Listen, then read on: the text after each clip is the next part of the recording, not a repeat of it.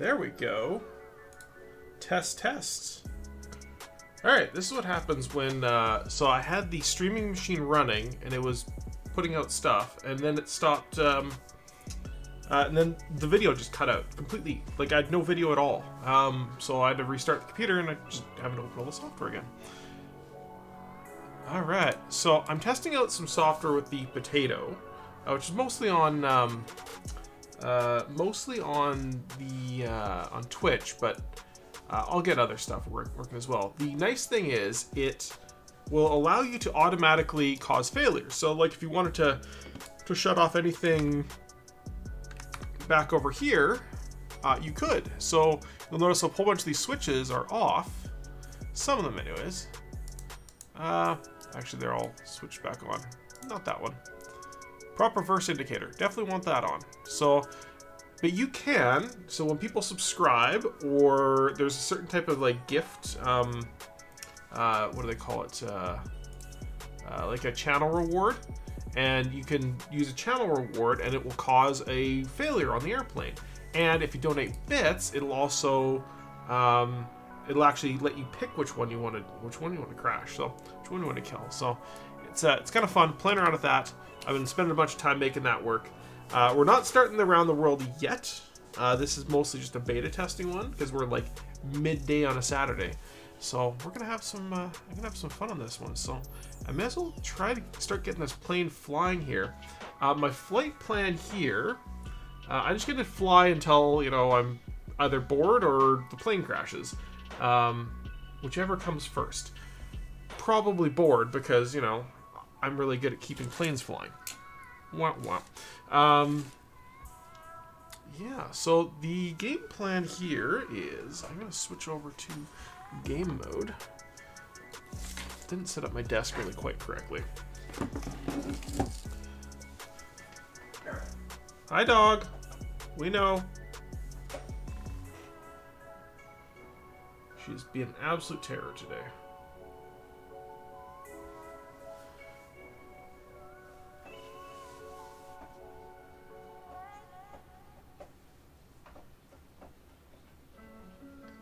My pedal's just not connected? I guess so. And switch over to iPad mode. Really?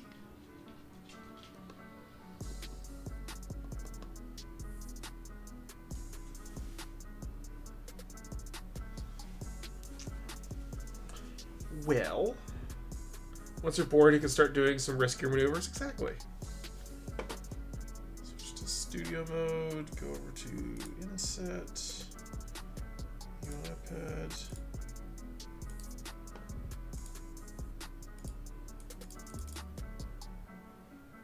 I think they might have broken NDI.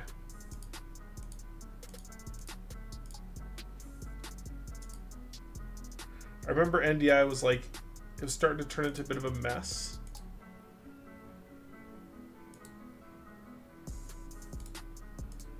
Like I had an Elgato one too. Elgato ScreenLink. Let's see if I have that installed on here. If I do, I'll just use that. ScreenLink. There we go. Start broadcasting. Let's see if this works.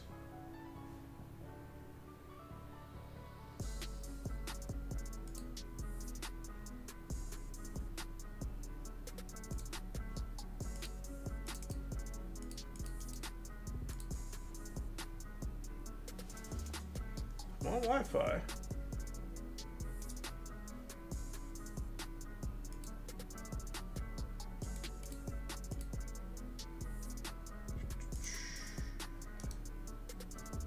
Transform, fit to screen, lock it.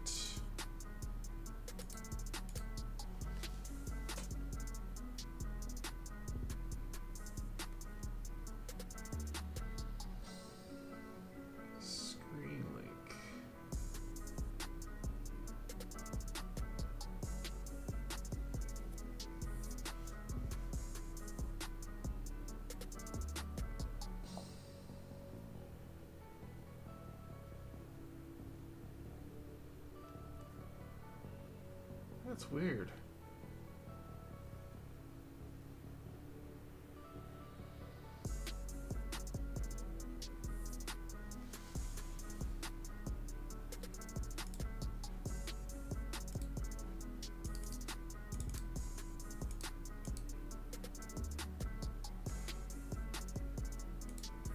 Well, we might just not have iPad today.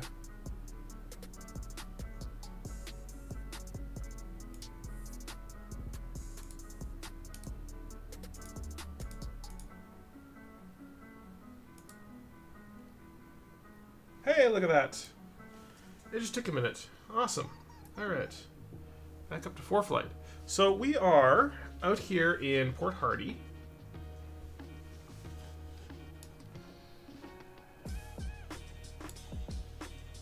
And I think we're just going to fly up the coast down to kind of Vancouver. And then we're just going to fly across the mountains into like Kamloops and whatnot. Stop to an attempt to start MPL because what the hell? Ugh. Really? Oh, that's why I use like NDI all the time.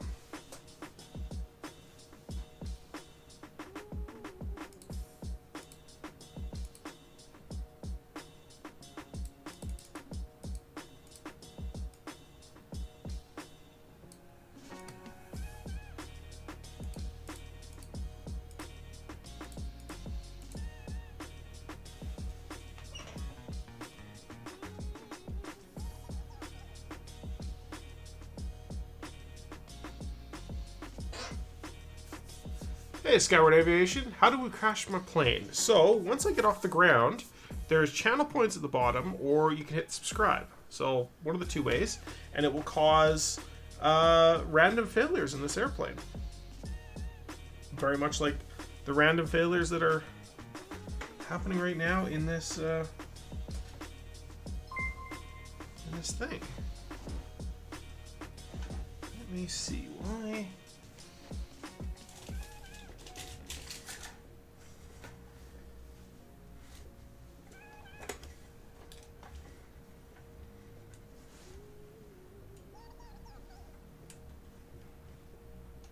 Why is this not... God, this whole computer is just like an absolute basket case today.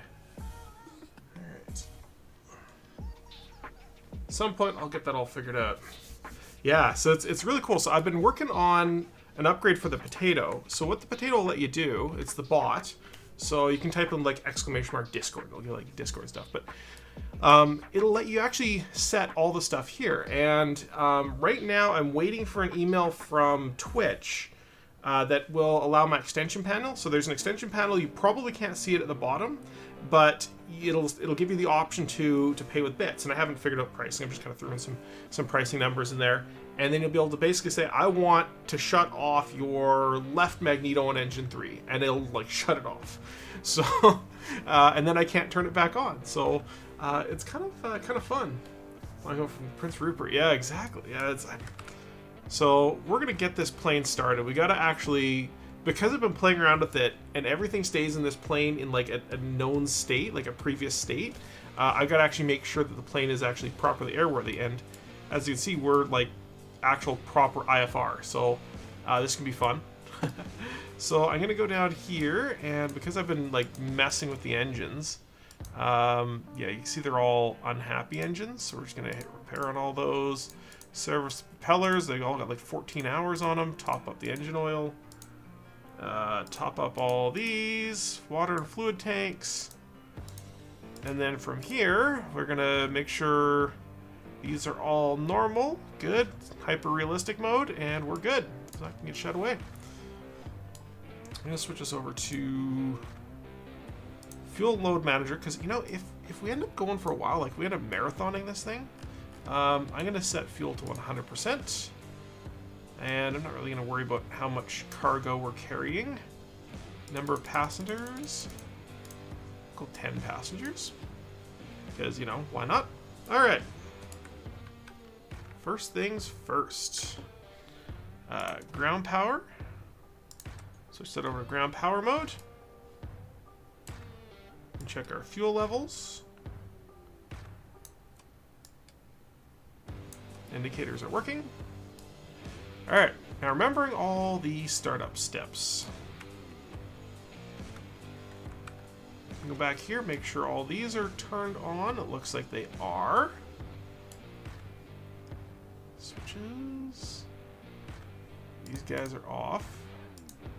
No 24-volt utilities, that's fine. Cool. And we're going to actually pull this up and go to our ramp manager. We have our ground power, everything else is closed, we're fine. So, basically we're kind of ready to start the engine here. Wait a second.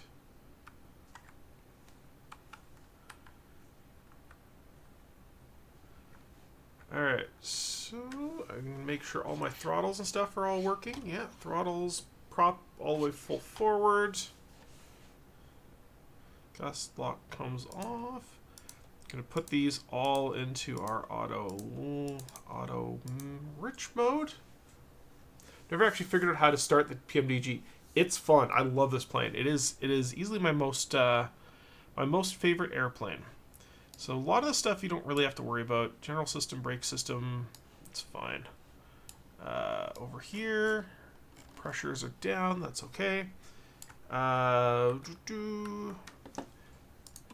Make sure we have fuel. Something I always forget. And make sure cross feeds are off. That's fine. Set our props there, and we want to set for auto 3, which means we're going to start with engine number 3.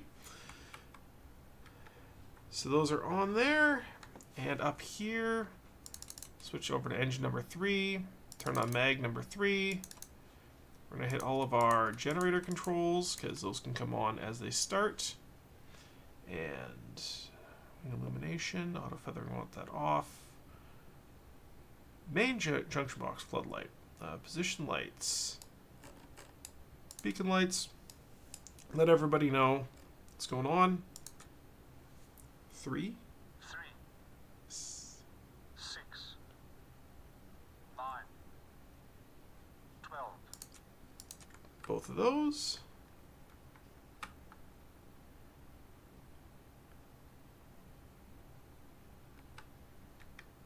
I'm missing something. Oh my god, wrong button. Ah, booster pumps. Oh, we need to turn some inverters on as well. Normal mode.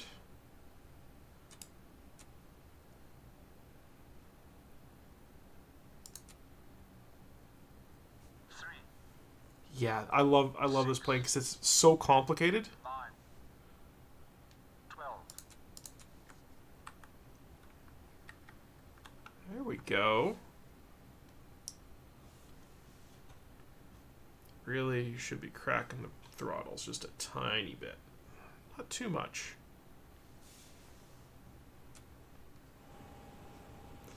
Alright, where'd my music go?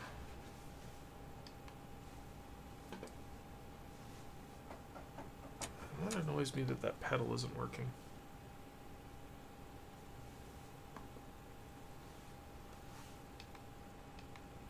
And I turn off studio mode so that this actually works correctly.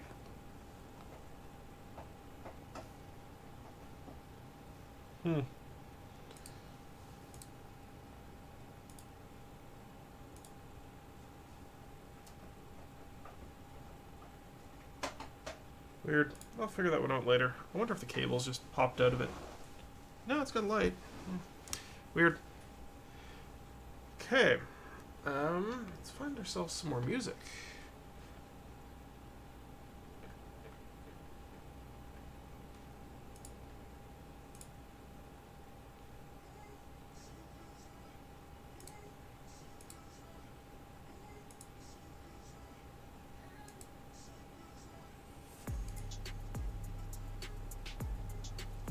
There's still some trap from there. It's a really fun plane. Yes, this plane's great. So okay, we got one engine running, which is good. And next fuel pump. Switch that to engine number 4. 3, 6, 9, 12. Alright, RPM coming up, manifold coming down. Oil pressure's dropping, fuel pressure's up. Oil temperature is rising. Carb air is increasing. Carb temps are fine. It's okay to have it in yellow, just, you know, not when you're flying, because you might get carb ice, which is not a good thing.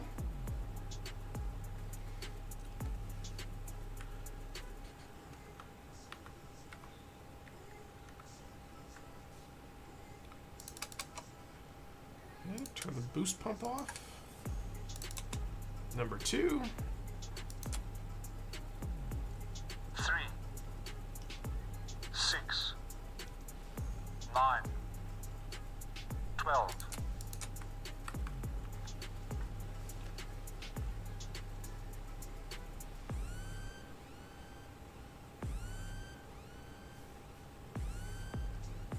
My number 4 engine is a little high on the RPMs.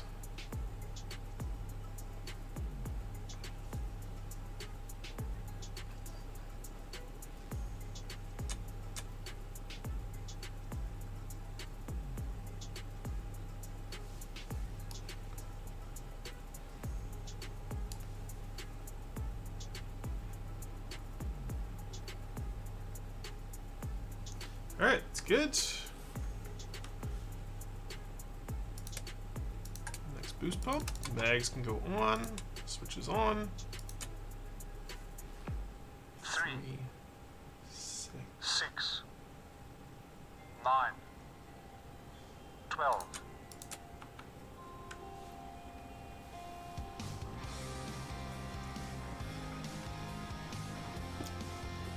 Excellent. 4 good starts. Switch that to plain battery. Ground power unit can go away. Don't need them anymore. Take off our gust locks.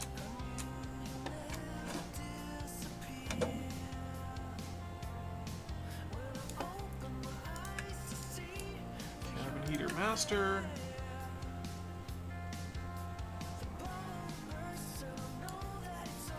I'm not going to worry about that, but I am going to worry about these guys, because we need these.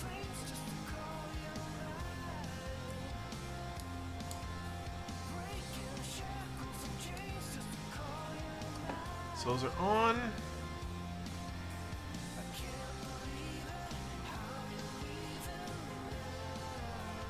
Perfect. Okay.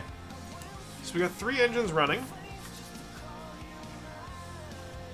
Oil pressures are a tad low, but not bad. Fuel pressures are good. Oil temperatures are coming up.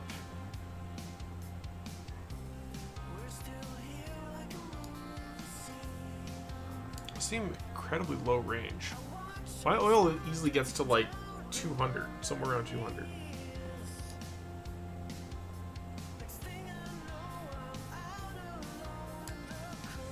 So we have water pressure, which is good. Airs, we're good. Fuel flows.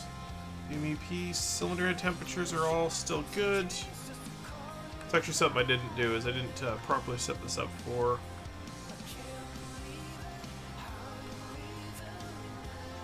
Oh my god, there we go.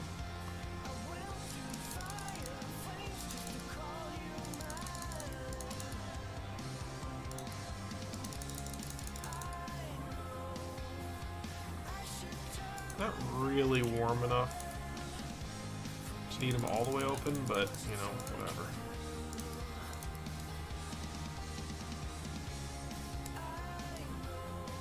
Okay.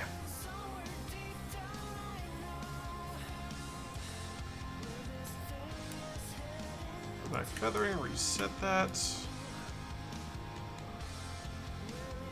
Okay, so now we can start doing a bit of a run-up. As soon as we check those oil temperatures, make sure they're okay. They're not. They're coming up. They're getting there. They're getting there. Alright, so while we're at that, let's go and check out... Let's give ourselves some kind of navigation. Actually see if we can find where we're going to. So Prince Rupert is where we're going to start. Add to route.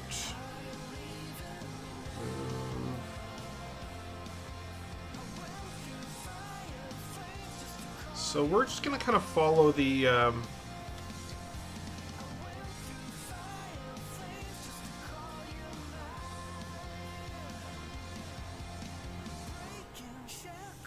Tempted to start invalid broadcast session. Yeah, sure. So we're just going to follow the coast here. You can't really see it because it's slightly stupid. And we're going to follow the coast all the way along until we get to Lake Nanaimo. Hopefully that'll... Invalid broadcast session, sure. So we're going to follow the kind of coast, the inside of the coast. Oops.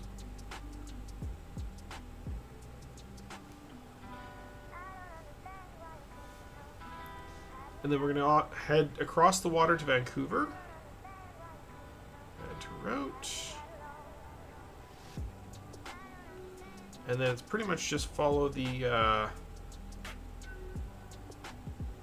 way over to Kelowna. It's not too bad for distance.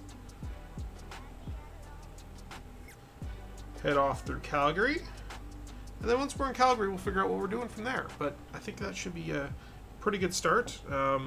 Flight plan, according to this, should be 2 hours 18 minutes. That's fine.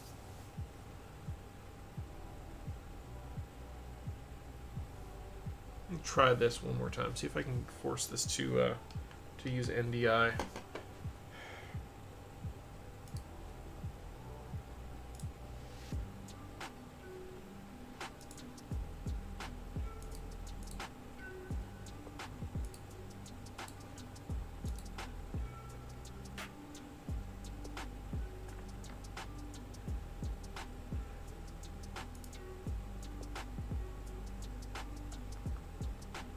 Yeah, I don't know the NDI stuff.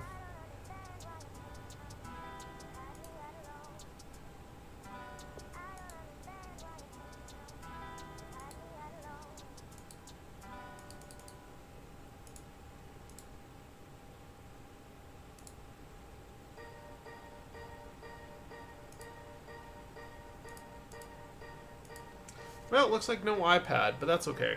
We will just make do. At some point I'll have it set up so that it just goes through the HDMI port, but whatever for now. Alright, so our oil temperatures are finally in the green, which means we're actually ready to start doing a run-up.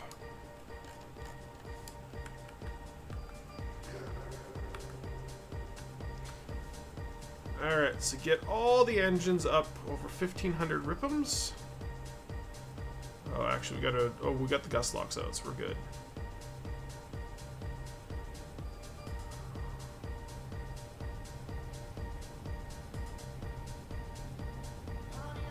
Somewhere around 1800 RPMs.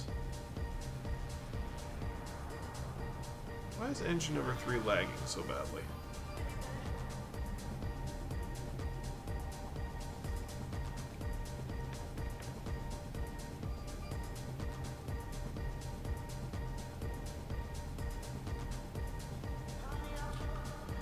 Somewhere around there should be good. All of our flows and temperatures are fine. That's good. Alright, so we can turn off auto sync. We should see our RPM on number 3 start to drop here shortly.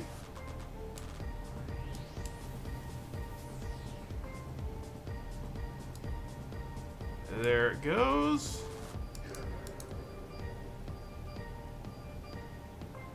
Do the same thing with 4. Change the pitch.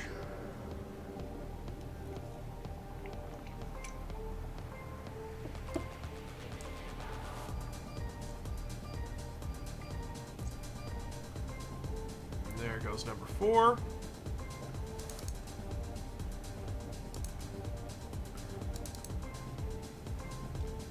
Number 2.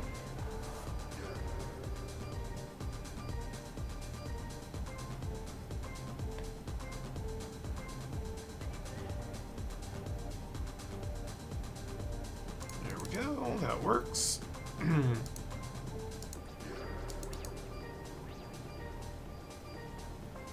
Now we're gonna try the really fun ones. We're going to try the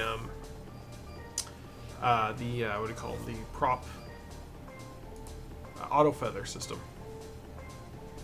So there goes number 1.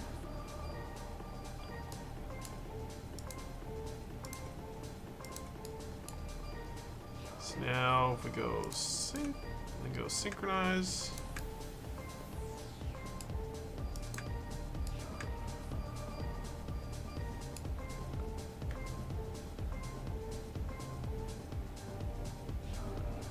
We'll bring the RPM back and should drop it out.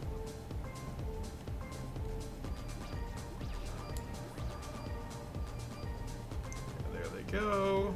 Good. Goes all the way back up.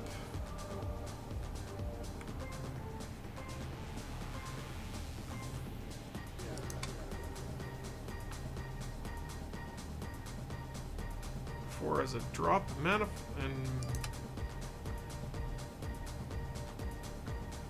mags are working.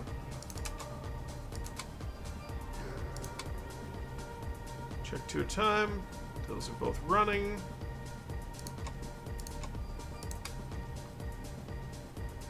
One's working.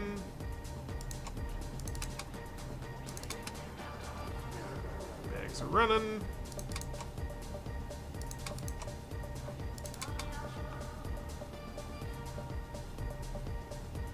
Couple hundred RPM drop. Excellent. Shut that thing off. This fuel pump can go off. Okay, feather is pull, unfeather is push. Instant drop. Whoops.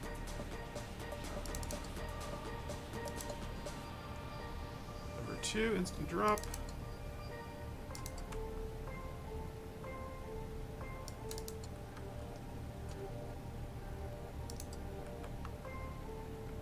That works. Automatic feather reset.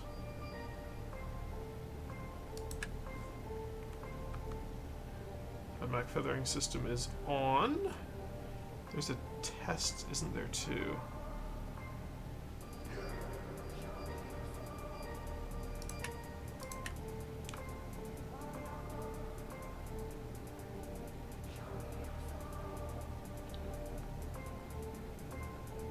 I actually don't know how to run those automatic feather tests.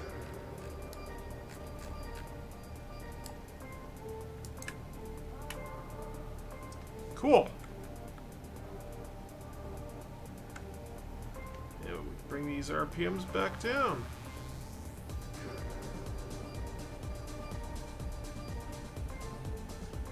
Do that harmonic.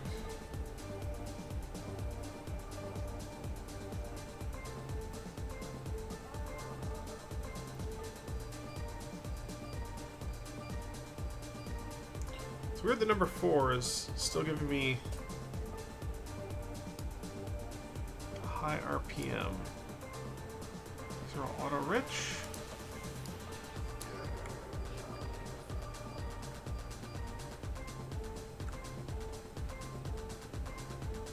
Doing number 4 set up differently. It's just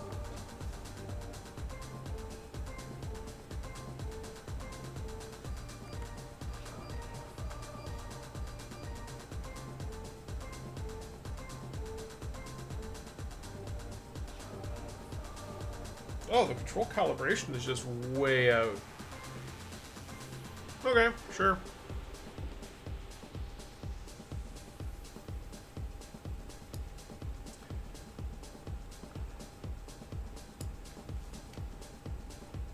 So these can all go back.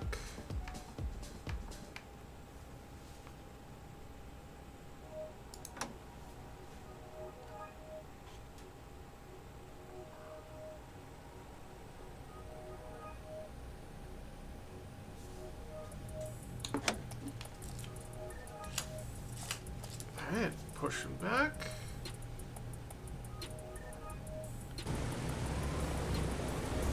I don't really need to push back at all.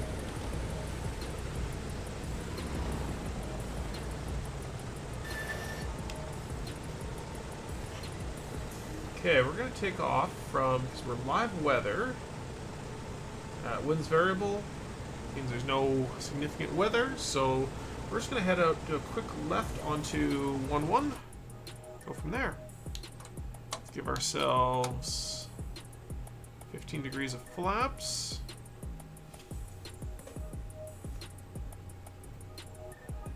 Initial takeoff, we're going to go and go from Port Hardy here, and 112.0 is going to be our first radio.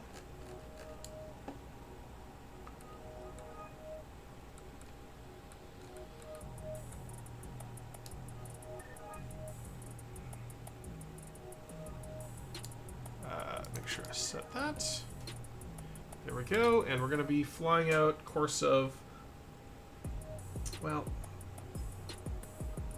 let's follow this one, 8-9.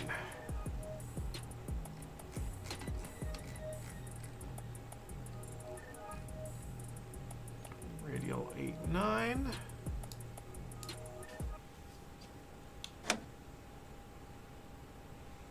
Locks are off, controls.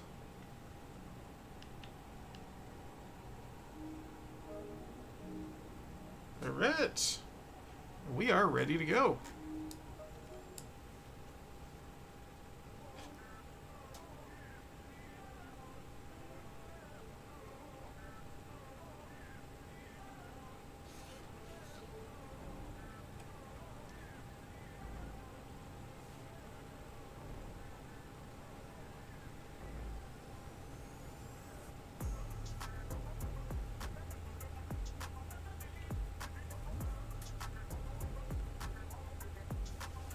Maybe turn on our DME while we're at it.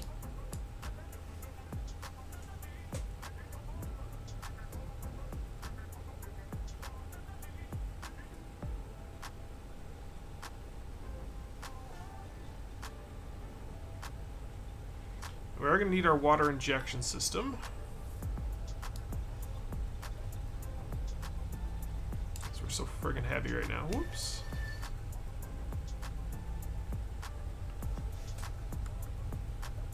Whoa.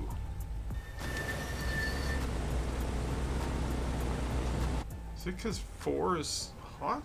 No, it's just being weird.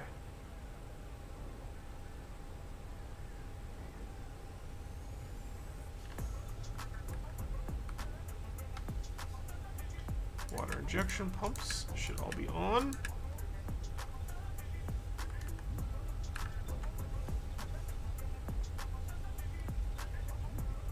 Okay, let's cruise this.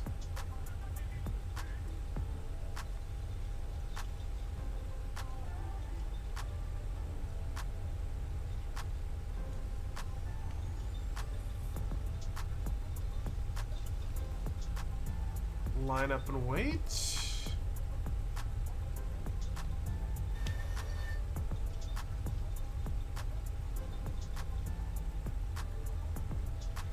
I think the clouds might be a little low, even for IFR.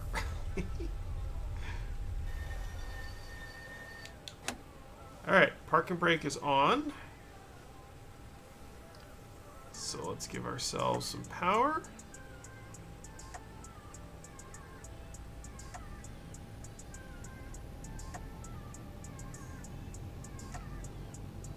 So we're on 35. Make sure those are all up and stable. Temperatures and pressures are fine.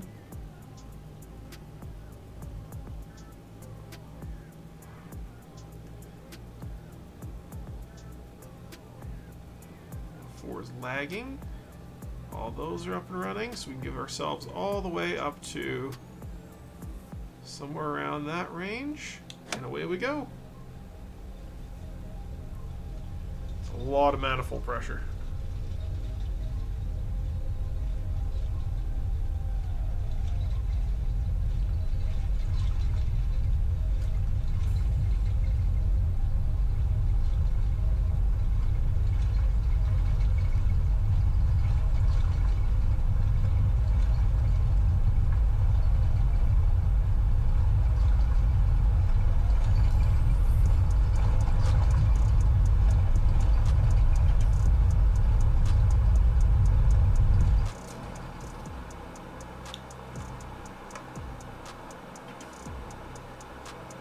That's sketchy. I think I might have needed more flaps.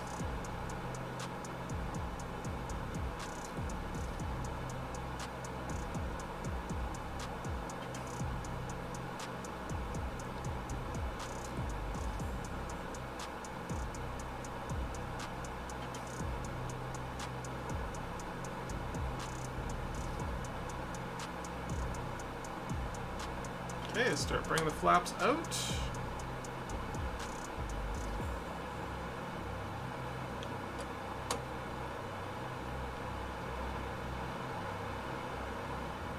We are now proper. We can bring these back down to a good climb rate. Number 4 needs to be calibrated pretty badly. 45, somewhere around there. And I'm gonna go enable my gyro pilot.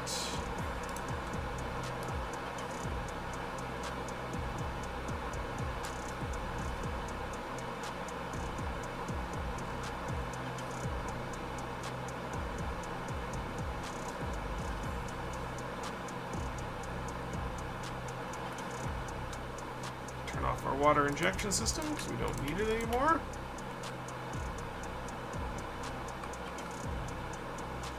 Oil temps, a little bit high, but that's alright. High power.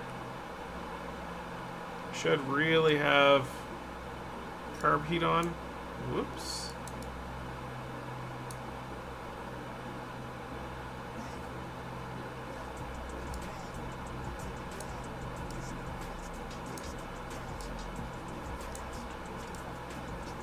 Oops, don't do that. Carb temps are coming a little bit better. There we go.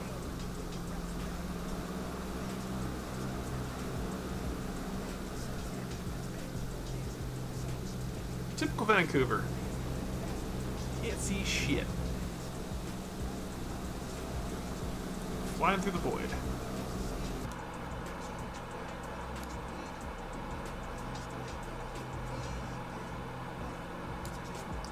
Alright, let's bring some of this prop out. Don't need it all the way up on the stop.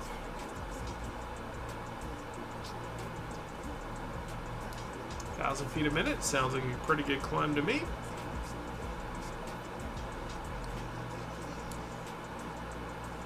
While we're at it, let's go and try and intercept this this radial.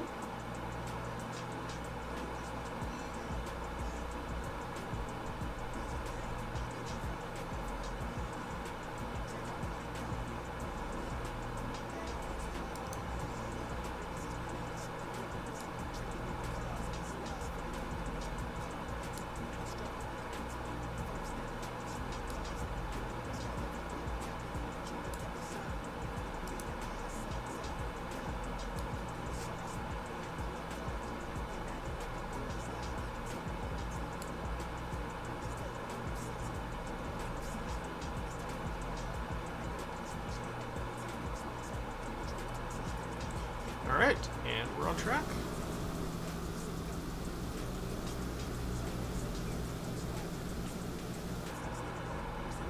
Almost on track, anyways.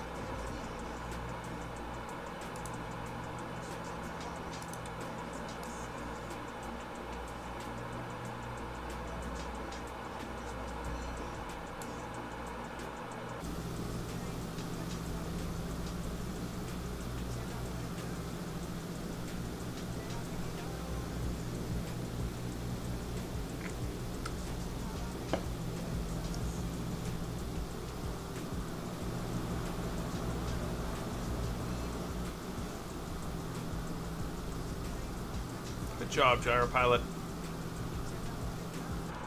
You show him who's boss.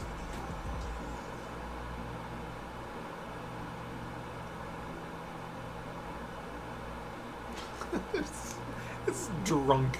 Go home, autopilot. You're drunk.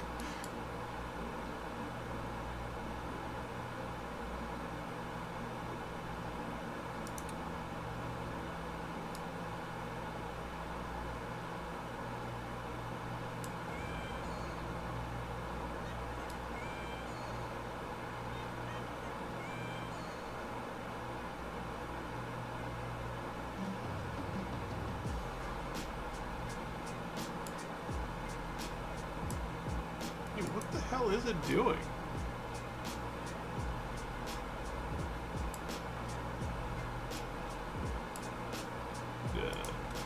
Mechanical disconnect off.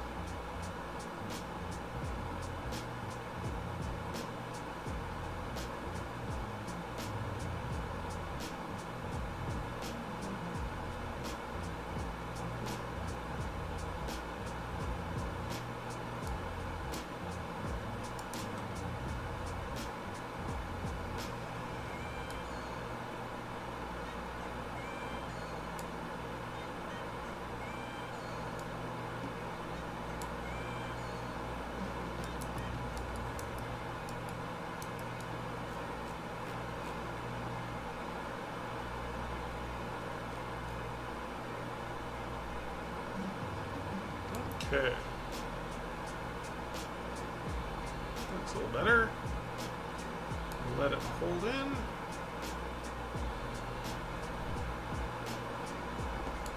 Look at that. You can actually see the ground now.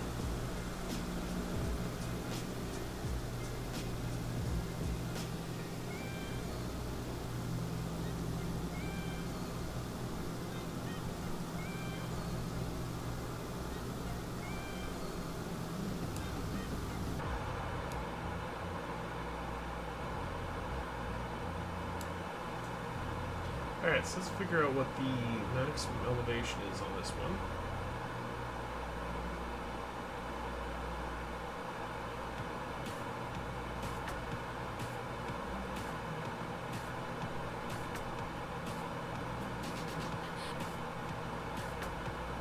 $7,800.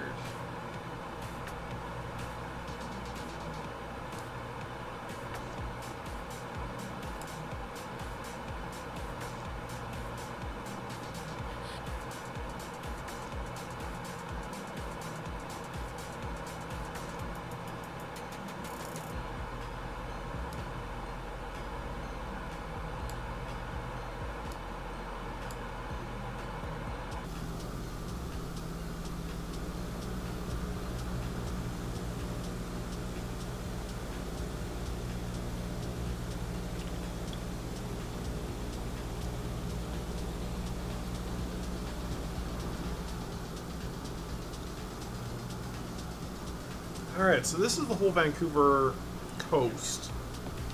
Back there, so that's Vancouver Island over there. Didn't realize it was quite so hilly and mountainy. I guess that makes sense.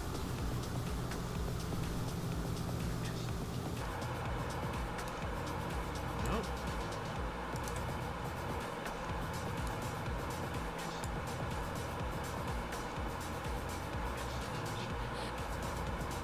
Let the drunk autopilot see if it can figure this one out.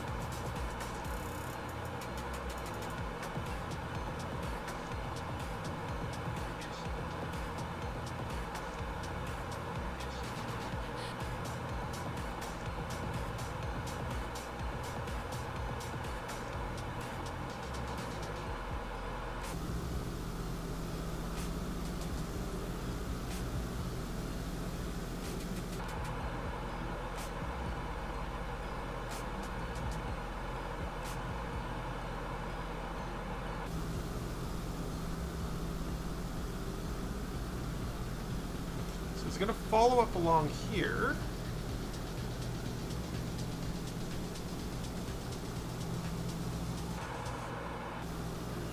I just love the look of this livery. So good.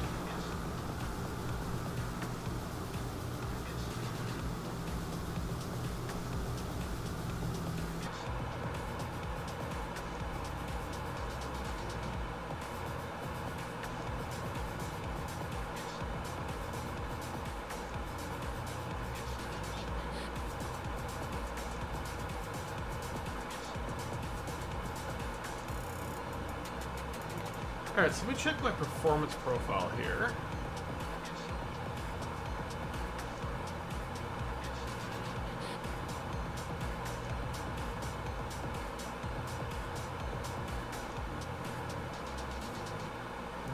not helping.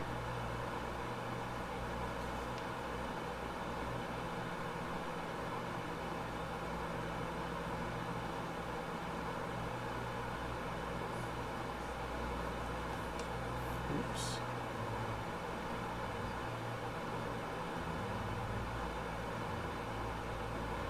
Bring the props back a tiny bit.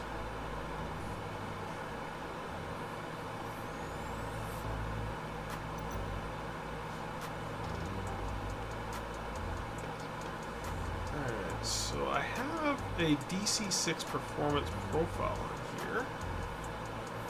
DC6.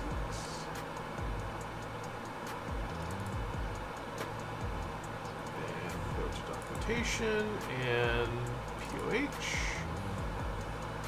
There it is.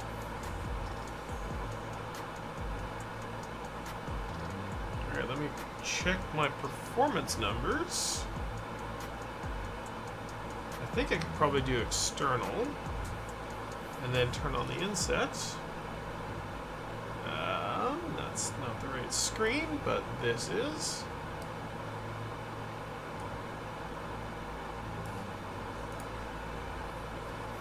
Acceleration, gravity, cool.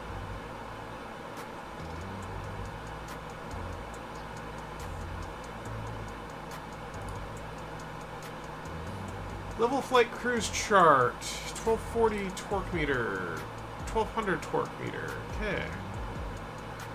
So I think we're going to be flying about 8,000 feet, which is going to give us somewhere around here. We're pretty heavy, so what did I set the, what was that weight we were talking about?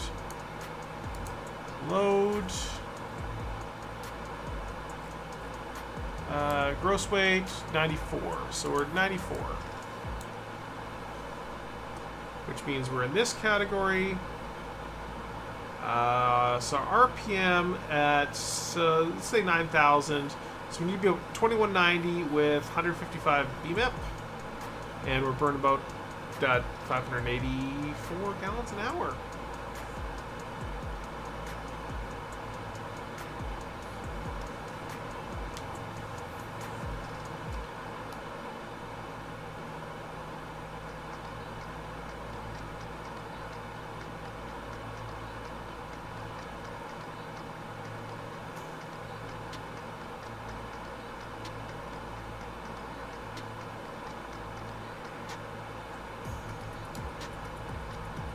Carb temps might be a touch high. Cylinder head temps are actually a little bit cool. So we'll probably bring these back.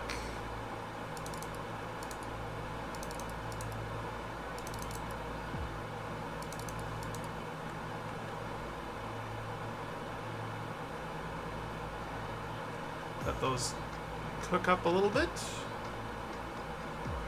Everything else is looking fine though.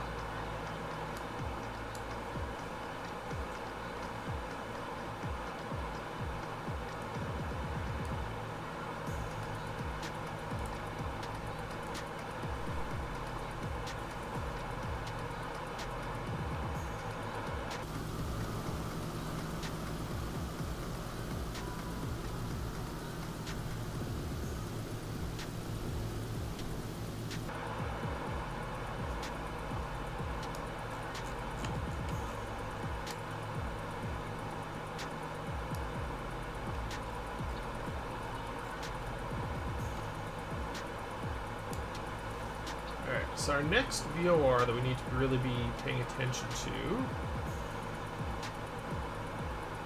So I think we're going to follow the coast here as best we can. So our next VOR is Comox.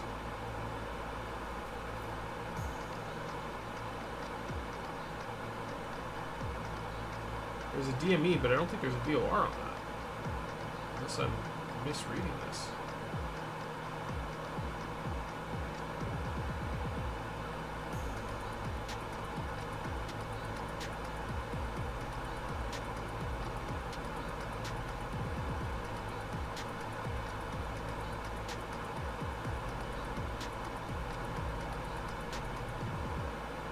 It's alright, we follow the next one, which is the Vancouver, which is 115.9er.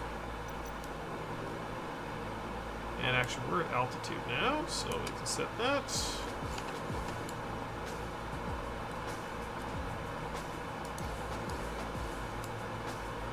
And we go 115.9er.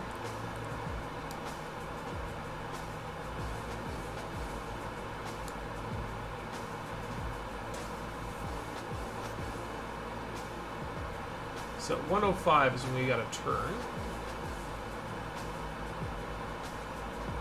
Go inbound.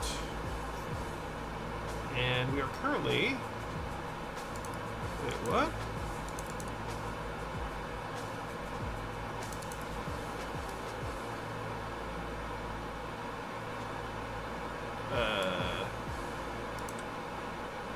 Did we lose VOR?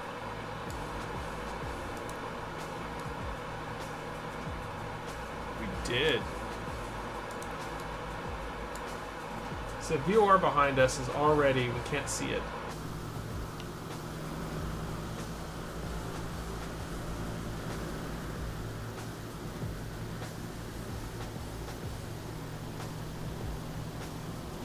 Well, we are IFR or VFR conditions, so.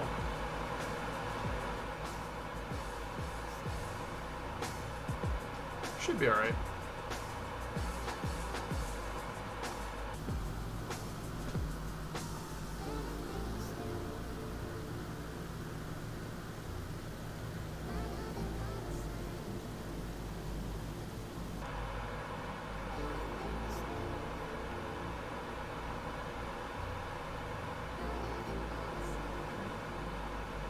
Oh, and we should, now that we're in level flight, that can come off. These can go into auto lean. Goes back on. And if we set this back here, so what did I say? BMAP is 155 with 2190.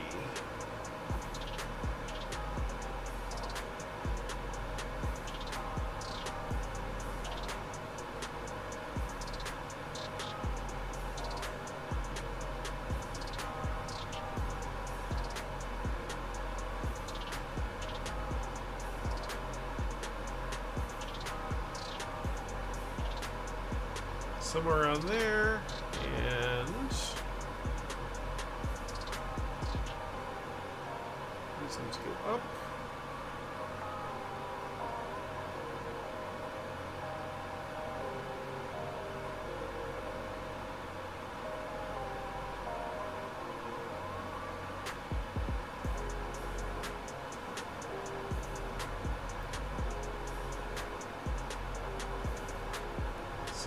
There. Alright.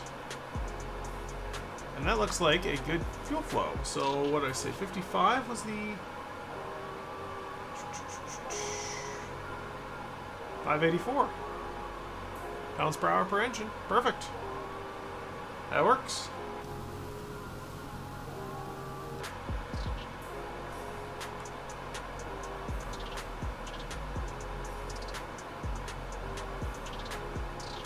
Alright, so I really enjoy this plane. So let's play around with some of these other things here.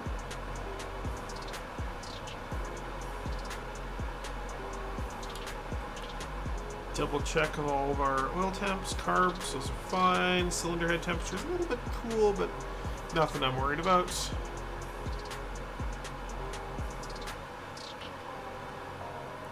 Because I can always just do this.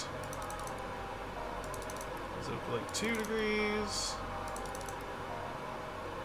So takeoff put it at 2. Don't tell them what to do.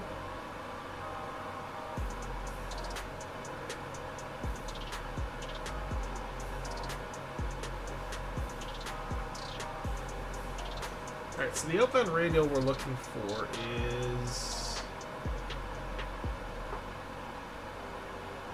301. Technically the inverse of 301.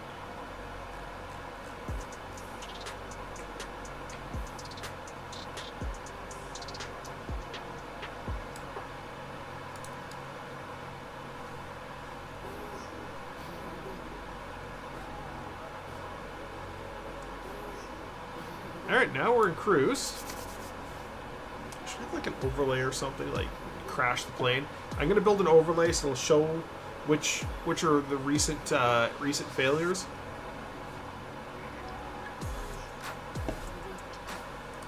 Let's go see if this works.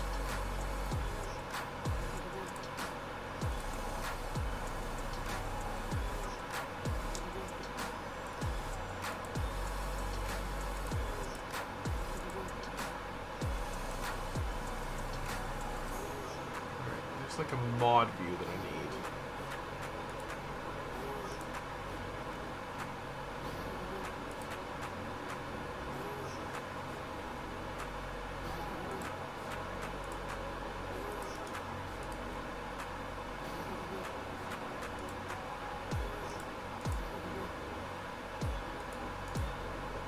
Manage requests. There we go. One random failure.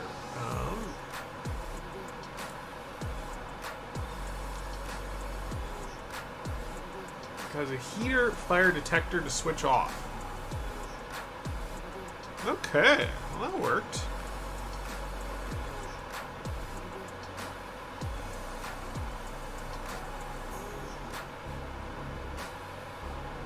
Is that anything back here? I don't think it is. I think that's like up here.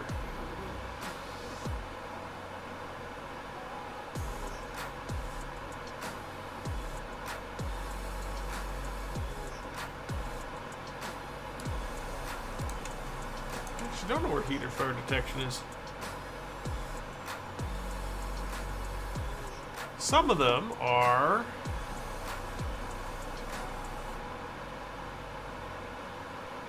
really hard to find.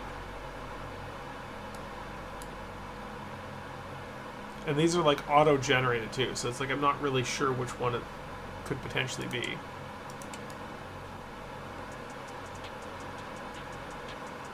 Well, I didn't turn on auto feather when I was taking off either, which is probably a bad idea.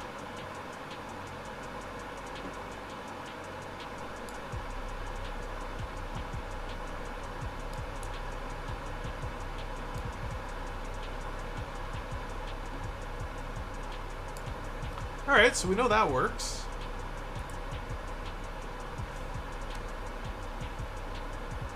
Let's crack this open. Oh, that might explain why I didn't actually do anything.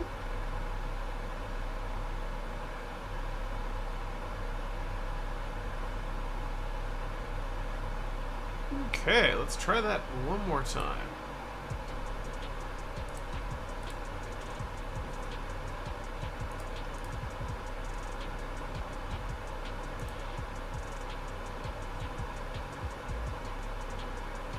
Alright, engine oil temperature control actuator. Ooh.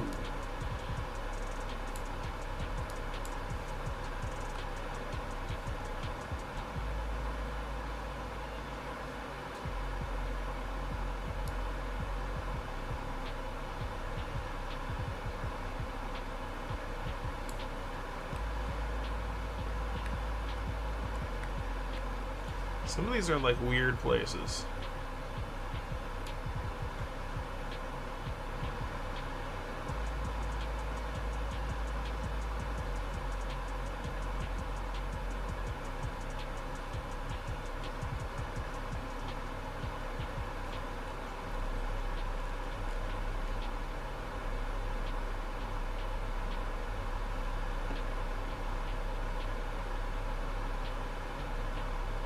So engine 4, its oil temperature could go like absolutely nutty on us.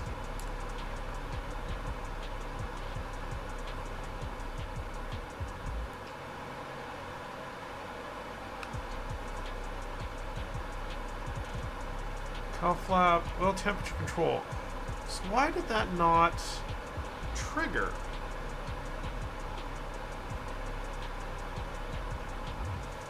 Interesting. Live debugging. That's what we're doing. We're doing it live.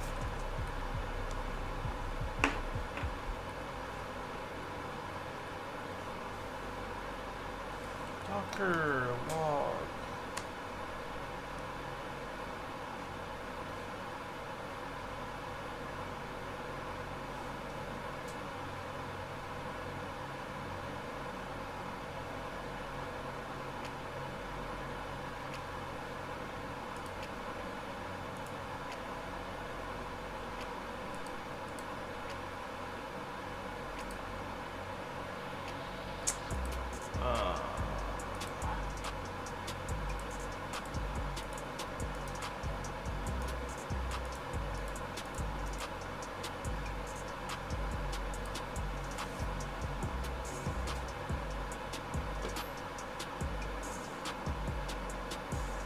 literally ask the software what's going on.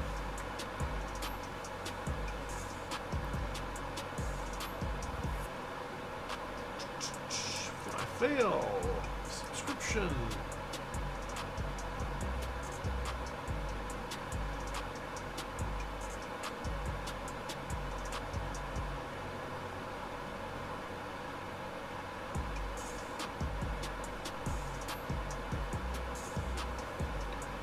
Channel points.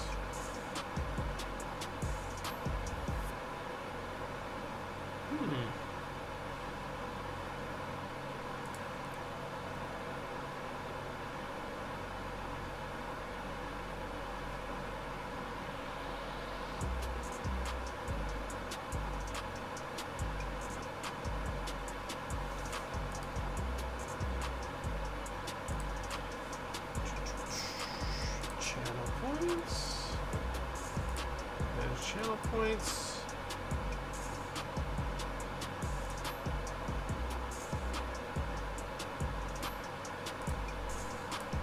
Disable that one. And let's try that again.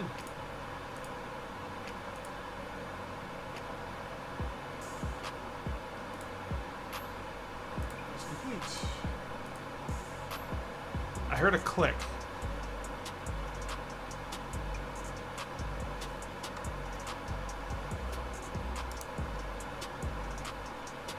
Okay, so it sets something, and that one was lower comps control light switch off.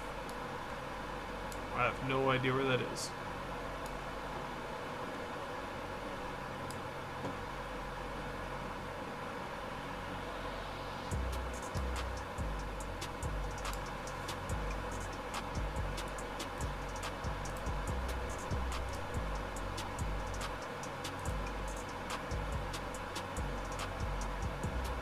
Ejection switch is off. Yeah, we already knew it was off. It's gonna do nothing. So that's the nice thing about random ones. It's like you could like mess around with it all day.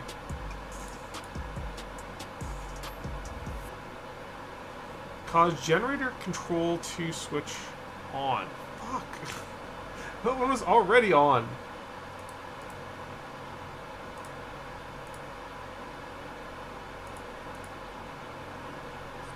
Nav cabin control switch on. Wish I had enough points. Let's, well, I'm gonna mess with that here. Random failure. I'm just messing around with points, just trying to figure out what it is. So let's change this to 10 points. There you go. Should be 10 points now.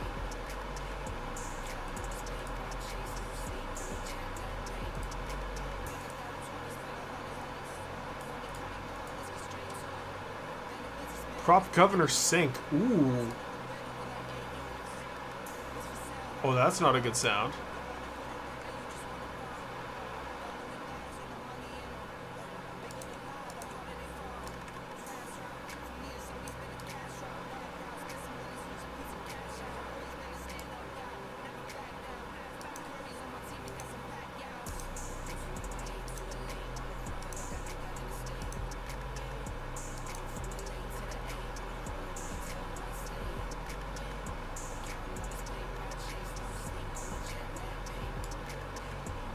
Back to where they should be.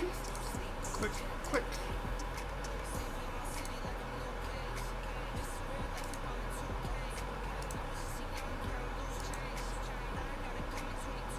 Oh, that's not gonna suck at all. But it works. Oh my god. Oh, Jesus. Well, this is what happens when we do testing, I guess, right? Let's see how this handles this. So I'm gonna figure out what this prop governor sync switch is, but I'm pretty sure that's something in the back.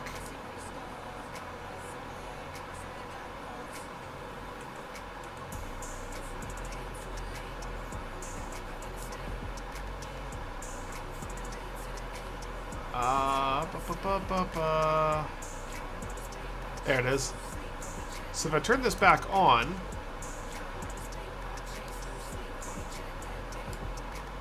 and then kick this over to auto sync, there it goes. Goes right back to normal. All right. Alright, so, yeah, okay. 22, Jesus Christ. Alright, let's do it. Let's do it. I gotta have the... That's open. Completing requests. Oh, jeez.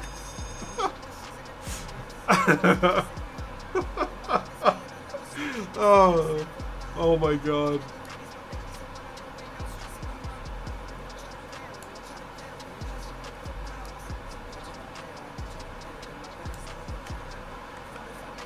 Alright, so you can see like a bunch of these switches are all off now.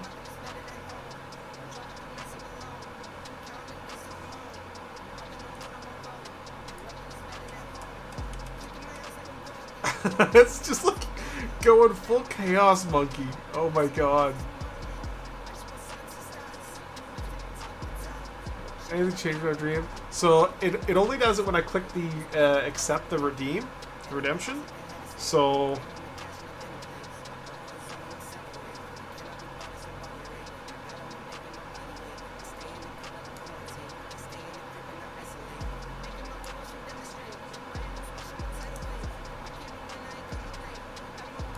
mechanical disconnect goes on. So if I turn this to gyro mode. It didn't do anything major yet. Yeah, not yet. Well, it's done some things.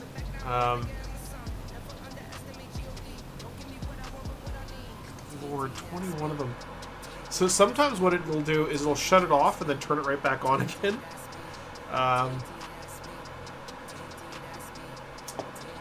If it redeems the same one twice. So it just picks a random. Still have 4 engines, exactly. Alright, let's do another 21 of these.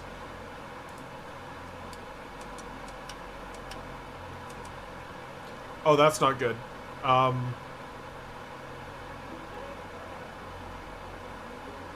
Engine number 3. The manifold pressure just went through the roof. Oh, because it clicked on the turbocharger. Wait until the extension is done, then you can pick which ones you want. So that almost blew up that engine. Fortunately, it wasn't too high a pressure, but you know, if I was in climb, like low climb, and someone were to redeem that that high pressure, you know, that's not a good thing. And I think the gyro pilot might be hosed.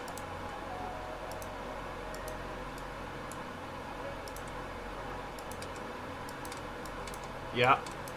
So some of the buttons will allow me to watch them, and if there's a failure, and if it sets it. So for example, I think the supercharger is the same. See, when I click on it, now it sticks it up. So it's a failure that effectively has to be persistent. And the autopilot is one of those. So as a turbocharger, the fuses in the back aren't persistent. I can't stick those, but it just means I just have to be, you know, honorable and not, you know, mess with it. Mechanics call switch to go off. So some of them, so that's the nice thing about the random ones, is that a lot of the times they're just a huge waste of time. It's like, oh yeah, mechanic call switch, who cares? Like, no big deal. But other ones are a little bit more risky. A little more risky. I've been playing IL-2. What's IL-2?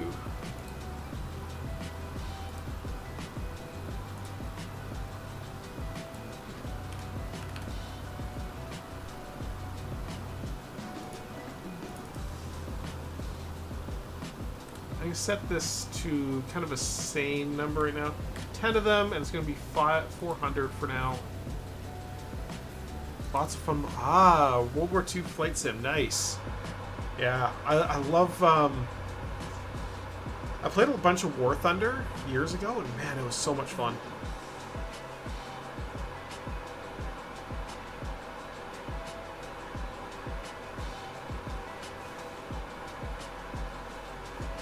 You know, for this stream, because I don't have the ability to actually, you know, buy ones, I'm just going to leave the cooldown off.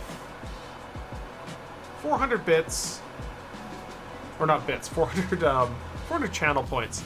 And then when you're able to redeem bits, now if you redeem bits, I'm going to do a random one for you, but, or let you pick one. Tell me what you want me to fail, and I'll fail it. Crashed a few Spitfires. Oof. 10 was fun, yeah. But you can see it's all these various switches. A lot of them are... So, like, cowl flap 2 motor. So if I go and change cowl flap number 2, I can change this to my heart's content. And you'll notice down here, number 2, even though it's all the way open, it's not getting colder. So...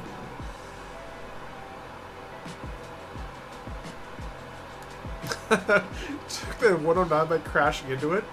I love that. That's the best. It's what do they call that? It's not kamikaze. I'm looking for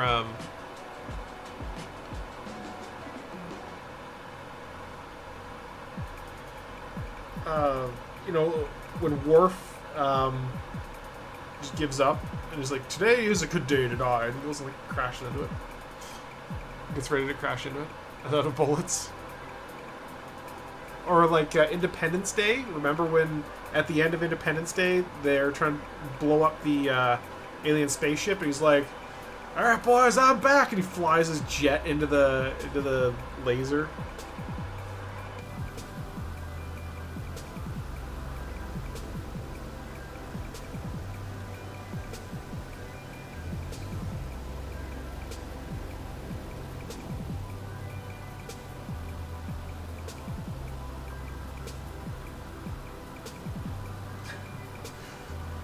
I'm enjoying this, though. Alternate ending to that scene? No! There was an alternate ending? That movie was pretty good when I remember it. What I remember of it.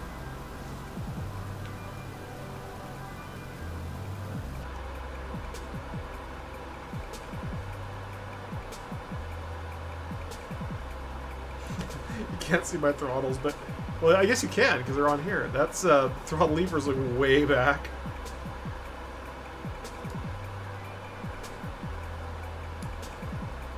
Be flying a biplane, which would have made more sense. So let's think about that. Would the military has more pilots than they have airplanes, and suddenly they're like, yeah, we're in Area 51 where we got all these military guys, and oh, we don't have enough people to fly the planes, so we're gonna like throw random dudes in here. It's like, the point system. I haven't received any points recently. No, they should all still be on. It just takes a while to give good points. Potatoes. What a dog.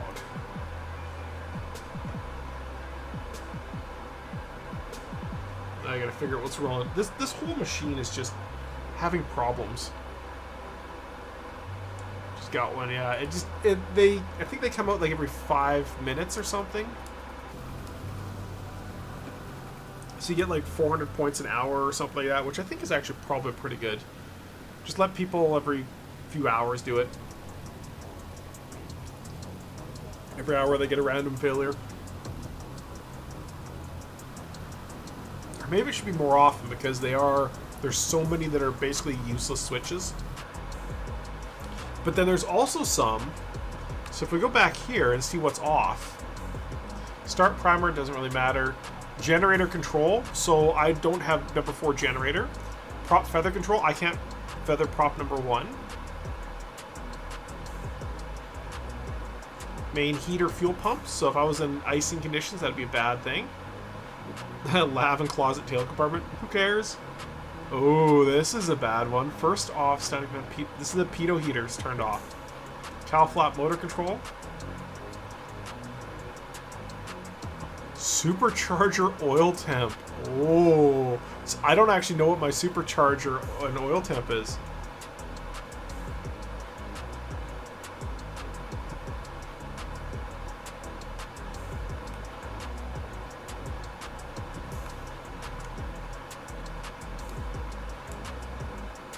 So all my temps and pressures are all still looking good though.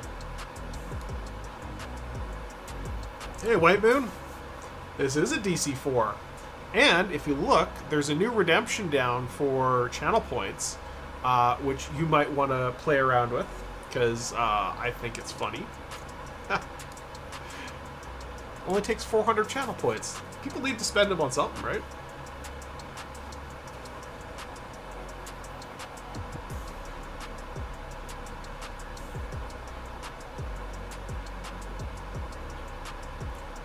Check out the link.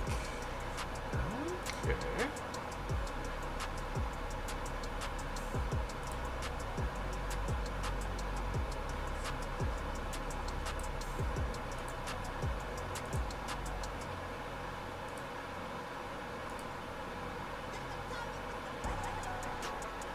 Alright, I'm gonna watch all the rest of that later. That looks good. Makes probably way more sense. There we go. Mark is complete. L-wing switch on. It's L-wing. So that's, I think, the heater. So I should have... Yeah, there it is. So the cabin heater is now on.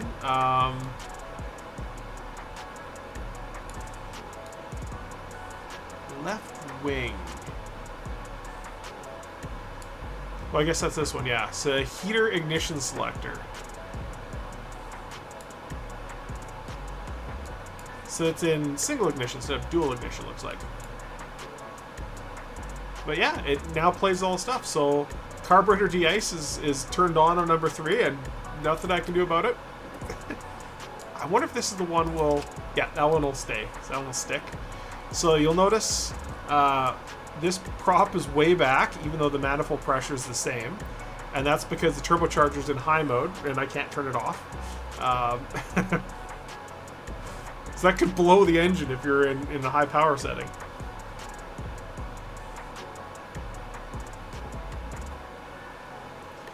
Makes sense, but makes him less of a hero. Yeah.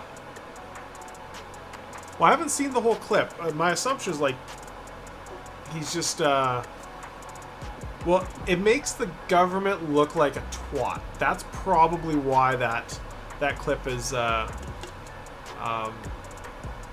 why it wasn't part of the movie. You take a guy who's willing and able, and then he goes and saves the world, but the government had to do nothing with it.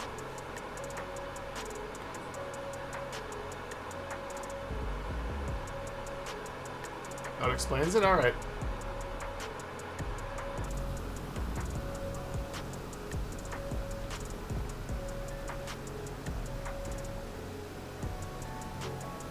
I'll have to watch that, yeah.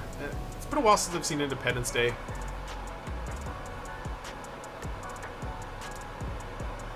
Surprised none of these got popped.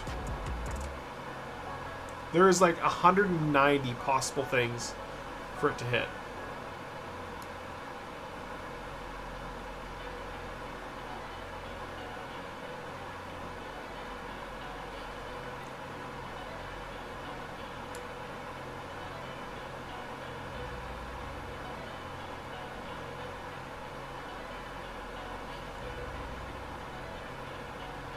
So I'm basically manually flying this damn thing.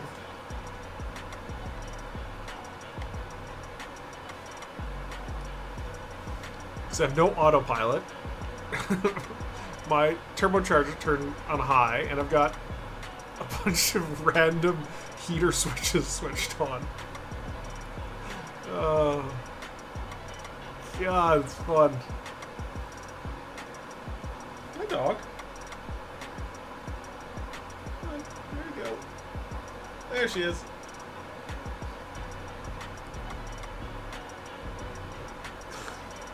Poor dog.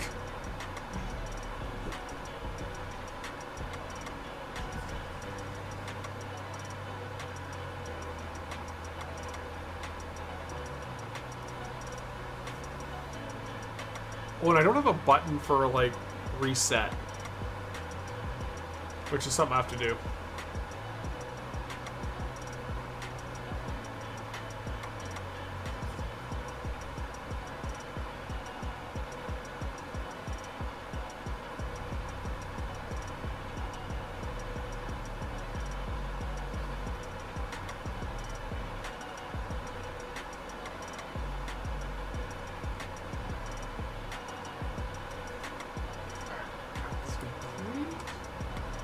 Oil dilution, solenoid valve switch off.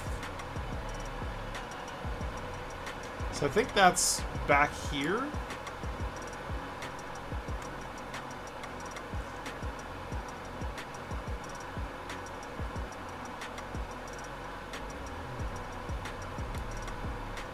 I don't actually know where the oil dilution stuff is, except for the top. Oh, and it said switch. No, that's the windshield. Where is oil dilution solenoid? There it is.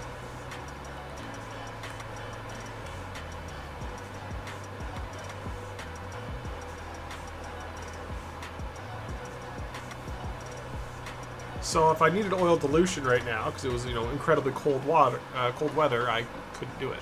Or maybe is it hot weather? Use oil dilution to if the oil gets too. I think with the oil dilution, what happens is when you land and are about to shut the engines off, you dilute the oil so it doesn't congeal as much, and then when you shut the engines off, there's like it's like water in the oil or something.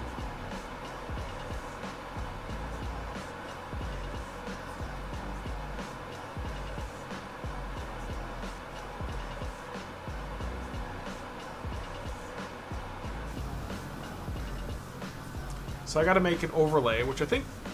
So tomorrow I'm focusing on video production, and today I'm going to focus on finishing up some of this extension stuff to make it. So I'll have like an overlay for the actual display, which will tell you what the last failures were.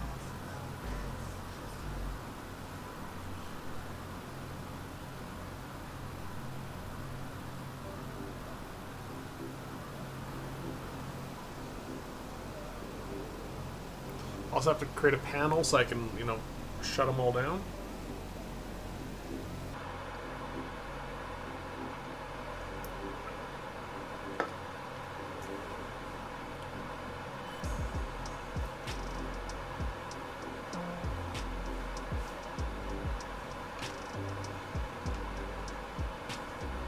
I think there's like an auto.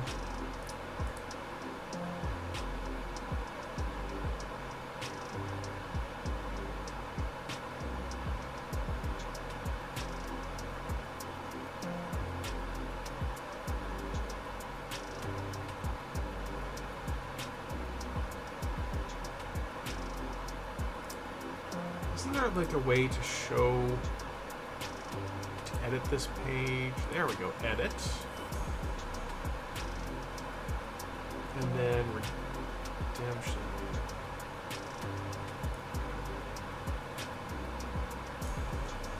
That's probably the place to put that.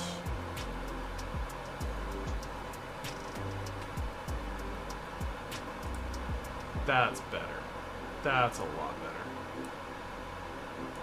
Alright, cool.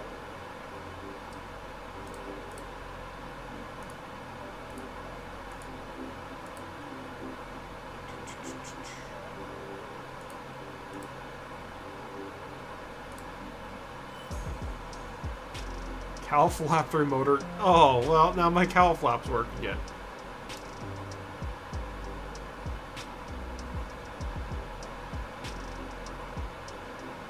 I think it was 2 that was failed. Yeah, it was 2 that was failed before.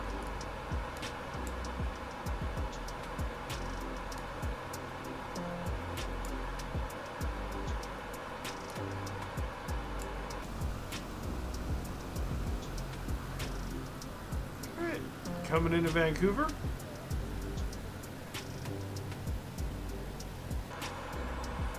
Slightly crippled airplane.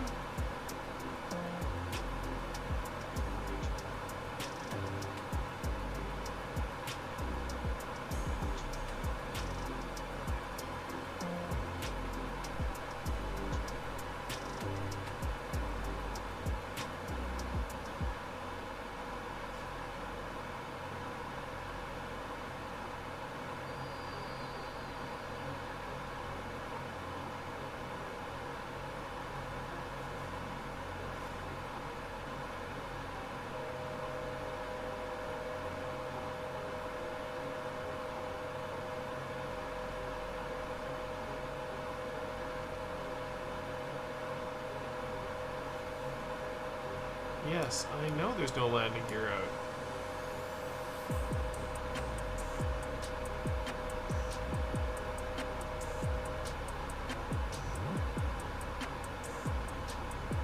Somewhere around there.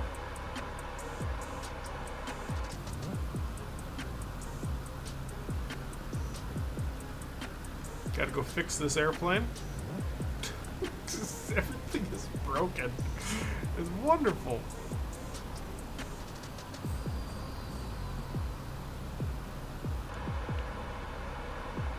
At least you guys didn't find the feather switches, because those are the fun ones.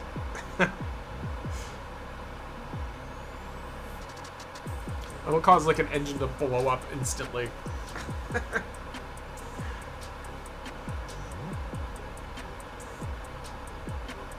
Well, I guess if you don't catch it, the prop is just kicked into feather mode.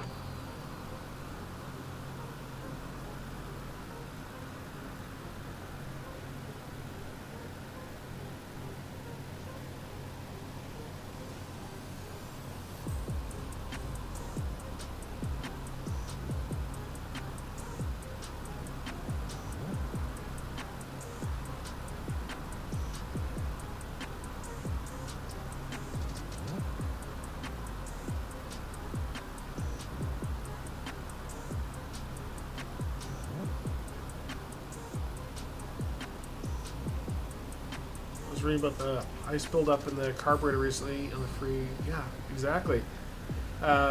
Which was reading off license.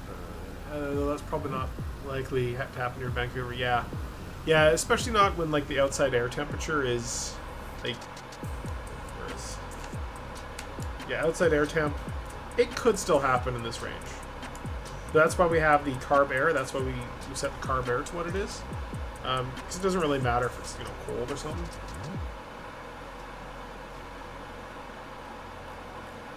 It just matters that it's not ice. In fact, if it's cold, that's better. So...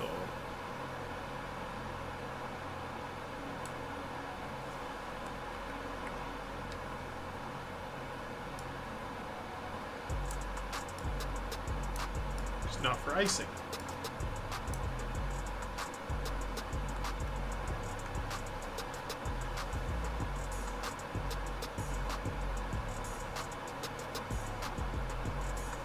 I've got to figure out a way for people to redeem it in the YouTube chat as well. So it works really well on Twitch, but I've no good integrations. Now, I think that'll change once I'm monetized here very shortly on YouTube, but we'll see.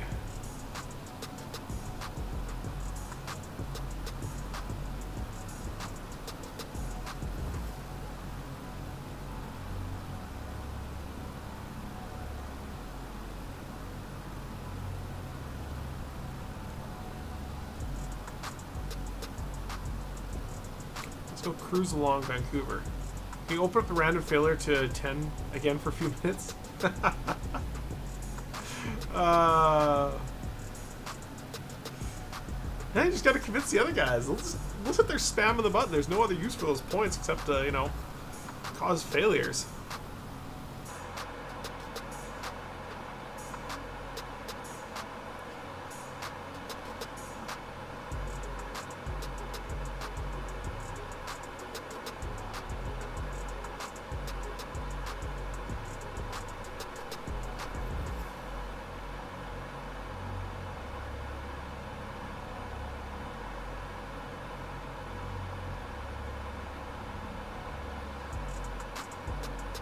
Stand at 500 feet a minute. So what is the ILS here for, let's say 26 right? Vancouver International. Approach. ILS 26 right. Put that on there. 11195.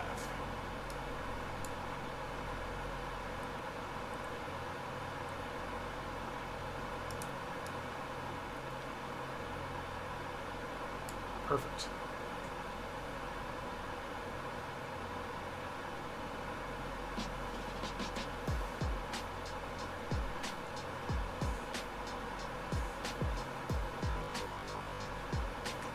That wasn't a nice sound.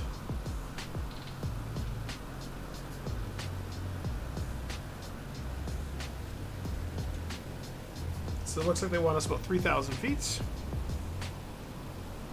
Which makes sense. Now let's hope things like the landing here still work.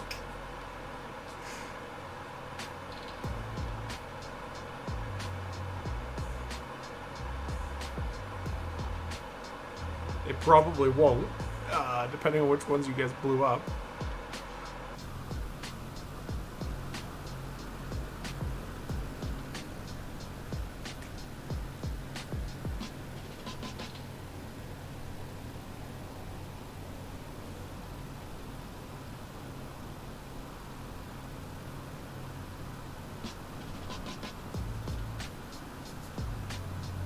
So I think Vancouver got a facelift with the Microsoft latest Microsoft update.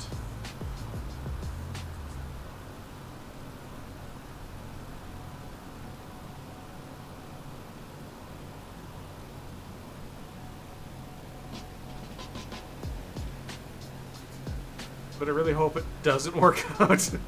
It'd be an interesting landing. Thanks for that.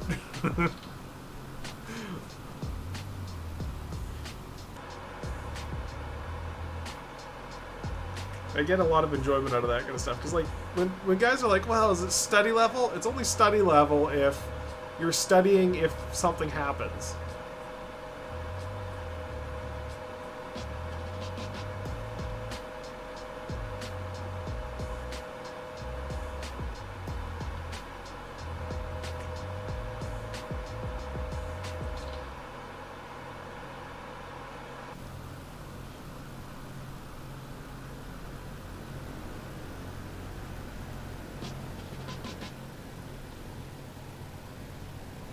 Not that the ILS really matters, it's just going to help us line up.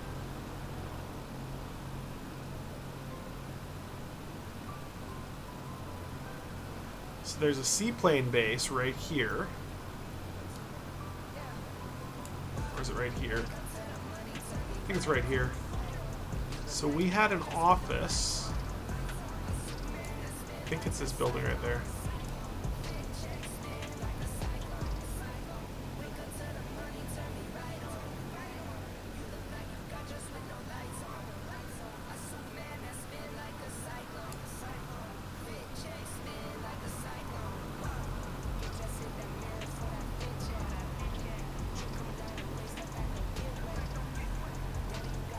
Might be descending a little fast there, Jacob Art.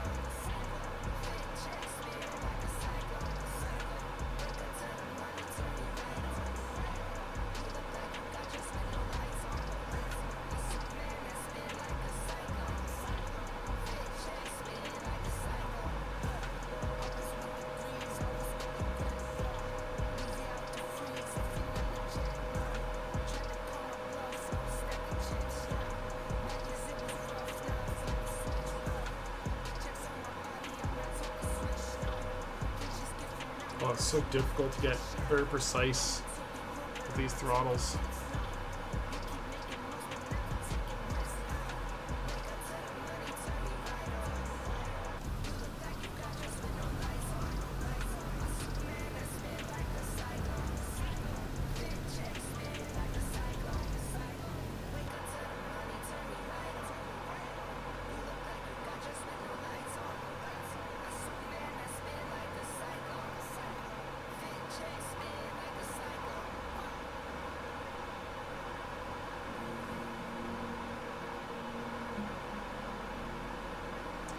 Alright, everything looks like it's still in the right temperatures and pressures, which is good.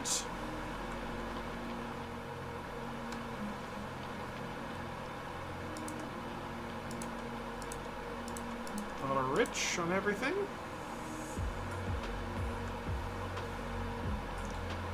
Once I land, am I done? No, I'm gonna repair it, and then we're gonna try it again. Except we're gonna fly across the mountains.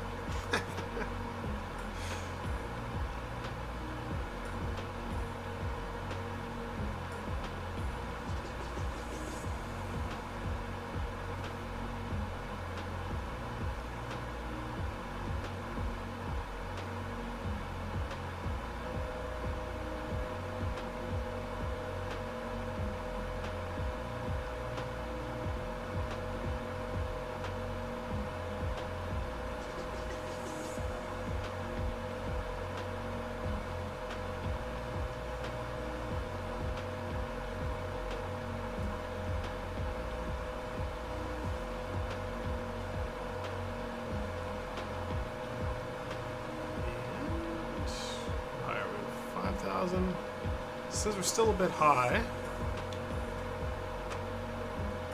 The landing gear down. Hopefully I'll shut that thing up.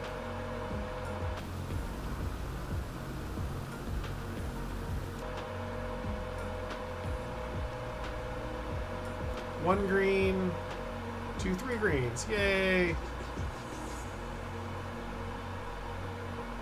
Alright, we're on the slope now. Good, means we can give ourselves a little bit more power and do our amazing mechanic work. We are helping, we are helping. I gotta do that as like a reward. Oh, that's what I'm gonna do. So when I redeem the random failure, it's gonna give that pop-up from that reboot series where it goes like the little guys are pressing the buttons. Who remembers that show?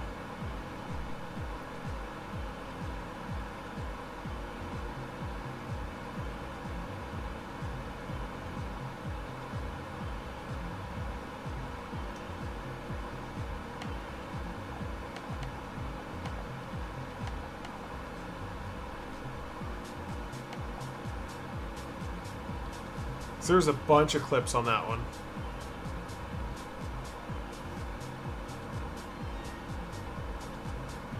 Don't climb. We don't need to climb. It's fine.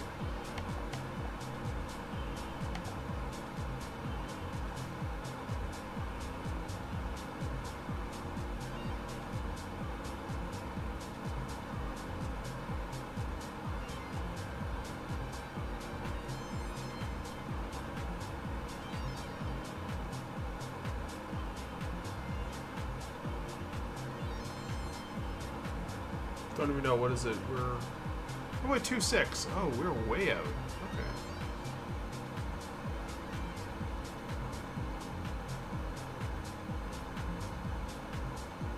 That's better.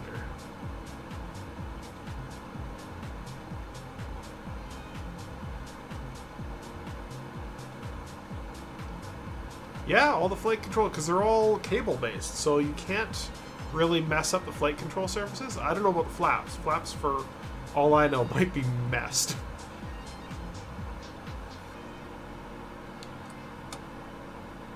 No, they seem to be moving though.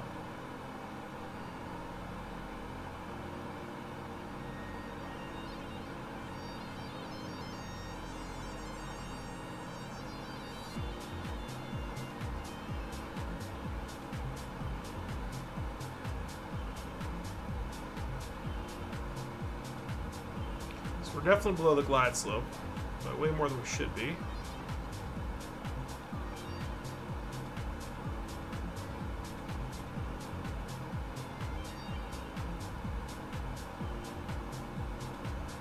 Somewhere here.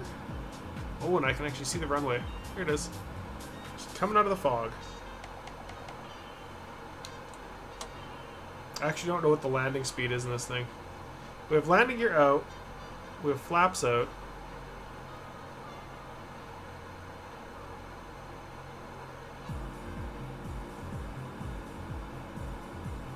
Gotta bring our engine power way back.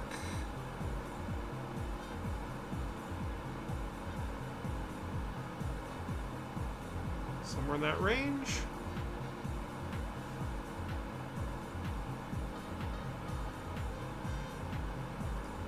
Set our propeller speeds way up. back up on the stops.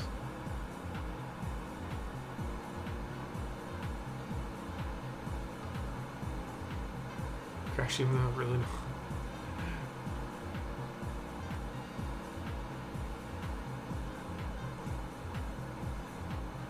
Yeah, it's entirely possible I could just screw this up because I'm totally still not used to flying this plane very much.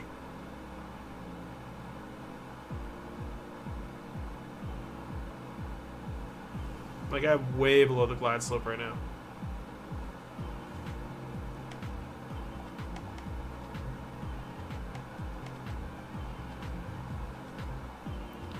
Means I need like a shit ton more power.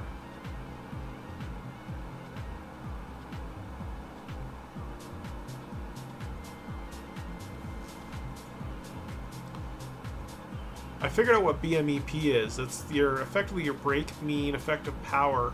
That's the torque on the prop, and the reason it goes down when you increase the prop is obviously the prop fines out, so there's less torque on it. So there's less wind resistance on it.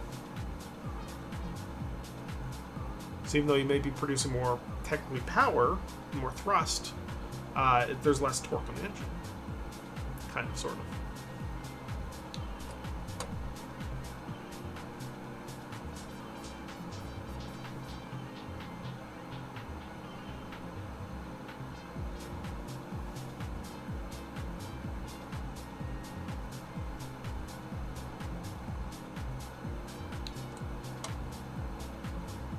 Alright, 30 degrees of flaps coming out.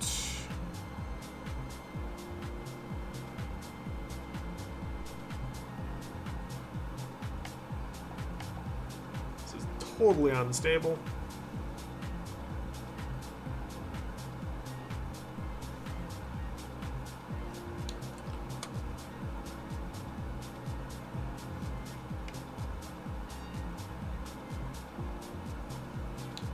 Flaps coming all the way down. So way high. Way too much power.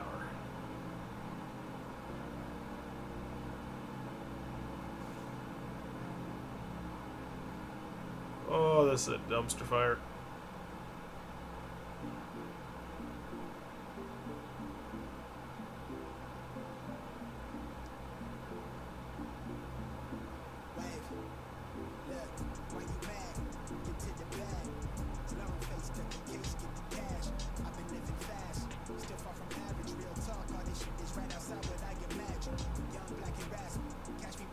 Oh, and I'm ladder the tailwind. Well, that's smart.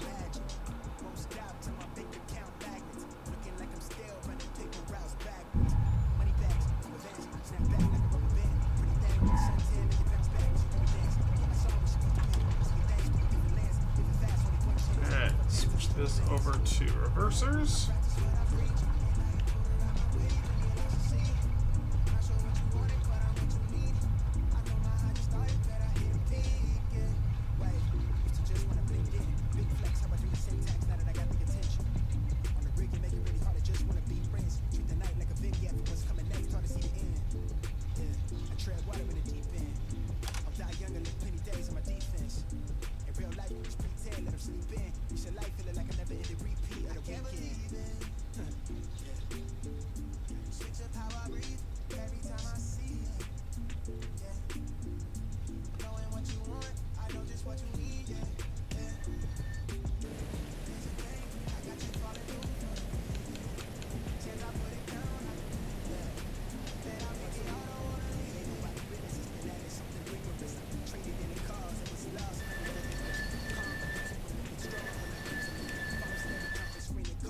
Way too many rhythms.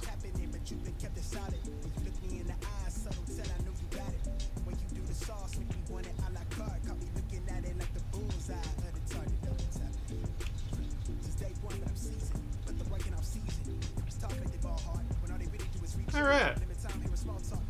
Let's stop over here somewhere. I think our de-icing pads probably.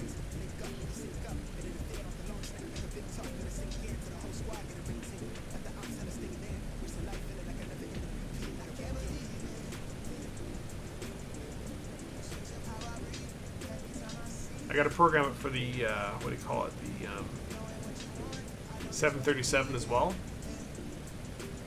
That one might be actually easier because they have variables in there for various failures.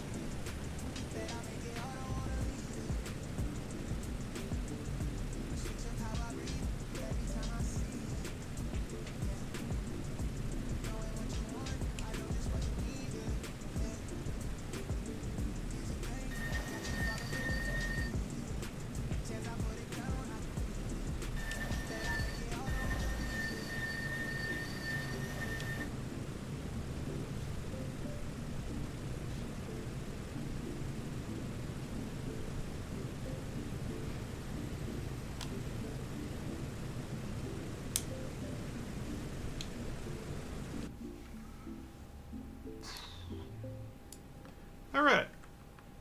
So let's shut it down.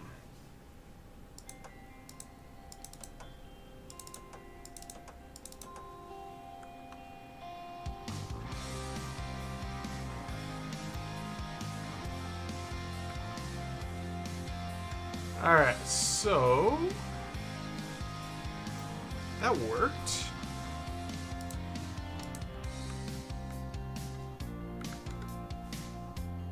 Reset that, turn that back on.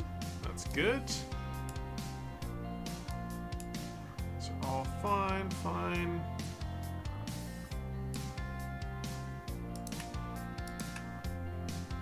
Turn that back to normal. Set these back to the takeoff positions. Turbocharger back off. So lots of fuel, so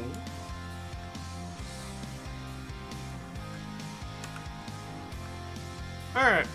Line up closet. Make sure all these breakers are back up.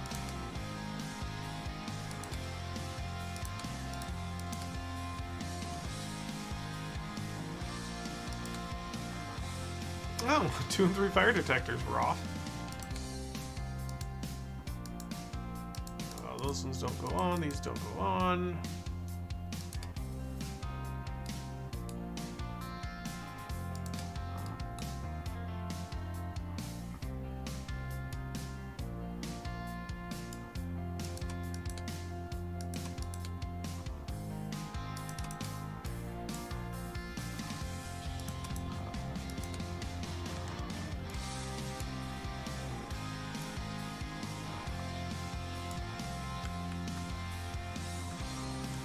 All right.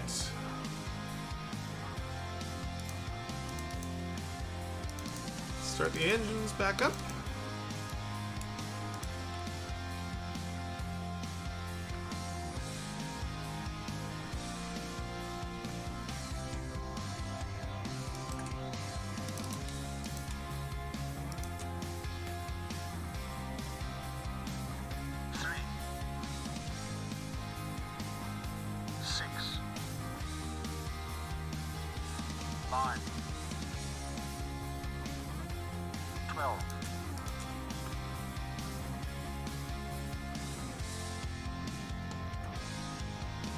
There we go.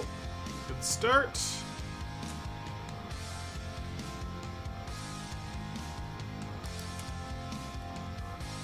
Alright, there was something else I wanted to set. Oh yeah, I got to figure out what's wrong with these controls.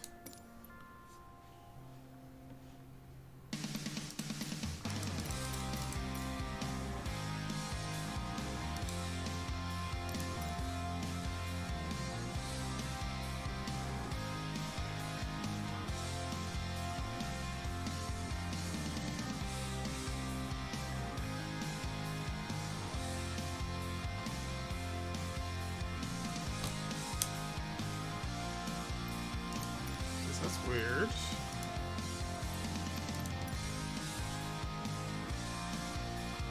No, about the same.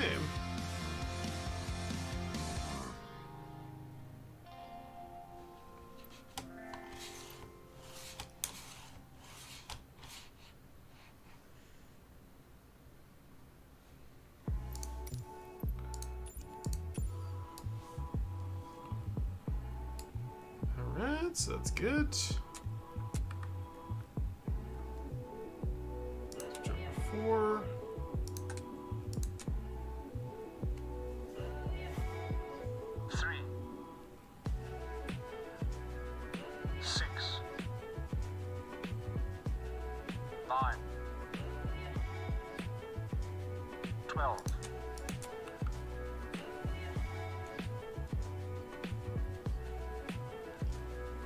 12. 4 starting up.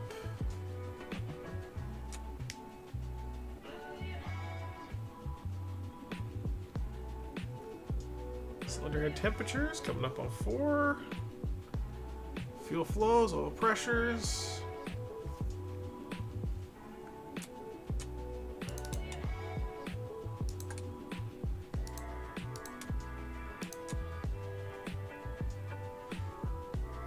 Three. 6. 9.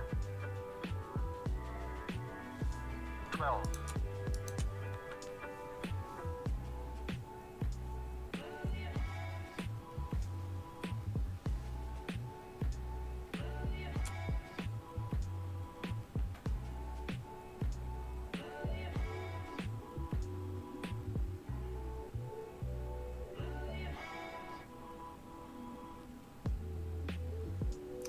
There goes 2.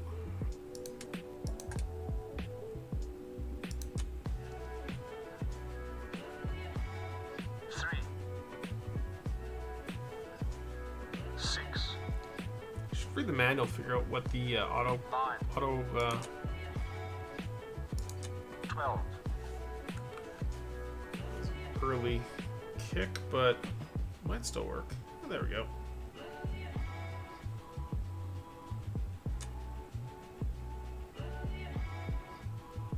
Stress that engine a little bit.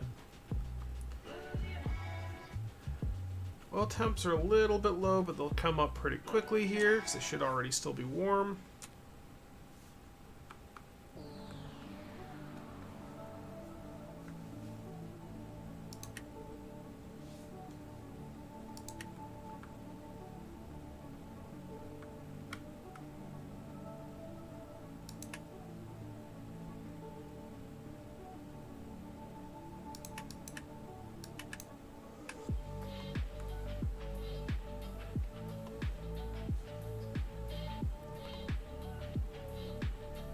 Alright, let's bring this up to like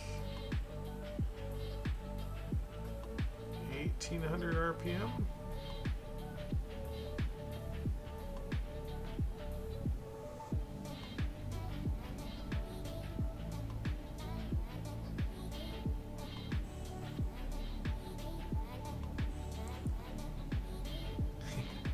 Exactly like an Airmaster.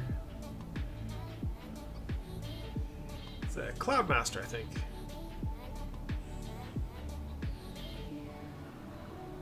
Okay, bring those up there. Yeah, F-104. I love those. Those are good planes. That can go off. So let's try and turn on this. And I want to see, maybe I just got to kick this switch.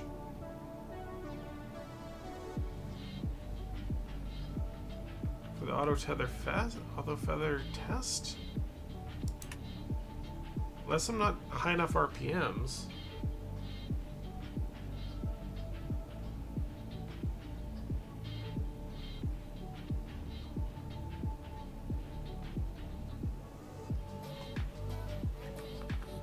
I should probably just read the manual.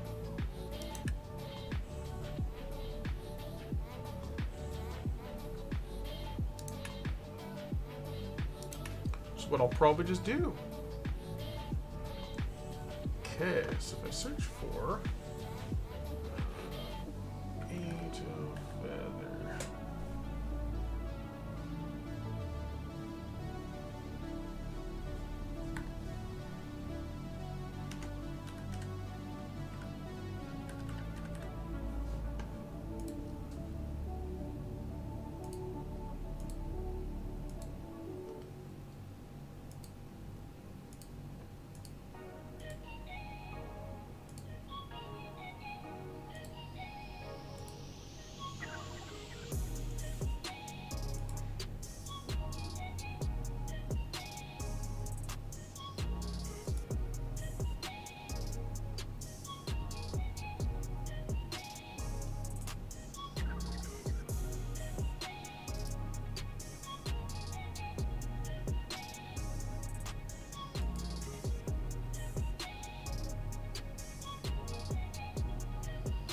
I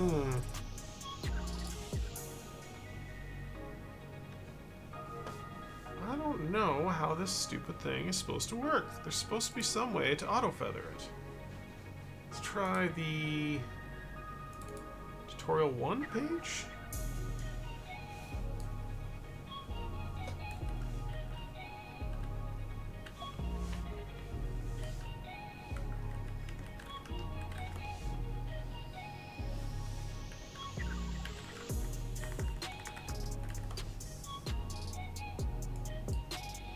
Nothing in tutorial 1.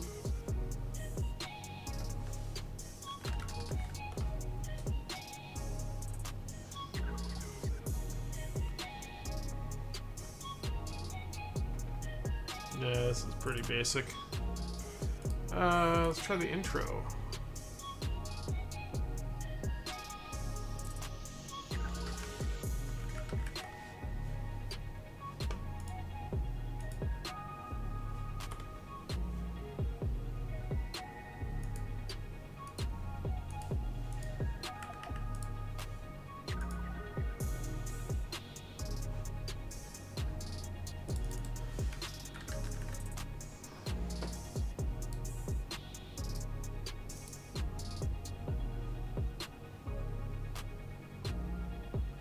Color reversing, water and alcohol injecting.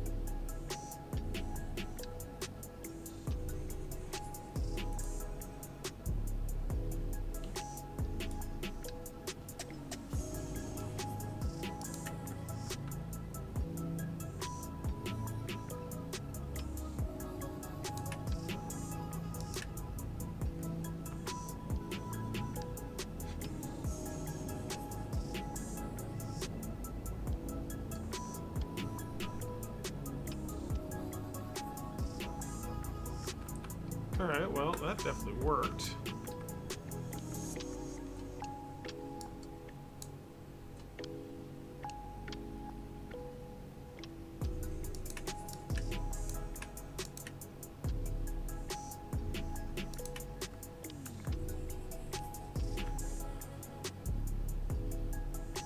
Alright, bring back the RPMs and everything.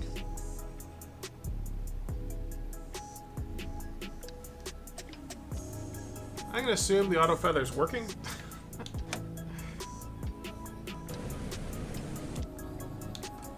Start setting up for takeoff. We'll do 20 degrees flaps today. We'll take off into the wind this time.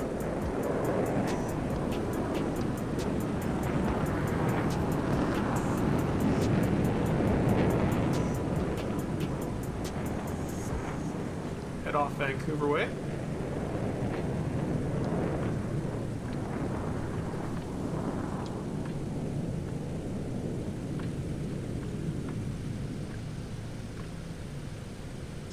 The feathering is smart for multi-engine.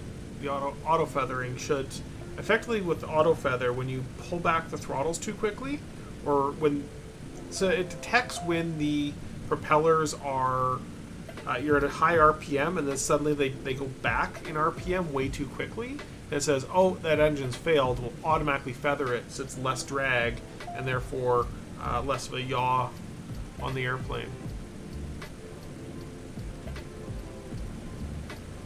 Which is important in the takeoff phase. You're supposed to take off the auto feather on this thing.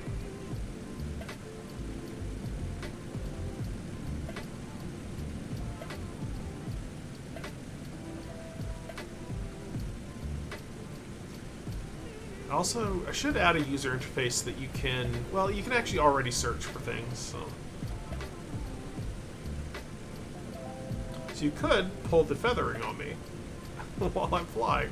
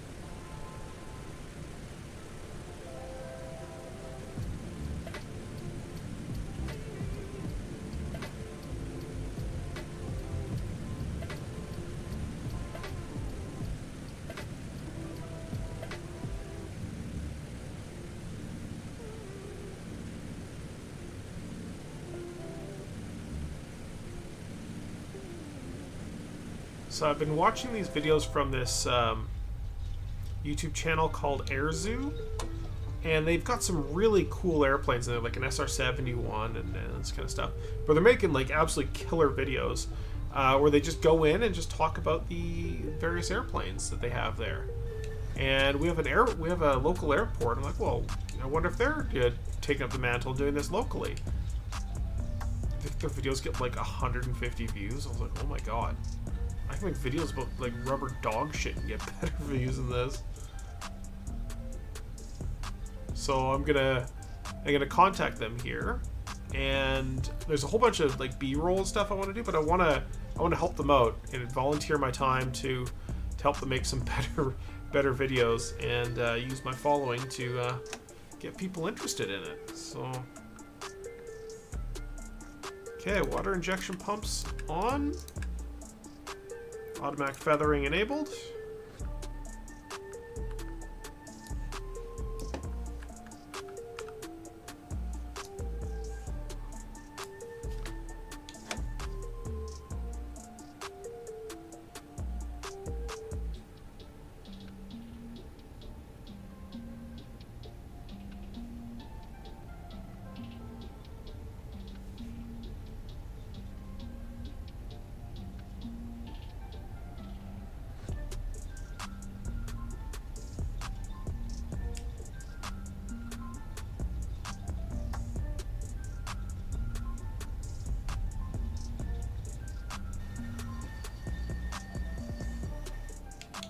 Okay, parking brake on.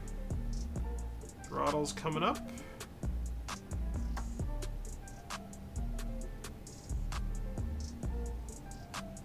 So I'm around 35 inches of manifold. Make sure our water injection pumps start coming on here shortly.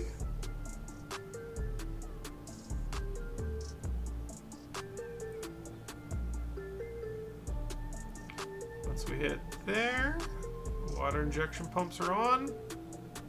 59 inches. 58, 59, good enough.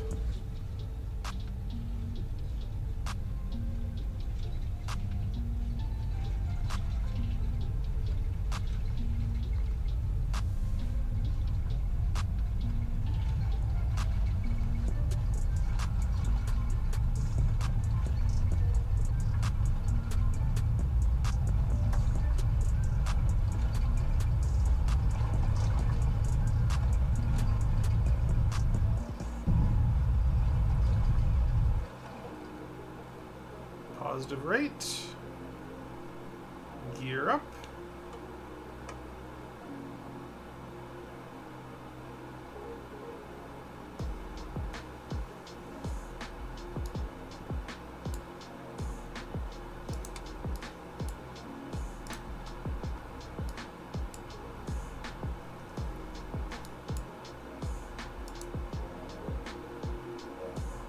Alright, gyro pilot is enabled. And we can bring back our throttles ever so slightly until the water pressure comes off.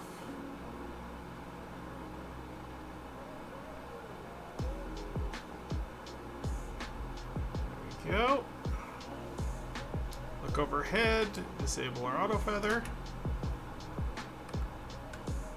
Disable our water pumps.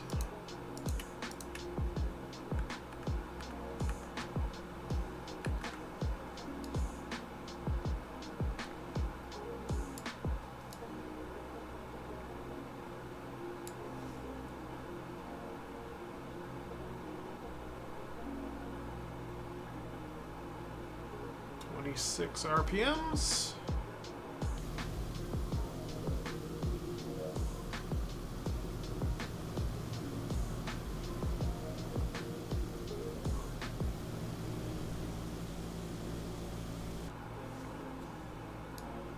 Oh, gyro pilot.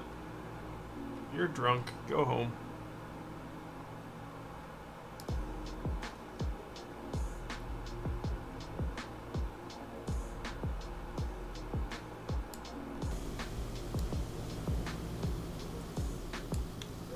Start bringing up those flaps. Let ourselves pick up some speed. Should have brought those up earlier, but we'll deal with it. We'll deal with it.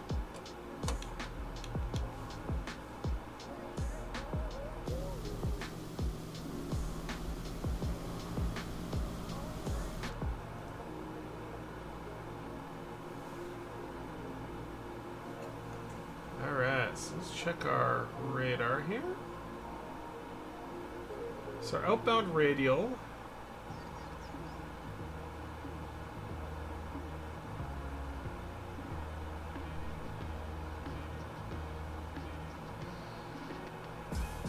Of course, I didn't brief any departure procedures, but that's fine. Plate.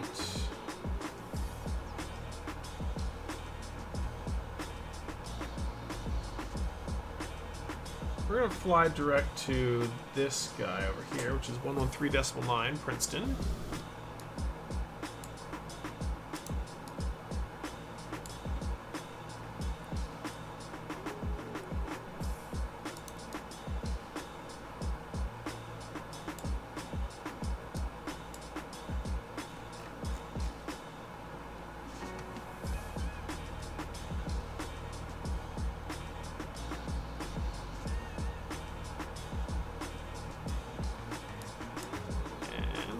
To localizer mode.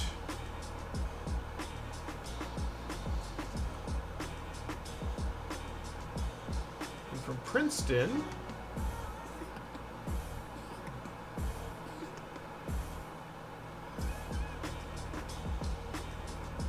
Jesus, autopilot. What are you doing?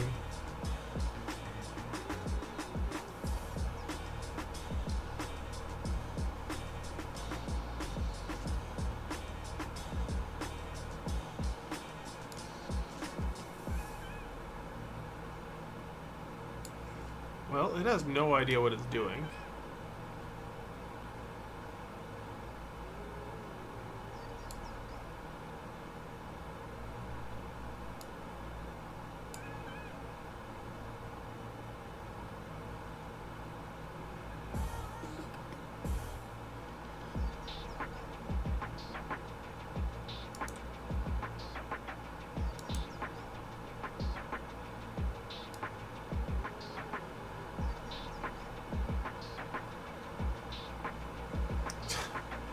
It's just like, I've given up.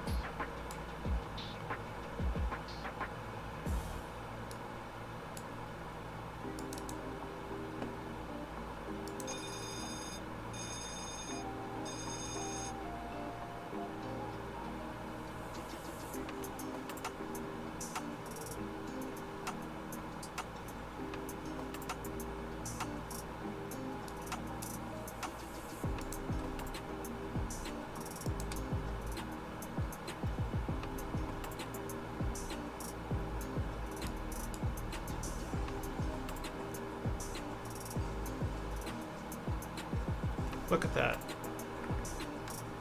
It thinks I should be rolling to the left.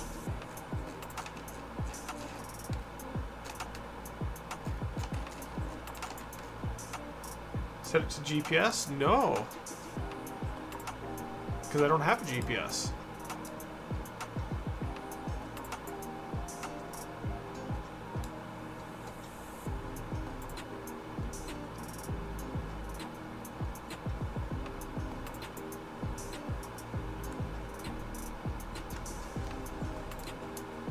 Yeah, I'm doing it all manual. See, I have it in like centering mode too, and it's still doing it. Stupid thing.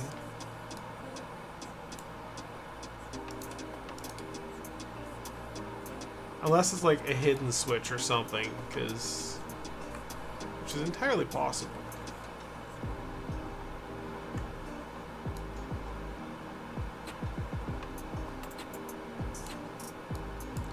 Well, it's figured out it wants to be level now.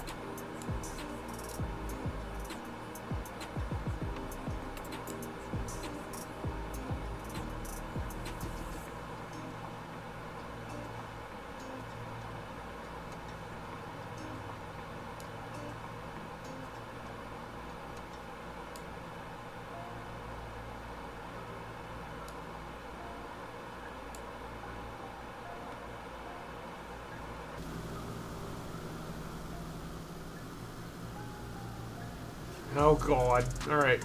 Random failure it is.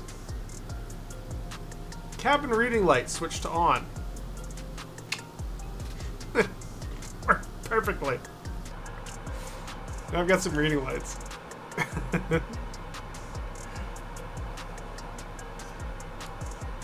don't even know where that switch is. It's here somewhere. See, it's there, turned on, but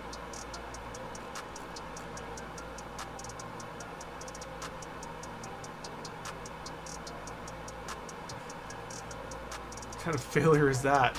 Hey, it just hits. It's like a chaos monkey. It hits switches as it needs to.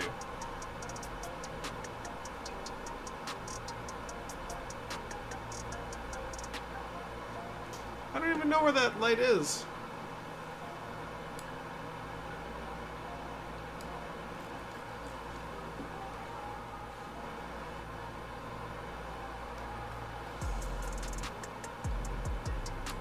Make sure they're actually getting through here too. Yeah, they seem to be.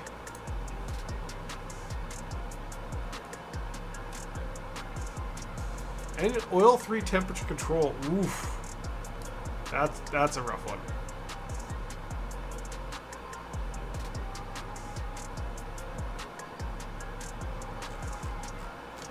Hopefully, as long as I keep an eye. Ooh.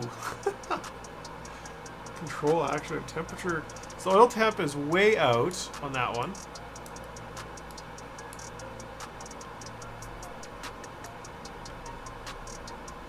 There's nothing I can do about it except for just hope and pray. Either that or the oil temp is actually really low and the whole thing is just hosed.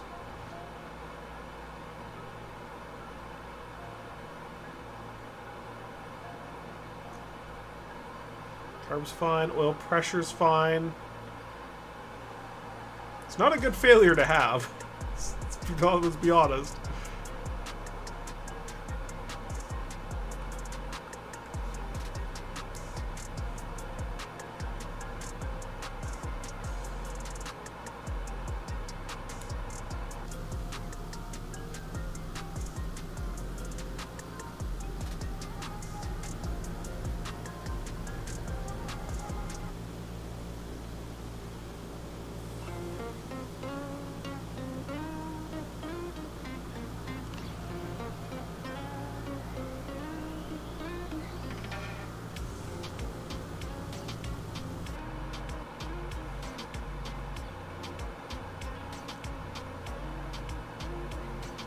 Keep ourselves up in climb power.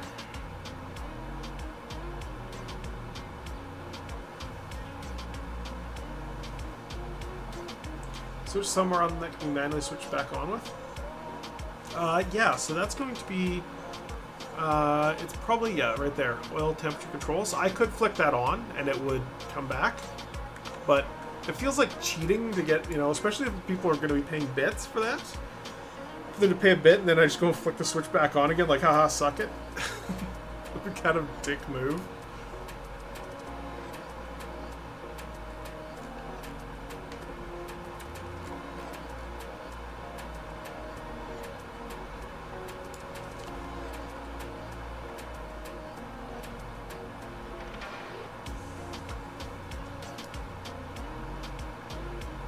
Still got hydraulic pressure.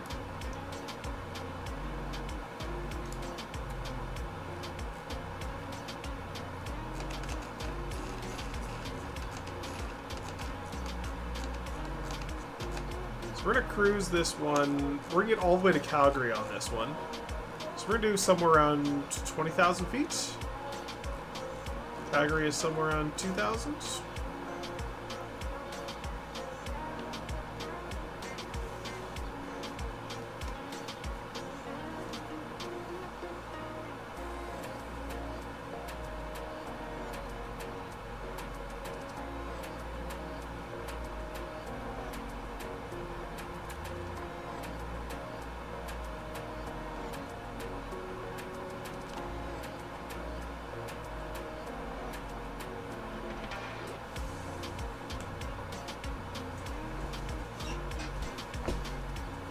Means we also got to set ourselves up for cruise fuel as well. So I didn't take on any extra fuel when we landed. Didn't really need it. I think it does like 13 hours worth of fuel.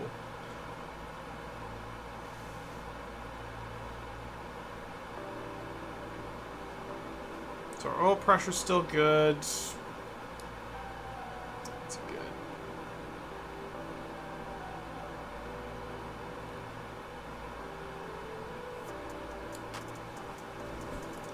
Currently 80 nautical miles from the next turn point.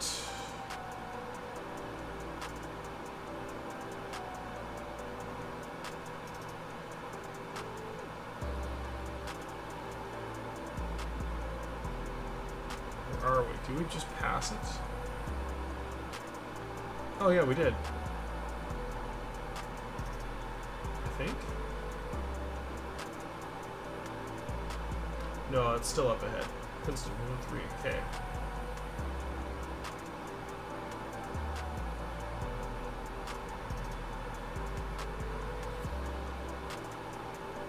So next turn we got to do is bearing 019 off to Enderby.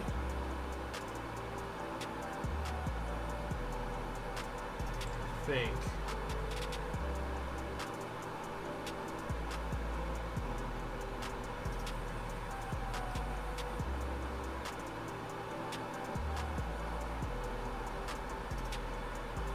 No, we're gonna keep flying south. Out south of Penticton. So 69. Nice. Never use bits, so random failure in this. Yeah. Yeah, exactly. So it's so you can do bits for specific failures or a random failure. Because they're gonna have it locked, so you can only do. It'll be something like 200 or 400 channel points to do a random failure. Or you can pay like 50 bits for a random failure. Or you can pay, it's probably going to be like 100 bits or maybe 200 bits for a specific failure. And you can basically pick whatever you want. It depends on what specific failure too. Like if it's an engine related one, it's going to cost more than like a cabin one, right? The cabin one should be cheap.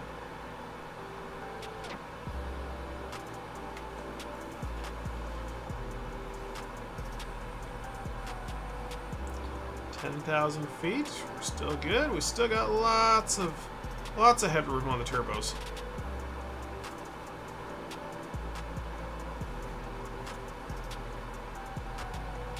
CHT, carb air. Carb's a little cold, but nothing too much to worry about. Oil temps are getting a little toasty. Except for that one. That's nice and cool.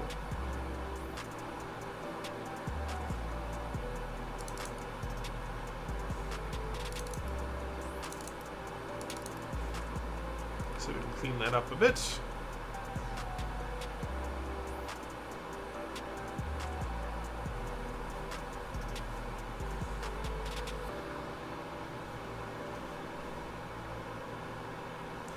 I like how these two gauges are, these three gauges are there, and then this one is like a completely different style. It's like, it feels like you're in a real airplane. It really, really feels like you're in a real airplane.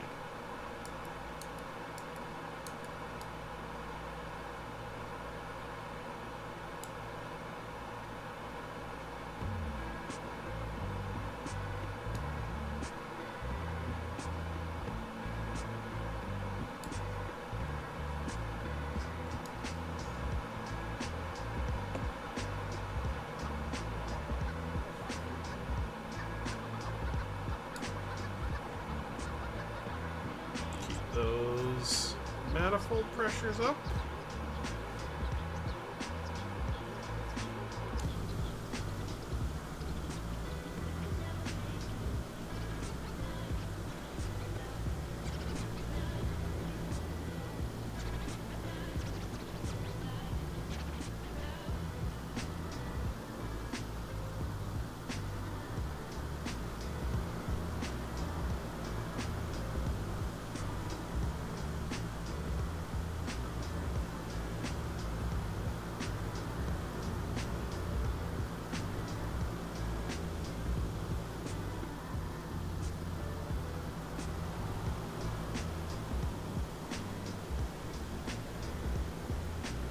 This looks so good.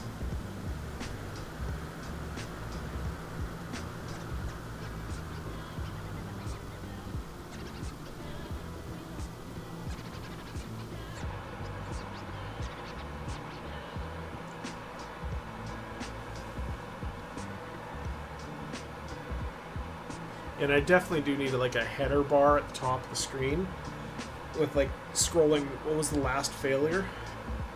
I think that'll be the most interesting.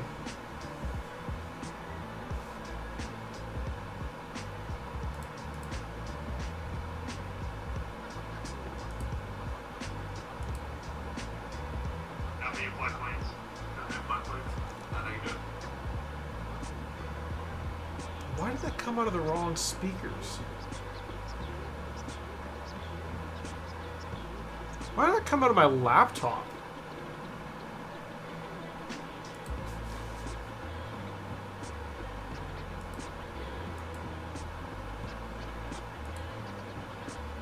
That was weird. Why did that come out of my laptop?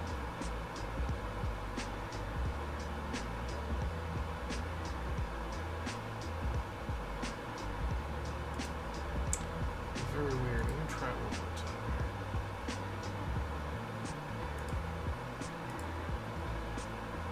What do you do for a living? I stream on Twitch with Jeff. Is Twitch? It's so weird. Where is it coming from?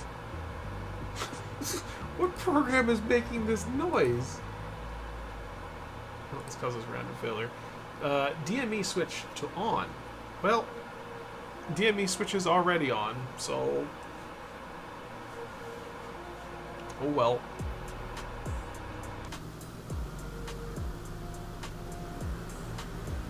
That's something I gotta do with it though, is I got to, I gotta set it up so that it knows which ones had failed. Nav lights to switch off. Well, no more nav lights. I'm okay with this.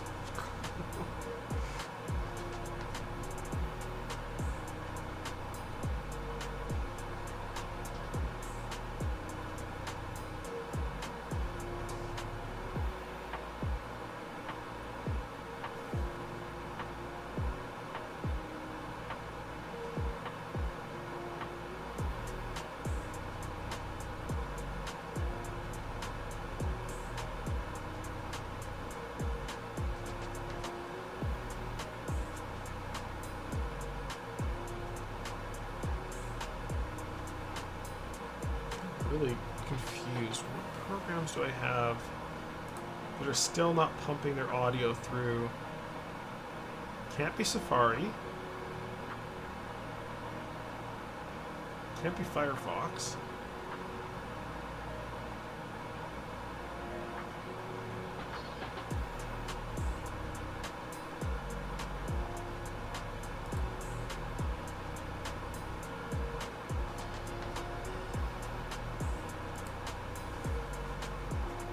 Not the big speakers, because they're not doing anything. I'm so confused right now.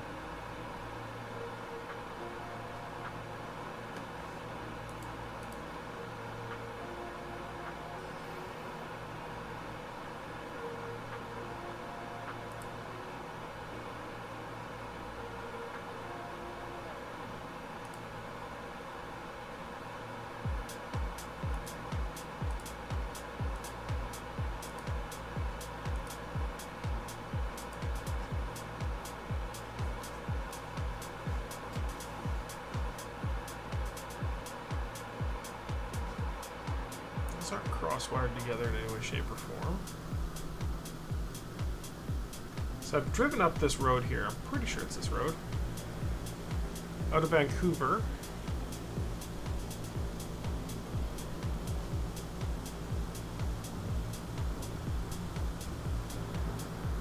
Out through the mountains up into Kelowna.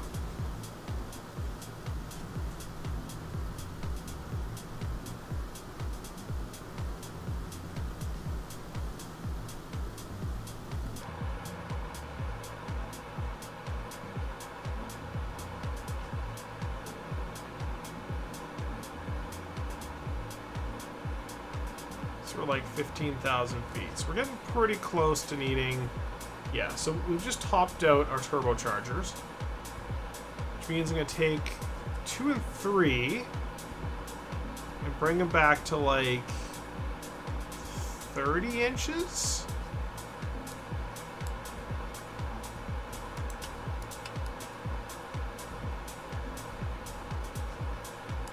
Alright, so they can do like an extra 12 inches.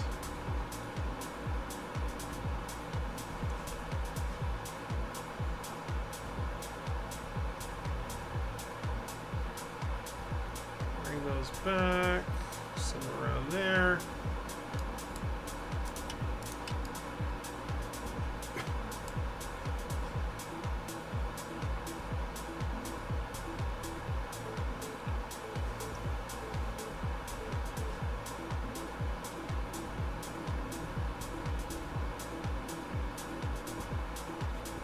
Alright, do another failure there. Cause Magneto 2 to left. Ooh. Did that work? No, it didn't. Well, I gotta fix those then. Well, one of the mags is down. Slightly.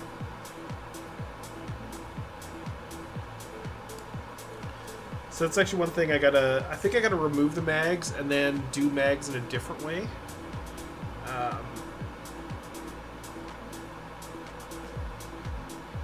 Basically have it like left, right, center.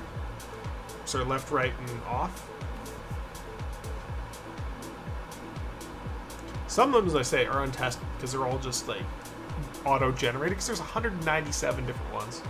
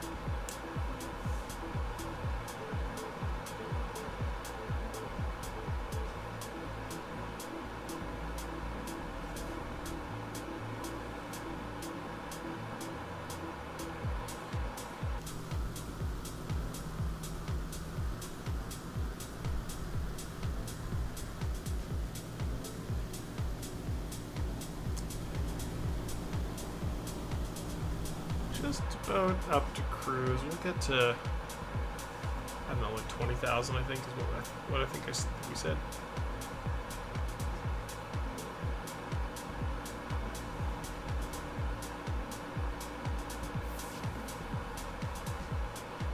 Something in my own plane I forget to do too is to keep the manifold pressure at a normal rate, normal level. I wonder what the engine stress analyzer is like. It's like, you've blown up your engines. Just engine 3 from that overpressure.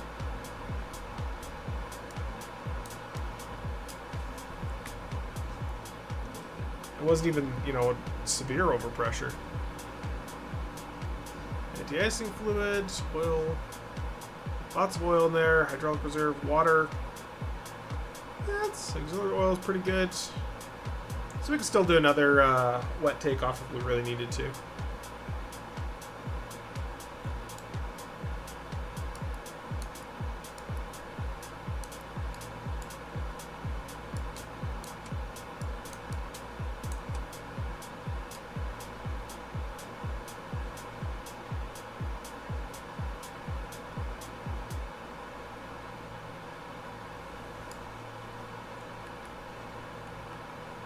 Keep an eye on all this. Carb temps are pretty low. Oil temps are getting a little high, but we've been climbing for a while, so I'm gonna give us a little bit more carb temp. Just kind of keep us out of that icing range.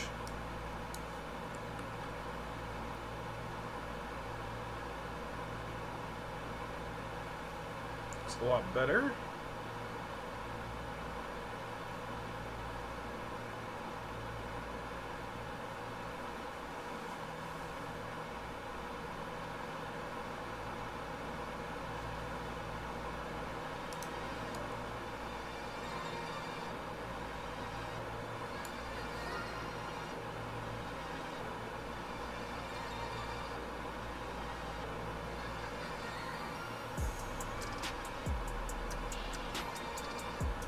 Why is my 1 and 2 fuel flow way off?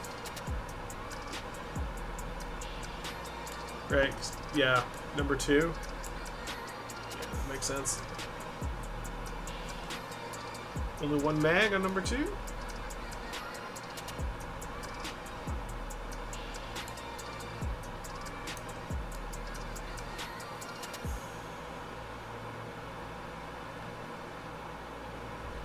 $31 to our next turn point.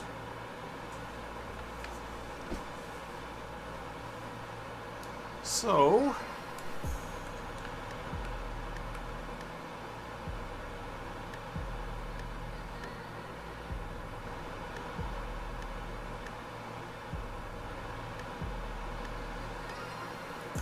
just get more familiar with this whole layout up here.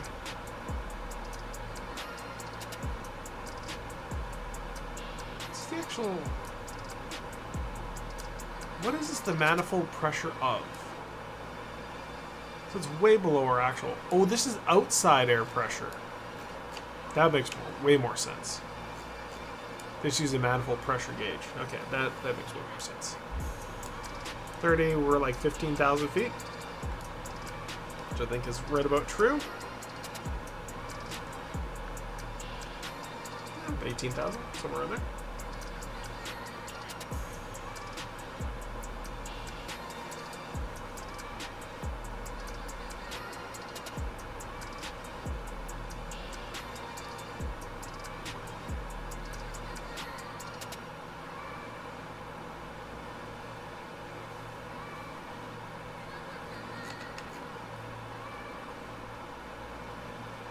To standard air pressure, 2992.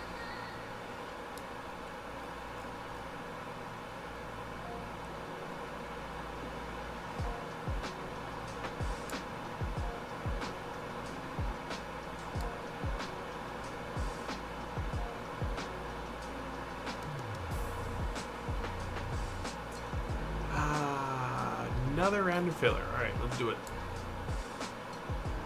Random failure. Gen 4. Generator number 4 to switch off. Well, that's a fun one. Aren't these generator... These are generator control. I think if we go back here... Yeah, there it is. Generator control panel.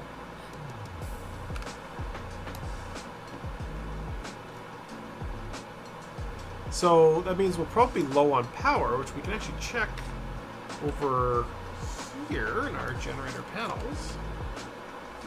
DC voltmeter.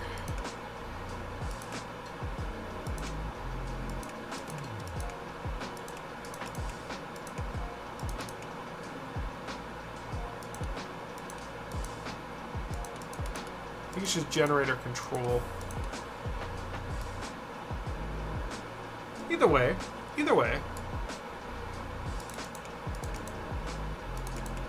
So that probably just means like the generator is now stuck permanently on. I'm okay with this.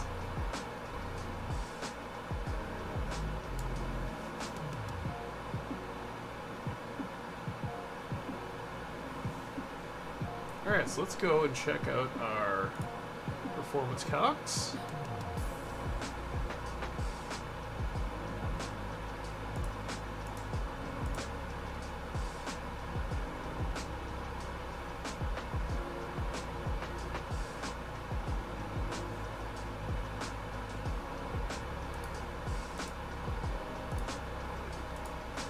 Go. Alright, so we're going to go for the big boy, the 12,000 torque meter horsepower, or 1,200. 20,000 feet. So we want to be about 2,300 RPM and a BMAP of 147.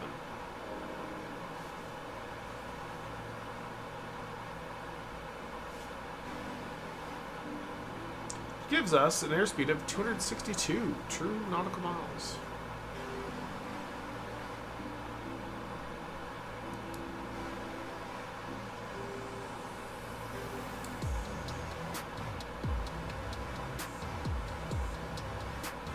Alternatively, we can do a more econ at 1100, which 2280, 136 BMAP at 557. 242, 262. I like 262.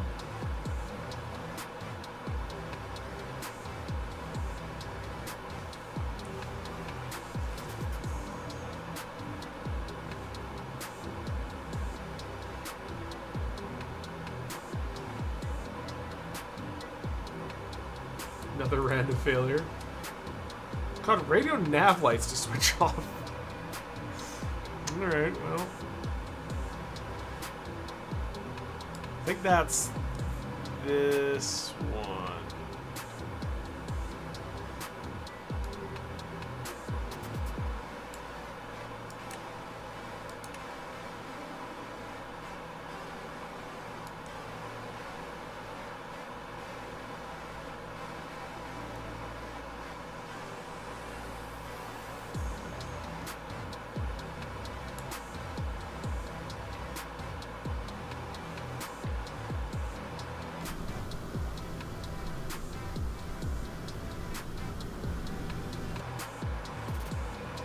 Take another quick look at all those engine instruments.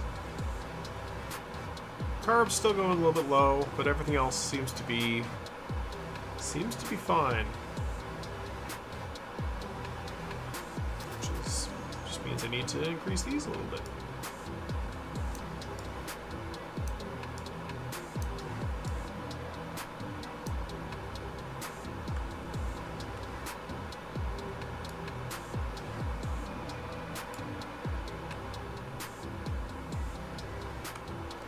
Perfect. I think the Toby also messed up. Yeah, Toby stopped working when I upgraded to Windows 11. So I gotta figure out that too. But we're more or less where we need to be now.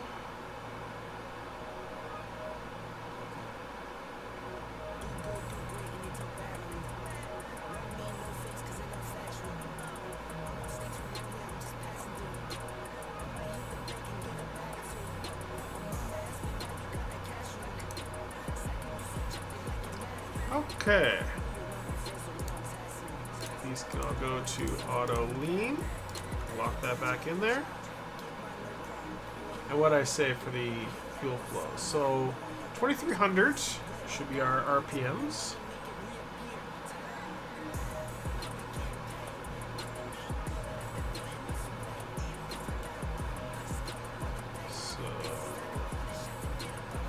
Somewhere around there, and then we should have about 147 BMEP.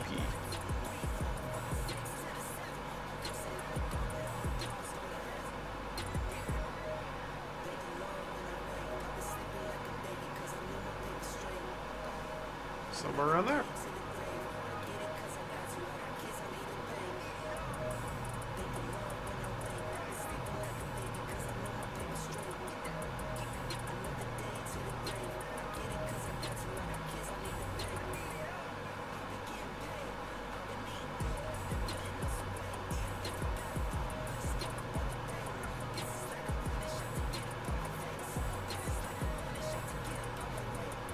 I'm just going to let number 2 suffer a little bit there. It'll be a little less power.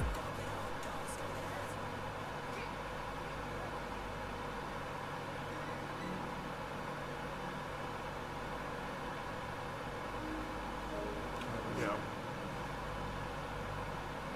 Alright. How can I cause a cracked cylinder head to happen? Cause the cowl flaps to basically seize shut or wide open.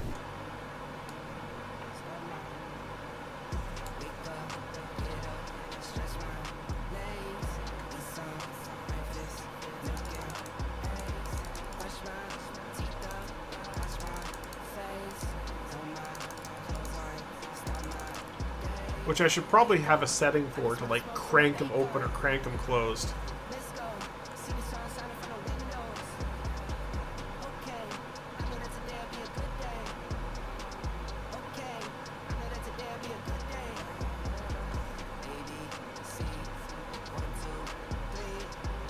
Alright, so now we're on the outbound, which means we need to get over to 69, which I'm kind of already on that.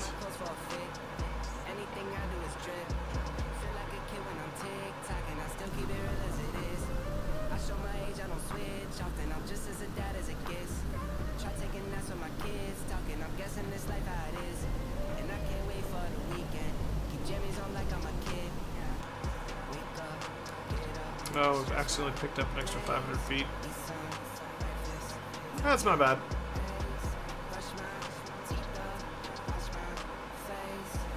So it says we should get a true air or dial indicated of 189, so about 200, and then a true airspeed of about 262.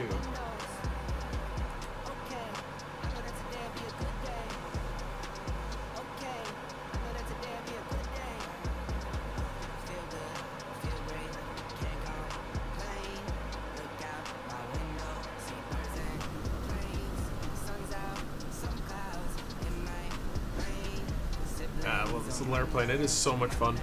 So it's incredibly complicated because these big, heavy radial engines, they're super finicky. Super finicky. You can blow these up like nothing. Have you ever seen that show Ice Pilots? The amount of maintenance they have to do on those stupid engines is insane.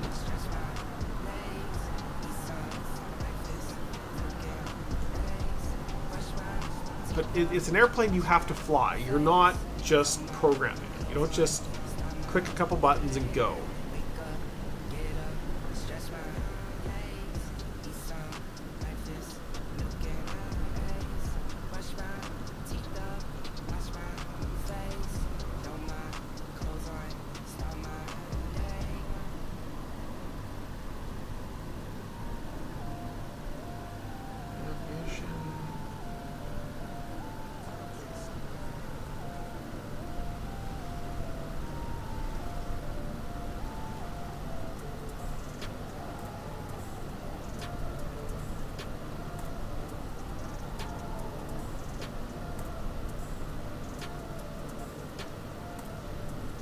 Top. Some of the failures that happened, I suppose, yeah, there was a bunch.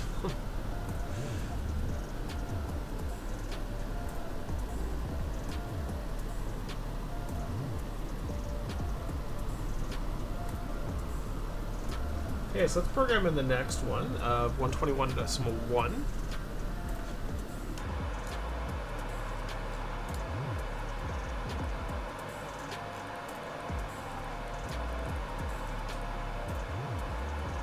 One 112 decimal. Jesus. Cranbrook.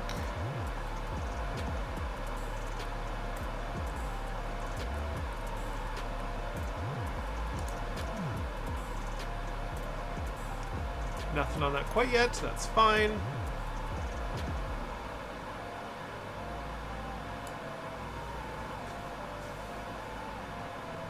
How the heck do I wreck your plane?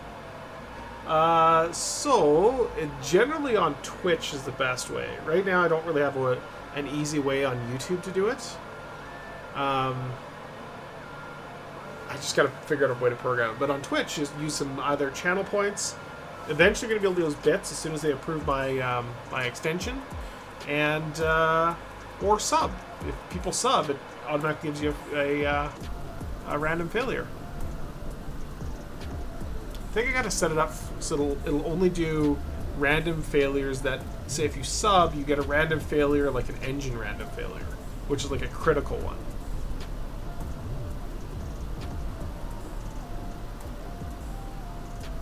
Ooh, I flew across here a couple weeks ago. So this is how you get back up into Canada from the US. So you fly up along here. This is Penticton. And then up here, this is the Okanagan Valley. Come around here and then into Kelowna.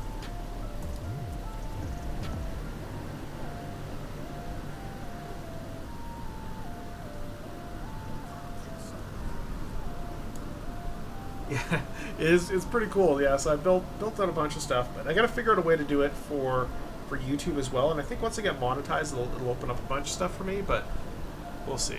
We'll see. Did have a DC-4 in operation. If they don't anymore, yeah, they did. It was a DC-4. So DC-4s are like smaller versions of this. When we were doing last year's, I think it was the Cannonball run with CD.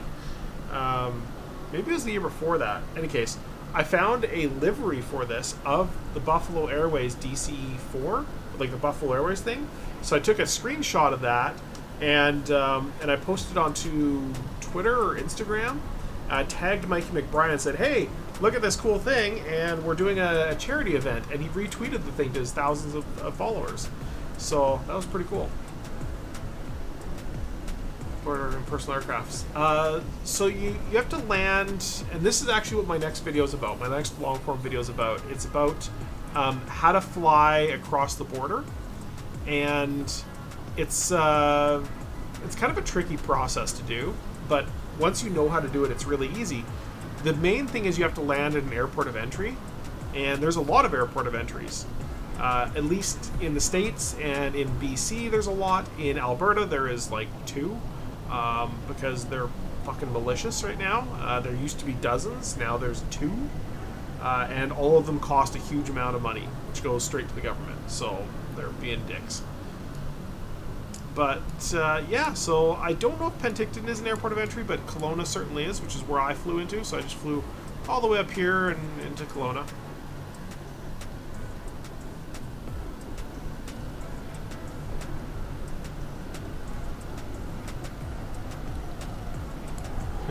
Try driving Darkstar. I love it. Oh, that's great.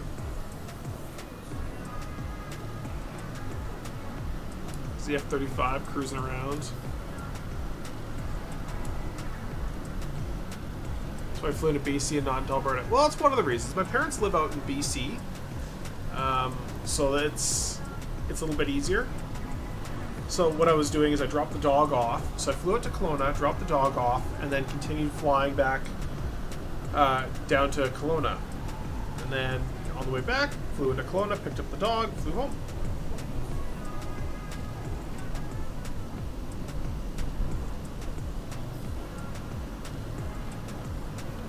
About an hour and a half until we get where we need to be.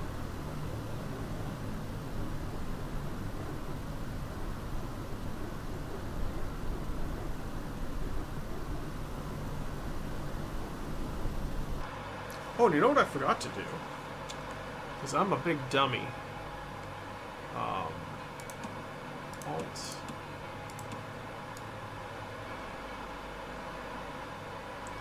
Switch over to the alternate fuel. There we go.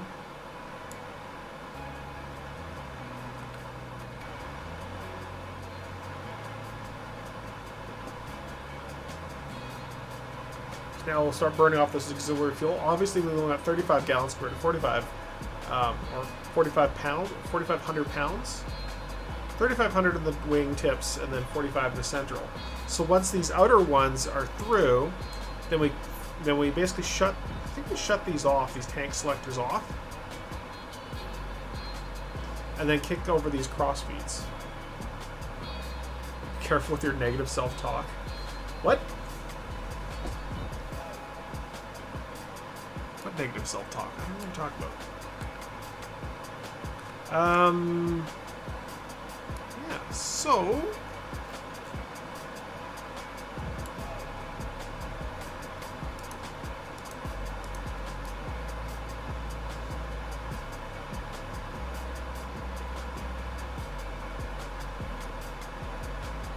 Need more manifold pressures to keep the VMEPs up running. Oh yeah, I'm joking around. I know what I'm doing. I know what's going on. All right, so that's good.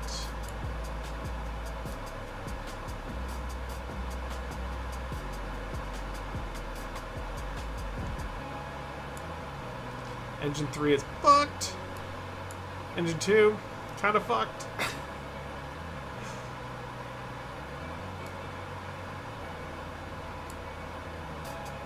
So there we go, our 189 or whatever I said.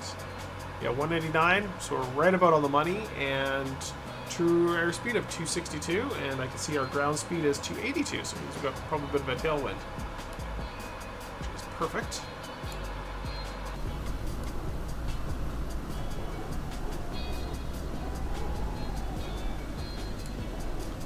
ETE next. We got another 20 minutes until our next turn point.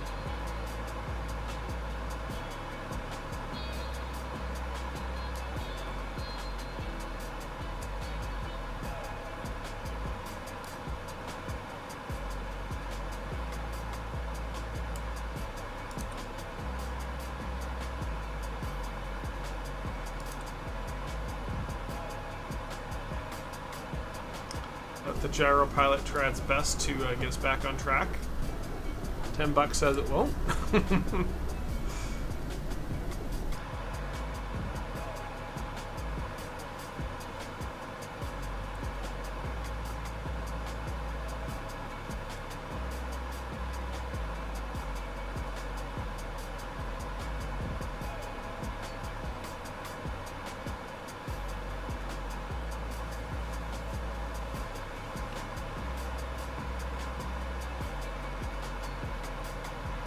What is it doing?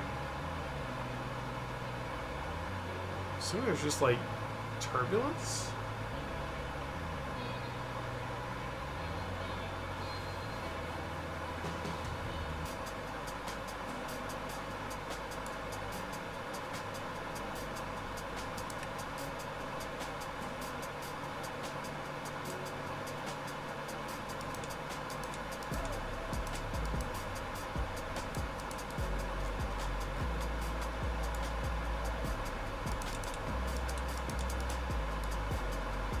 Should really leave those pitot and scoop heaters on all the time.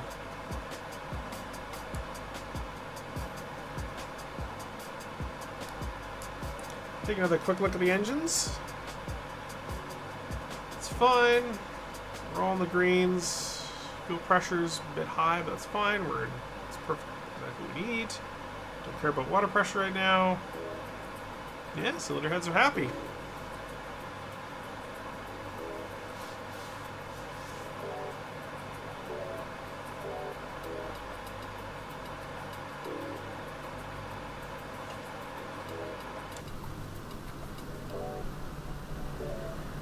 I'd love to fly one of these things.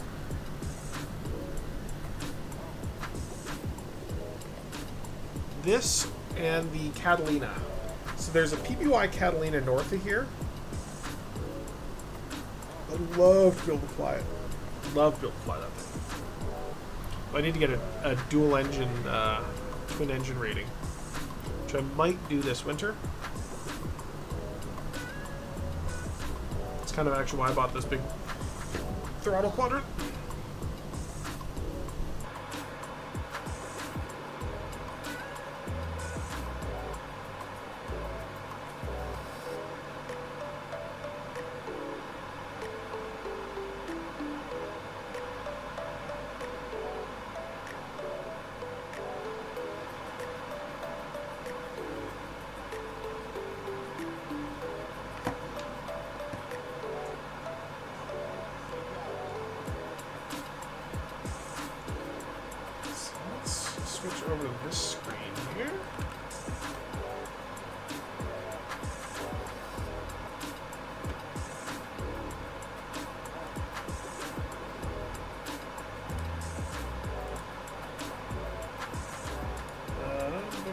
I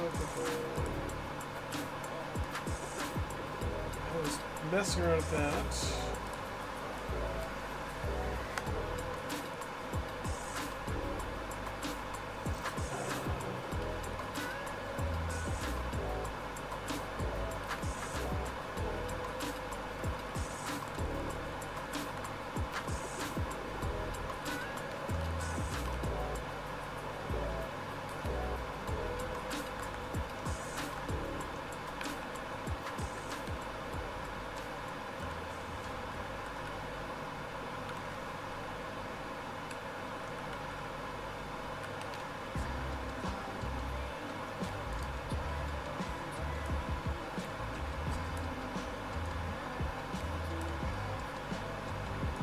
Lock that in.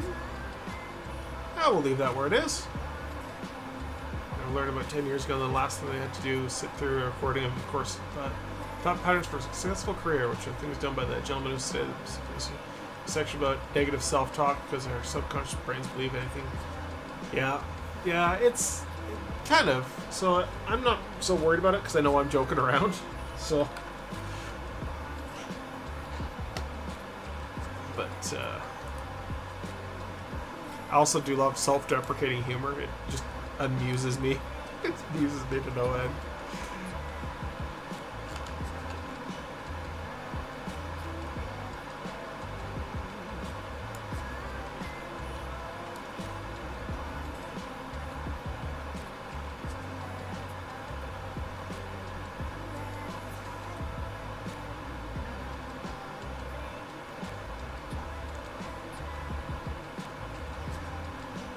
Weird that I'm not getting anything from 112.1 yet. The Cranbook.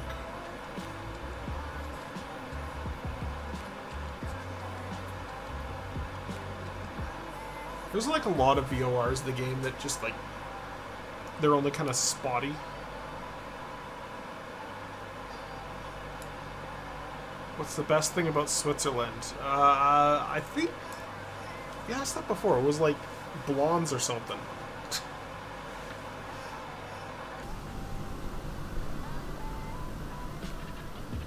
Anime Freak, D77TC. What are you doing?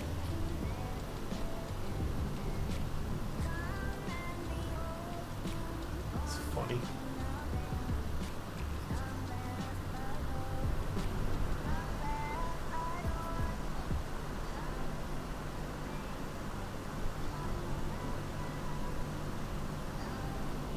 I don't know, but the flag is a big plus. Oh, that's good.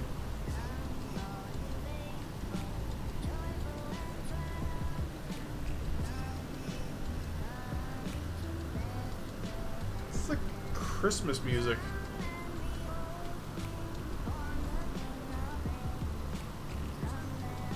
Save on that one.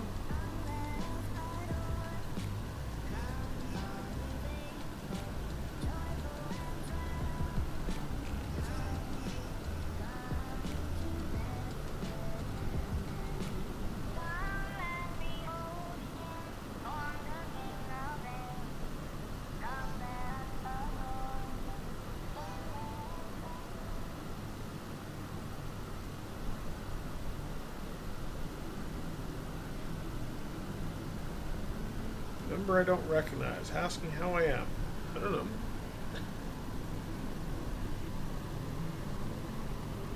Oh, thanks for the follow, Skyward Aviation. I got lost in all the notifications I've got. I gotta remove this. Let's do reward requests. That's a little better. Still have the reward requests over here.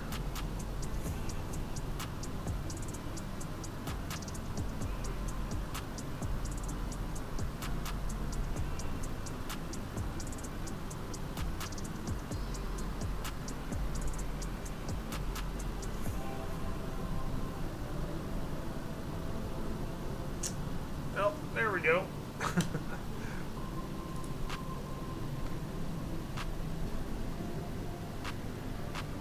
Cause transponder 1 to switch on. Okay, well, I don't even have transponder 1 turned on. Mode standby.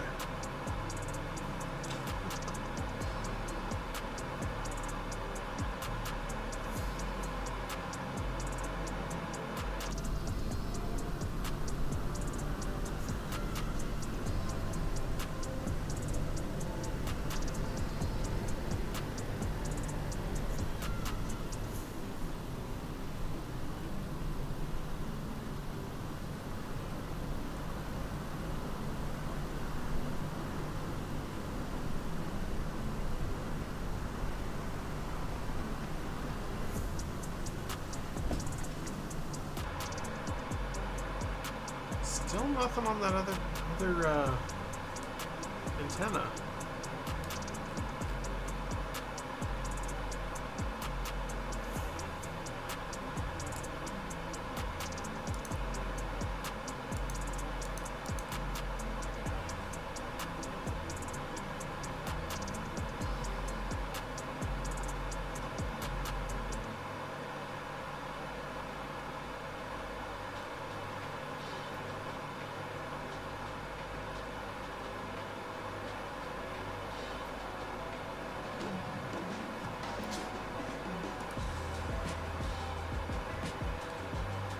Prop 1 and 4 reverse indicator switch to being off.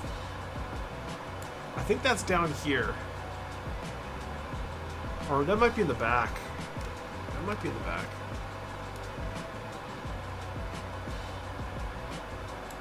Yeah, there it is.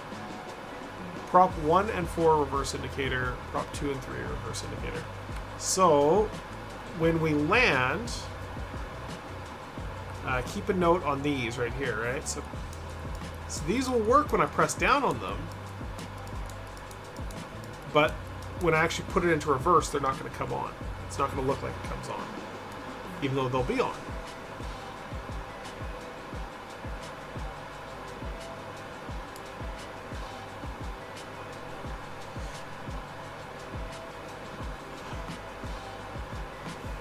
I really do need to find a way to integrate it for YouTube, so YouTube people can participate as well.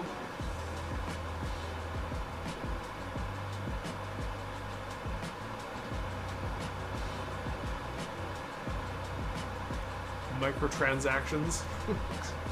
Basically what it is. Microtransactions.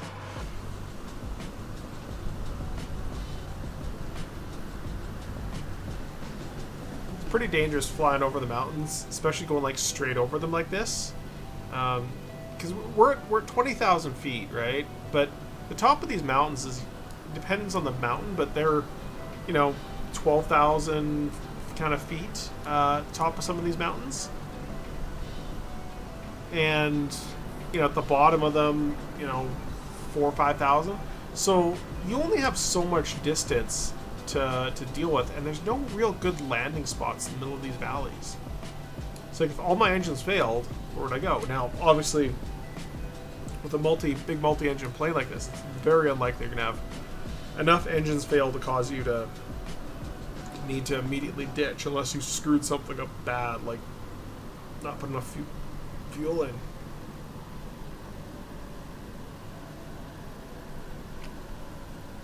But in a small single-engine plane, well, that's a different story.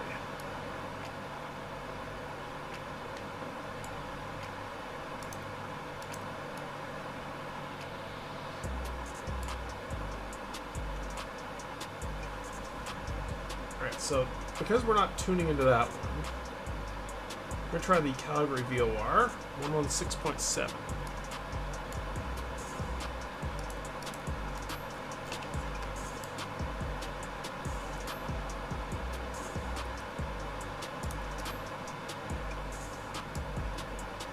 Nothing from Calgary either.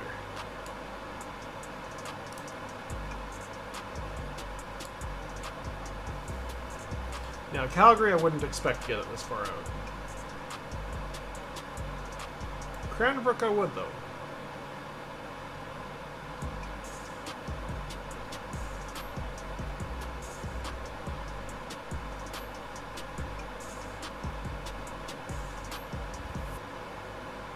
Hey, Fork and Toasters. I must say, I've never seen the sub this tempting. Anyways, how are you? I'm pretty good. So some of the failures. So right now it's only set to do like a random set of failures, but I'm just working on this. This is my first test flight right now, and I'm gonna have it set up so that a sub will cause like an engine failure, like a high priority failure, which is not necessarily just an engine, but it could be like kicking over the magnetos or something, which someone already did. Redeemed one for called a magneto failure. Which is why engine number 2 is high on the manifold, even to just maintain the same power.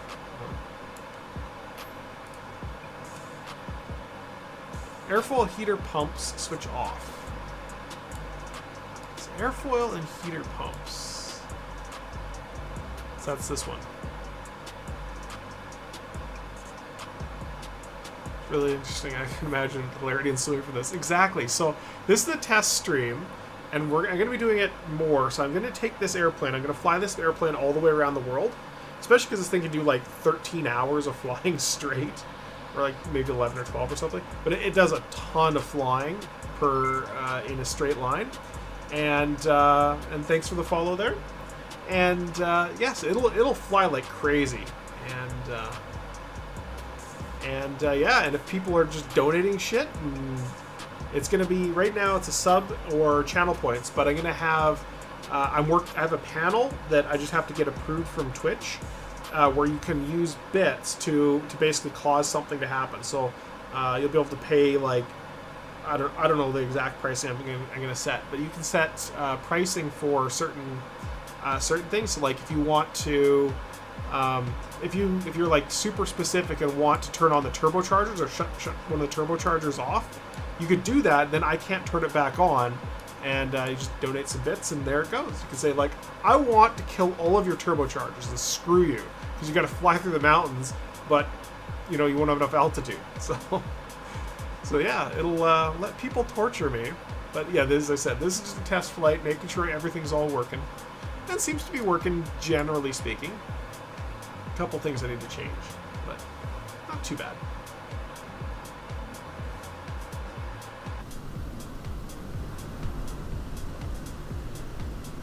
Anime freak down there, playing around.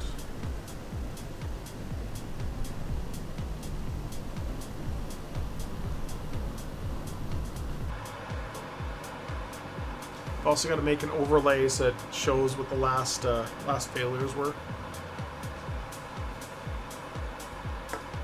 And for the most part, most of them I can set it so that they will fail and stay off, or stay on, or whatever they are.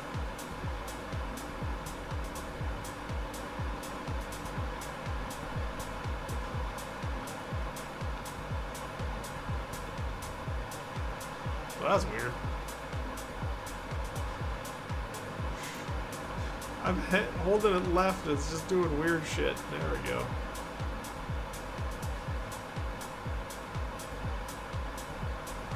So I'm still picking up nothing from Cranbrook. Just kind of annoying.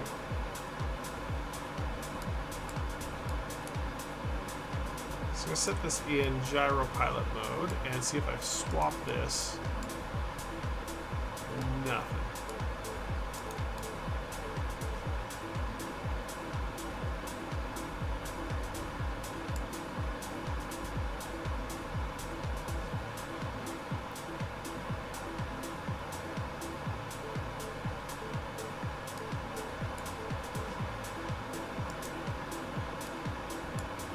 That's not the way I wanted you to turn gyro pilot. The gyro pilot's it's got problems tonight.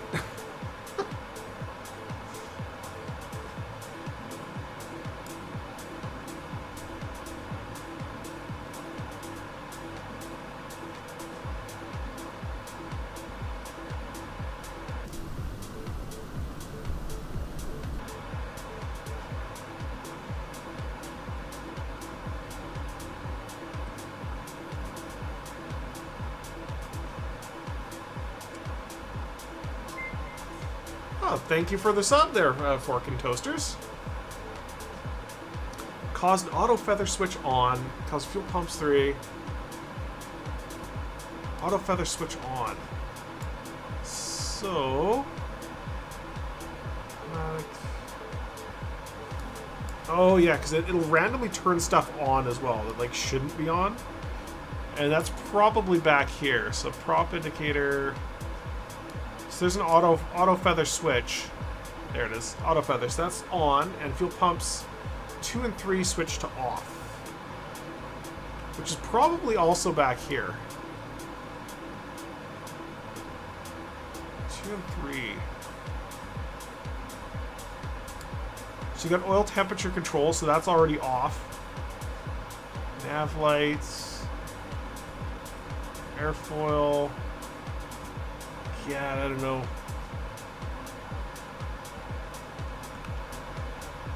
Because there is fuel pump. Actually, the fuel pump breakers might be up here. No, those aren't them. So no, that popped open.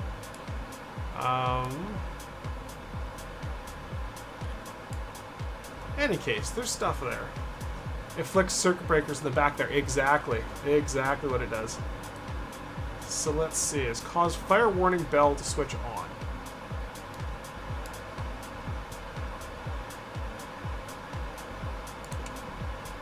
That one didn't work. So I was tempted to set these, and then it'd be like something really annoying for like 5 minutes straight. And I am going in the wrong direction now. Shit.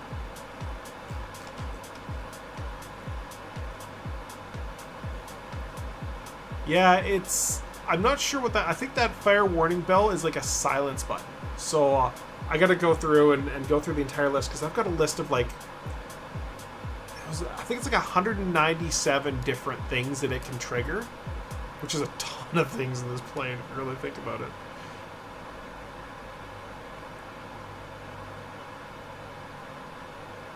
So I gotta remove some stuff, and like any fuses and stuff, I've got to set those so they're only an off instead of an off or on.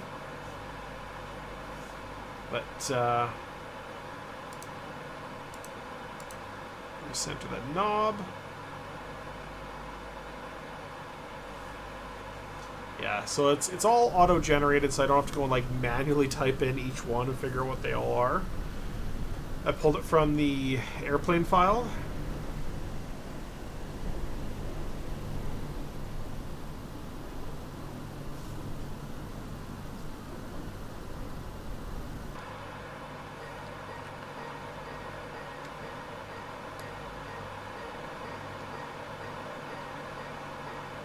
Yeah, exactly. This would be so much more fun with more people. Lots of people in there just like submitting and trying to make it like explode and crash and stuff. And I think we'll get there. Because it's like still midday Saturday, right? And I'm probably, once I land here in Calgary, I'm probably going to just end the stream. But it's like, yeah. Fly leg. And I got to figure out what's wrong with the iPad. Oh yeah, we've only got 38 minutes left, so. Where did I pull this idea from? So, PMDG released the 737, and I saw it, and I was playing with it, and I'm like, it's got these kind of cool failures. There's like this automatic failure stuff. And I'm like, okay, maybe I should play around with it a little bit and try to figure out, a way to do it. And then I was like, you know what? What if I'm on stream? And people are talking about, well, it's study level, right? It's study level. And I'm like, it's cool, but I want to...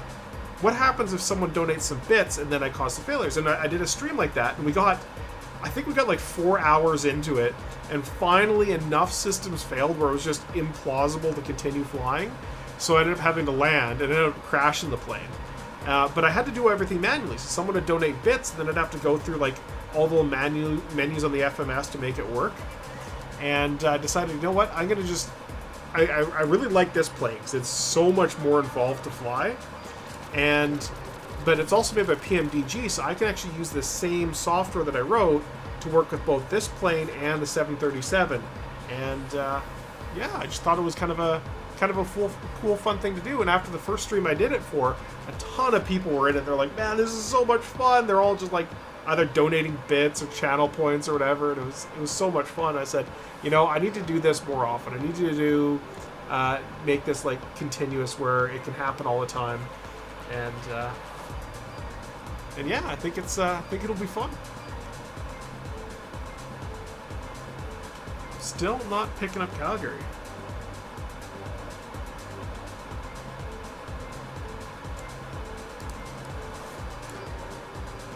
That's from Calgary, or well, there's Cranbrook.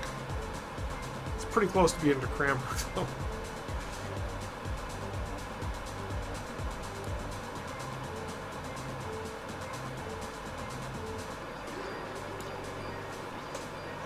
So Cranbrook outbound 042.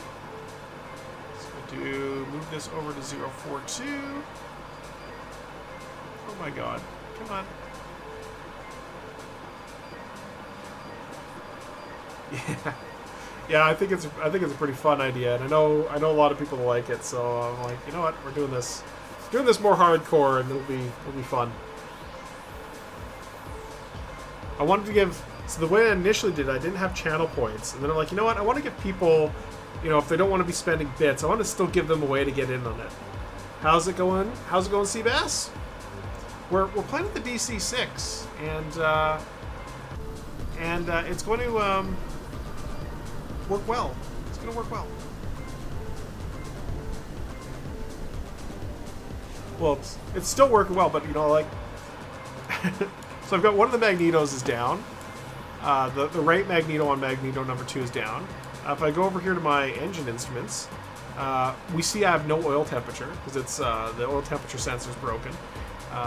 But I still have an actual oil temperature. My carbs are a little bit cool, but that's fine. I'm not worried about that. Just give us a little bit more performance. Yeah, there you go. Sebastian finds it. The first thing he does. Start primer and... So I gotta remove that switch. That switch is in the back. Not remove it, but set it so it only shuts it off. So what is that? Primer and invive. Primer and invive. It's back here somewhere.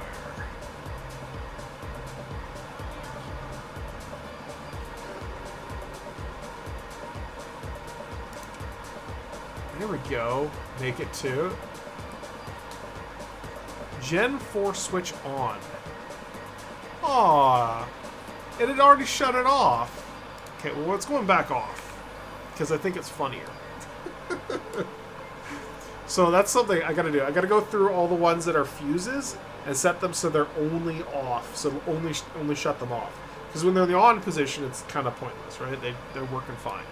And then I've got alternate control. So the fuses, they don't control the actual system. They just control my ability to control that system. So...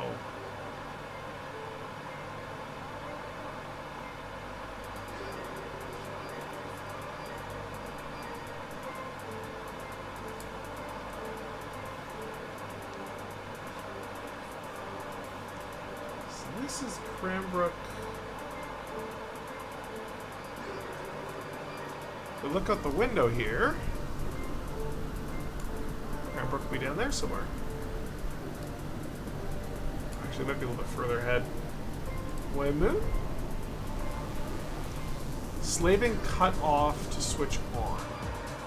Slaving cut off. Ah, that's this here, the directional gyro.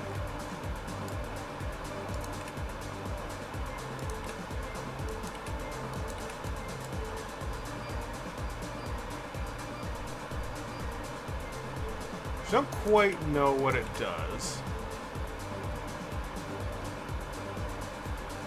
I think it just like messes up the compasses a bit. I think it like, so the compass is, so the gyros are slave to the compass. So if this is off, oh, I can't shut it off. That explains a few things. So with it off, I think that means that these will precess.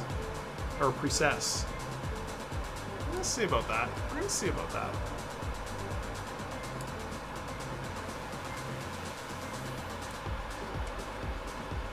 Lead edge lights to switch off. So leading edge lights, that's... I think that's up here.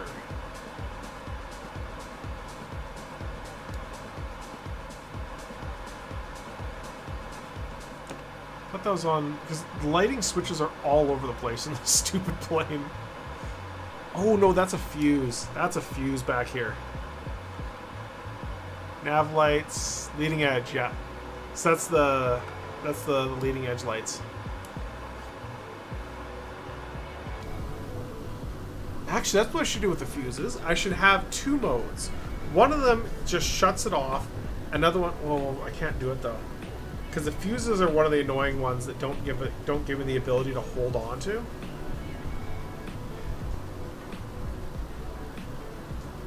Hey, look, it's Studio Canuck. Flying high.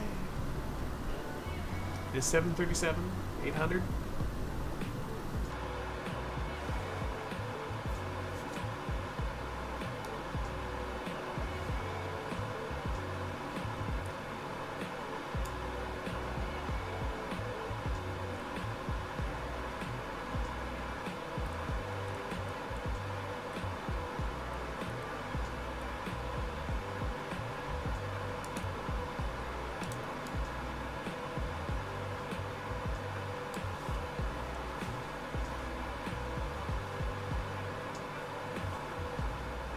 Flies early. I gotta figure out what's going on with the iPad as well. Why it's not, why NDI isn't working. Might be on the iPad. It might be on OBS. I know OBS is having problems, anyways.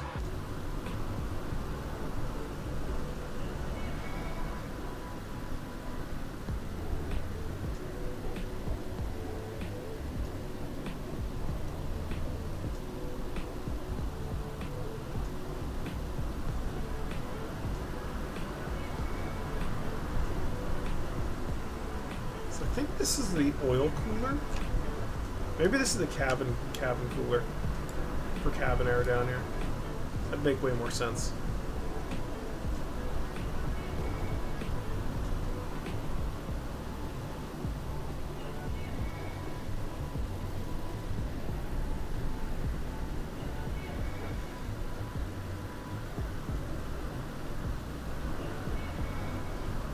Independence.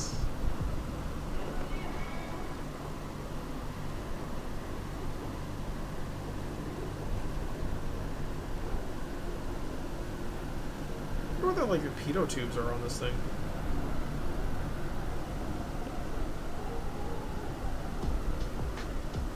Somewhere up near the nose here somewhere. Is that them like little whiskers? Yeah, that's probably them right there, little whiskers.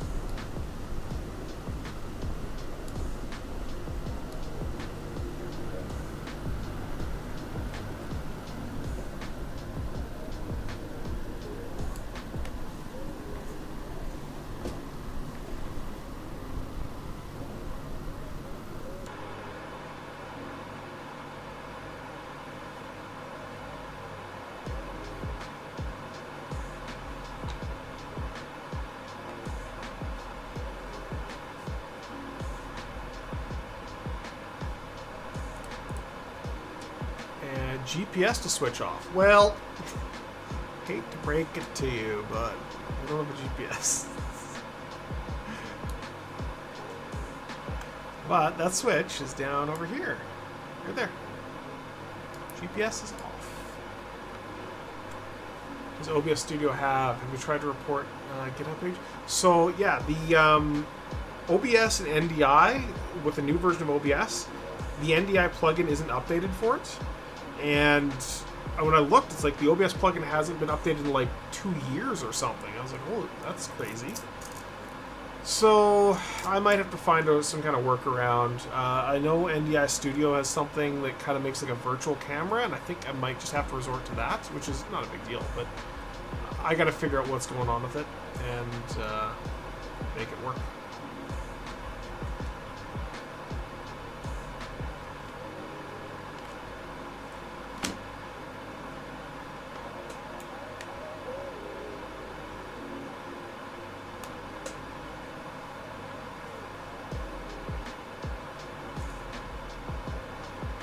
Plus, I've also got problems with the cameras on this thing. So the actual streaming server sometimes will just the whole input capture system will just shut off, and I have to like power off it, not just like reboot it. So I don't know. No, NDI is Network Display Interface. It's like SDI, but for over the network. And it allows you to push video signals from something on the network into something else that receives it. And obviously OBS receives it, and NDI sends it. And NDI is software that I have run. Well, the NDI program, I have an NDI program that runs on my... Hey, look who it is. It's Seabass playing in his F-18. So, yeah, it's a bit of a nightmare right now. And runway, we're going to do 17.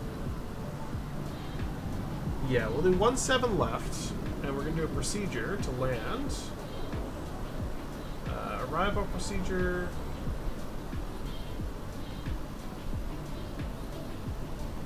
You can't see any of this, unfortunately. This is the problem, right? So, arrival. No, we're already way inside of it, though. Part of the problem. Vesca. So the problem is I can't spend the time to necessarily look up all the details about getting there. Things like, there we go. Another one, and right ahead landing light, switch on. So I think those were already on. Right hand.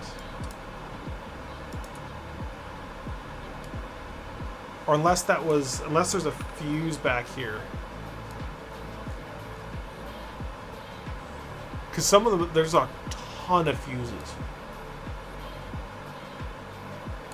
Landing lights. Yeah, so there's right-hand landing light control. Hey, Studio Canuck. Is that really Studio Canuck in front of us? Or I thought it was a... Yeah, that is him. He is, he's flying along out there. Doing his thing.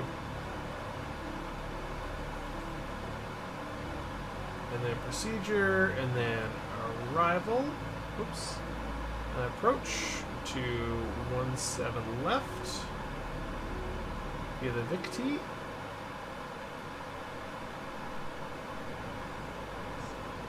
So the problem is a lot of these, so the Vegas 17 left, so if I go the arrival, or Vegza, whatever.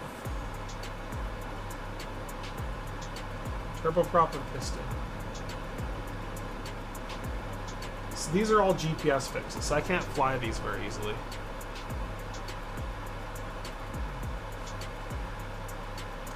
But that's okay, because I can just do the ILS 17 left on the map. Which means I have to go down to 6,500 feet. Which means I should probably start considering that about now.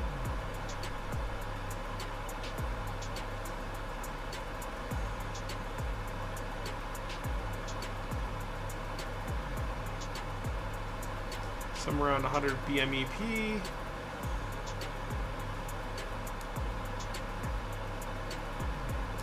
Turn off our altitude control.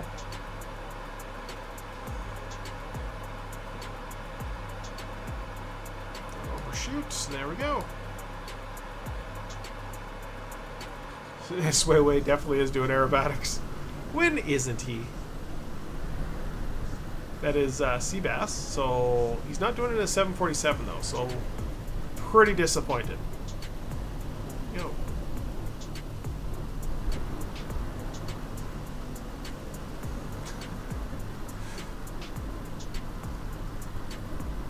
So I think.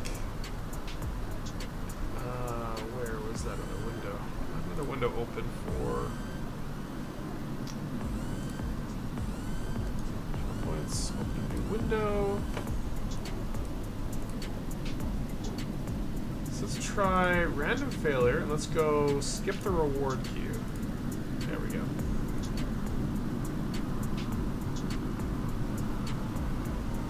Oh, there you are. Of course.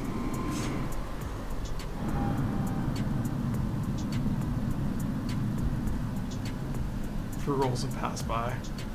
Can you even go this slow? Like...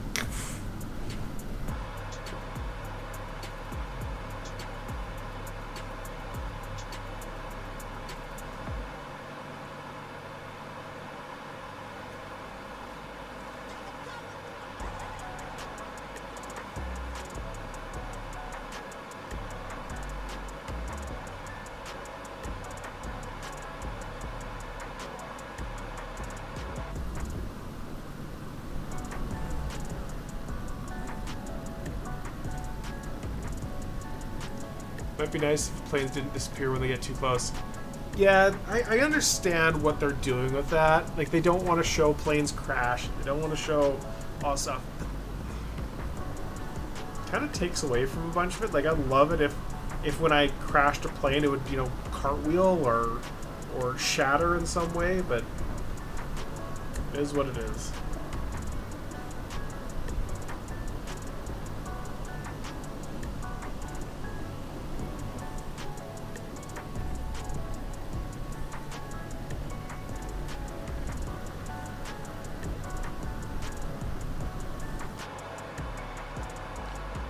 And still not getting Calgary's. Calgary radio.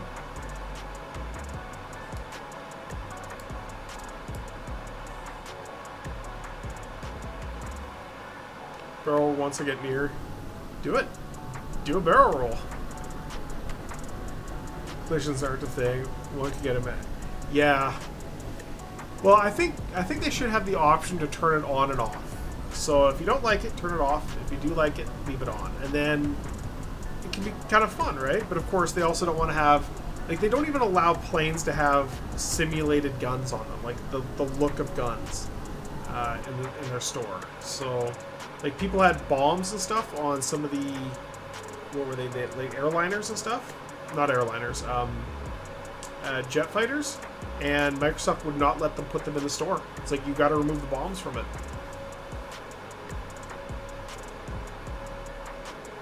Which again, I get what they're doing. I just don't agree with it.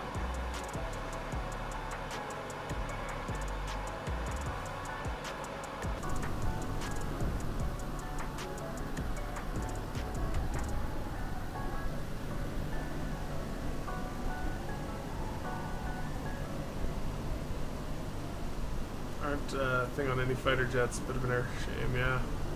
Exactly. You can, if you buy, so I can't remember which one it is.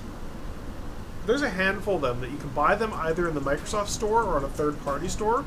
Get them on the third-party store, it works fine, but on a on the Microsoft store, it doesn't.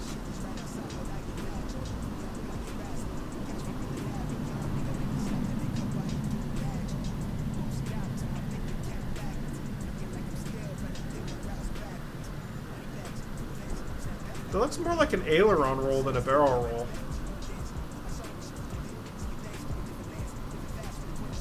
Barrel roll, you gotta pull up, right?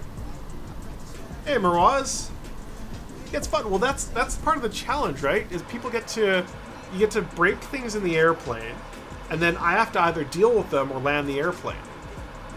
So, for instance, we have currently Magneto. We only have one Magneto on the left-hand side. Over on the right-hand side, we have. You can see we have no oil temperature. It's just broken. It looks like it bent the airframe. Yeah, Seabass. Always, every single time. So we last flight we had one of the turbochargers kick on, force on us. So we were basically forced to fly with like one of the throttles like way back.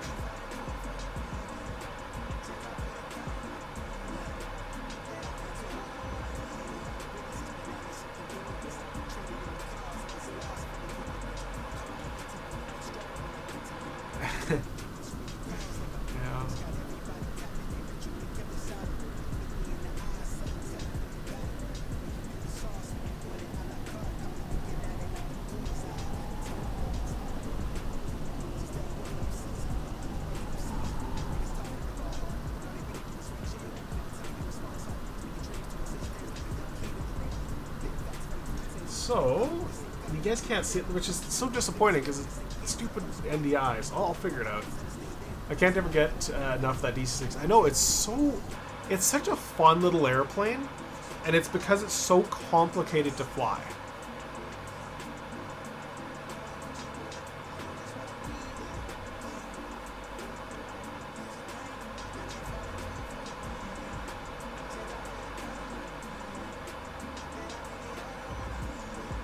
And I think it's even more fun now that people can like mess with me and like press buttons and break shit. So right now it's channel points, but it's gonna have once it's built, they just have to approve it, there's a panel that they can see. Can't wait to see that what Inabuilds has to offer at A310 as well. Nice, yeah. I'm looking forward to the or A380 whenever what's their names get around to that. All right, so let's tune in the localizer. 109.15.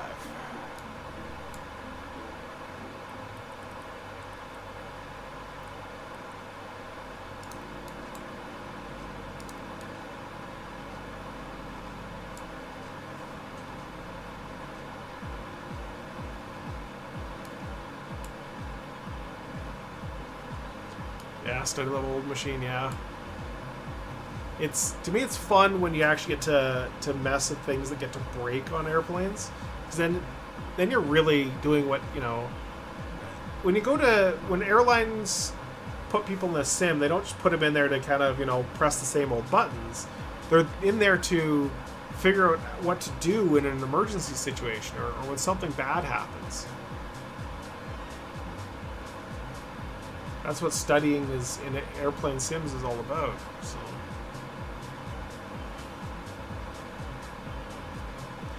Just make a setting to turn off on mid-air plane crashes. Yeah, that disappear when they get too close. Other planes will be solid. And yeah, exactly. It's give people the option. Some of us like the weird stuff. Like, don't tell me how to fly my flight simulator. It's just I fly how I want to do it, and a lot of people fly how they want to do it. Columbus and a Spitfire, I love it. Pretty sure I have the model of the Spit as well.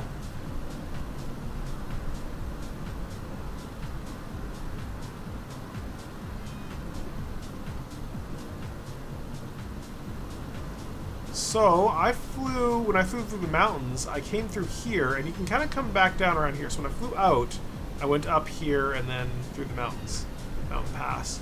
But instead, I came through, and then there's a lake up here, and you pop out right over here somewhere.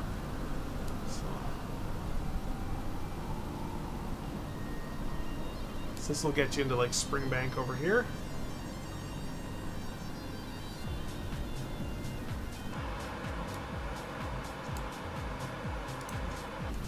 Did what?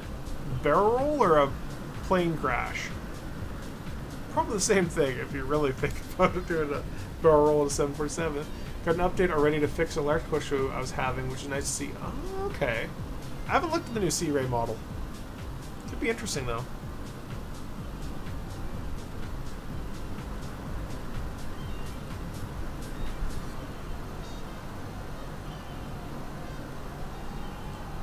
Doing a barrel roll.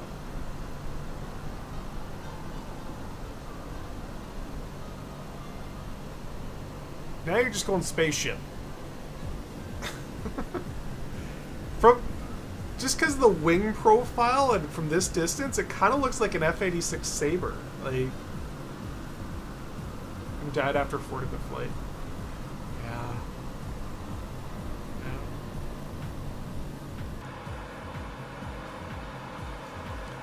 So we should probably set our landing altitude too. We did?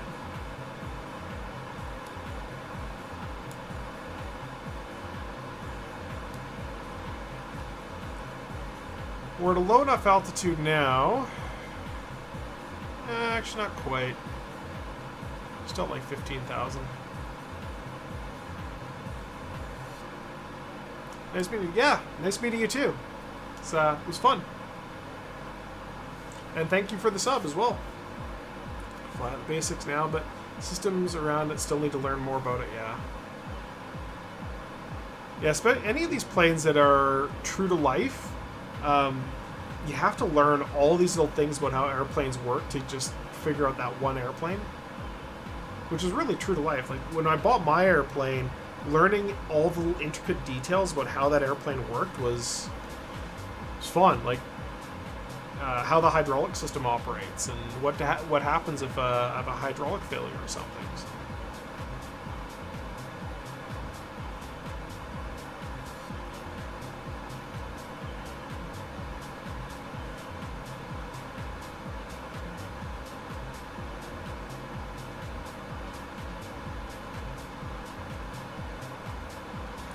Sea Ray, I cannot find a way to lower the gear when everything died. Oh, yeah. Yep. That's true, because the Sea Ray's gears are electric, aren't they? It's one of the nice things about my plane is it's hydraulic, which of course people won't like because they don't like hydraulics, but allow me to belly land it. Yeah, exactly. My airplane, I'm not so worried. Like, if I can't get the landing gear down, whatever, just go land on a lake or land in a field or something. The hull will take it. It's not like it's a made of tinfoil or something.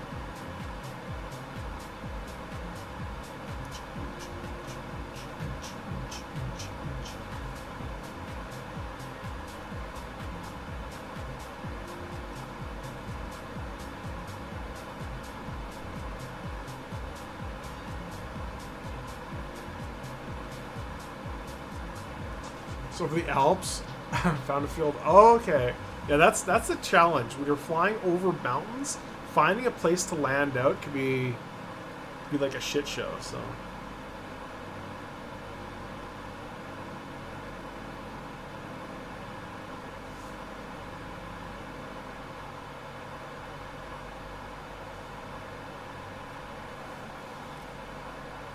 $10K feet, yeah, exactly.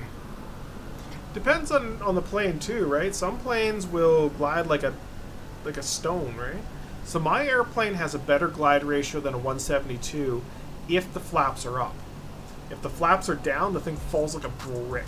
And there's no in between. Like, there's no half flaps on my airplane. It is, you have flaps or you have no flaps. That's it. All the way out, all the way in.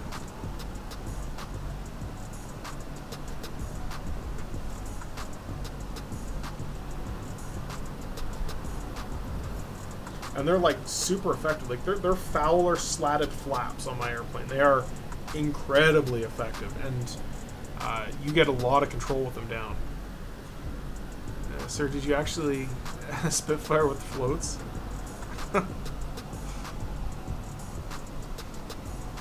Well, Spitfire on floats. That'd be an interesting thing to see. Yes, this is where I came out of. Somewhere around here. It'd be right about there, something like that. And then flew back up north. These are crazy little foothills out here.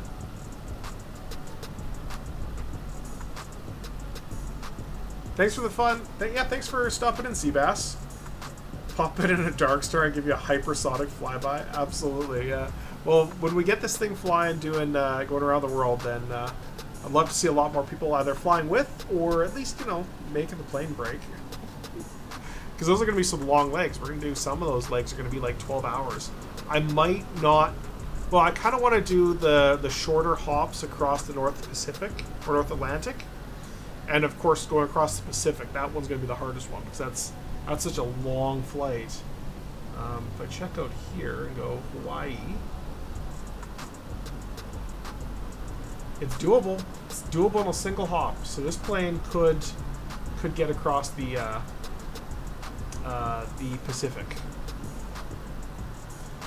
Saw pictures of the single-engine float models was used in Canada and other places to haul stuff. Yeah, I love planes with good floats on them. It's I was watching Ice Pilots and they had an episode where they put skis on a DC-3, which, by the way, the DC-3 is coming out here in a few weeks, along with the whatchamacallit, which reminds me, I've got a couple books I need to read about Charles Lindbergh's flight because I'm planning on flying the Spirit of St. Louis, doing his actual flight in the sim live on stream. Obviously, there's going to be no engine failure or failure stuff available for that, but still, it'll be fun.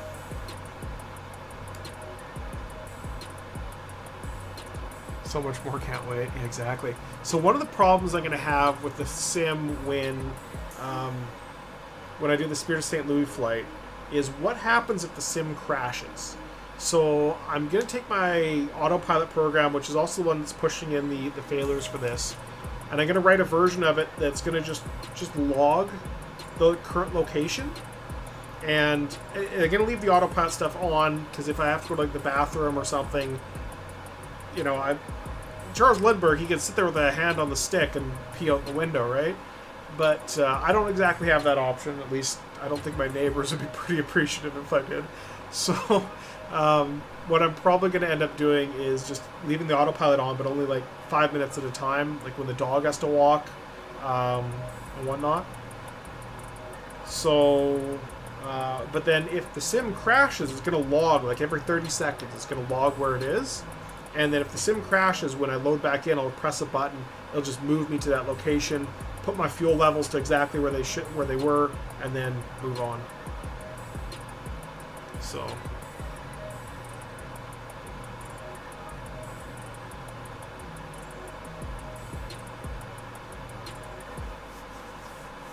Yeah, we're finally getting helicopters, which is really exciting. Screens in the beta show Bell 407's flying past Skagit looks amazing. Yeah. Yeah, I've been looking forward to helicopters for a while. Still at 12,000 feet. Jesus.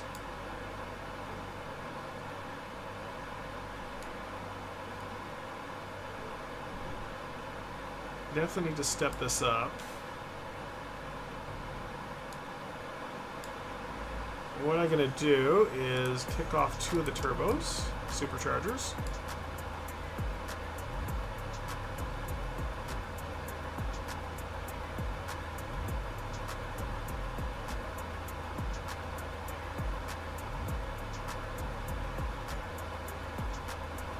And then the other 2. Boop, boop.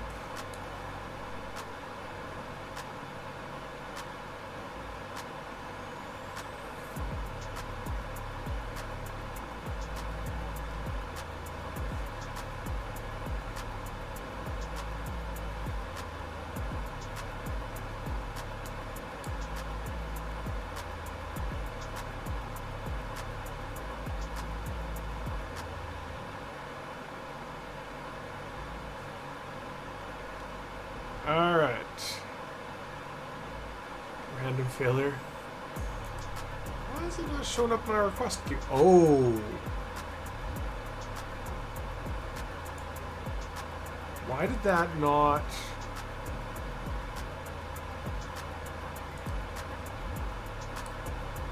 So I tried to just tell it to bypass, have things bypass the request queue, and it doesn't look like they show up correctly.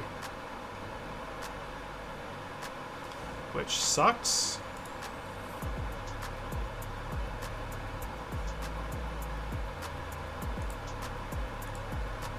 I will look into that.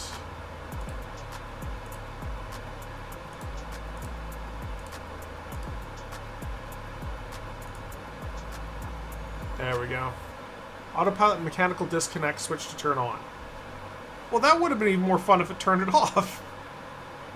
Alright.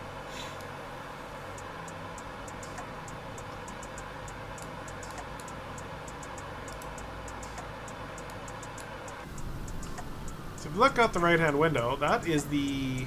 I'm pretty sure it's this runway. It's the longest runway in Canada.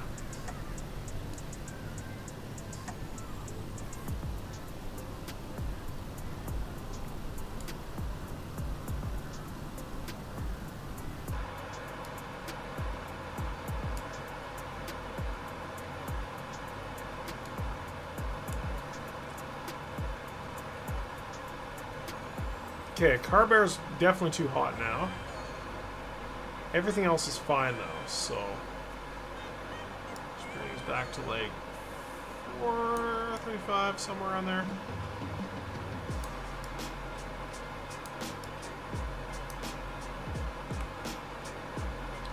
Should cool those off.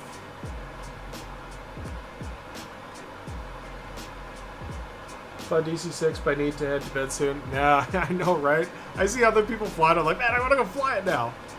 So maybe Mirwaz, when I go around the world, we'll at least get you to do like a formation flight along with me during one of the legs. I think that'd be fun. Aviation Museum, a seasoned bloke there told me that his barrel roll is when the ailerons are turned slightly and the whole plane moves around in an imaginary circle. Yeah, top of the fuselage pointing in the middle of the imaginary circle. So yeah, so an aileron roll, you're flying in a straight line and it just rotates around it, right? Just rotates around it.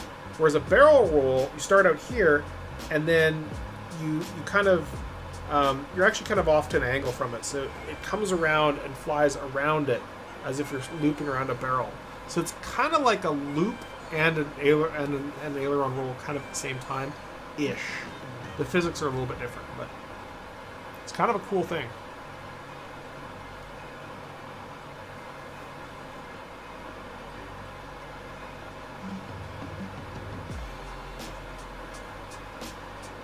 Which is why you like put your vision exactly 45 degrees out and then just pull around it. Engine 4 oil and fuel pressure warning isolations to switch on. Oh, well that's fun. That's down here. Most of those are on now. So now if there's an engine failure, I can't check the instruments because that's on.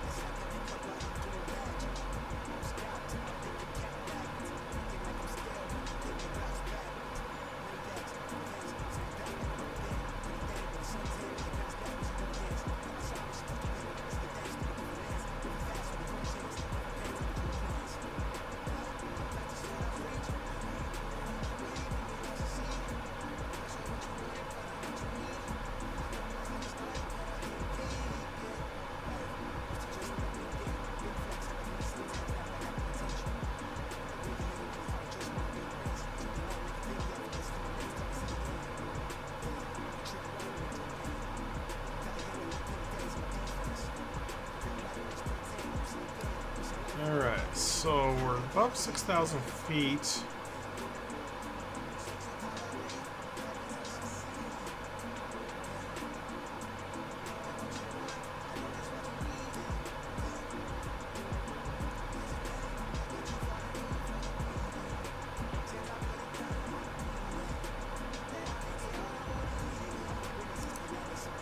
Alright, fly with altitude control on. Slow this bad boy down.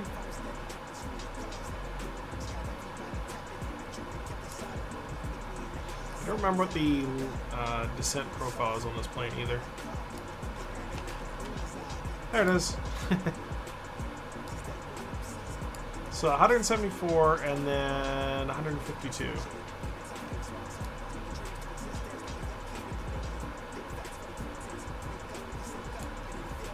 In the same position while in flight, otherwise it'd fall like a rock. Yep.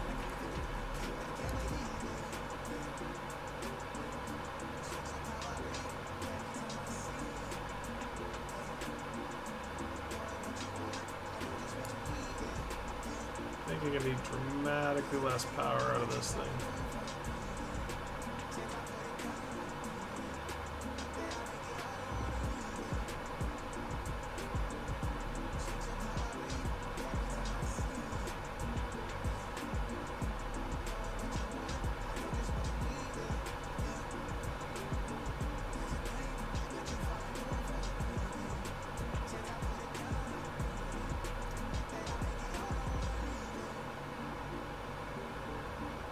Get the slower speeds.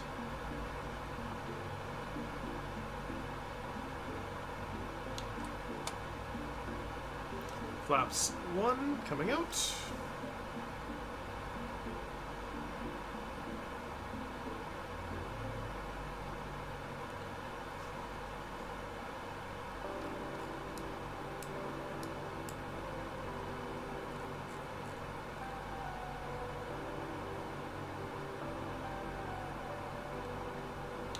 Flaps 2.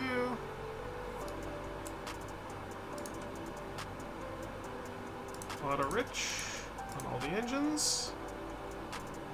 Lock that up.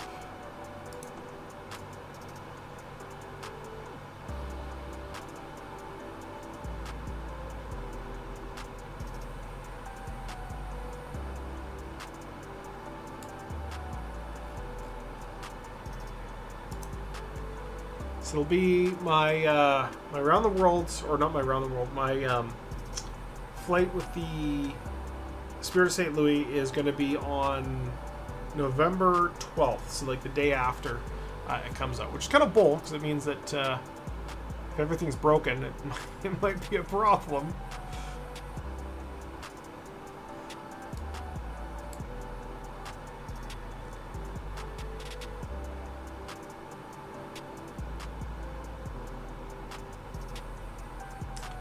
So 1-7.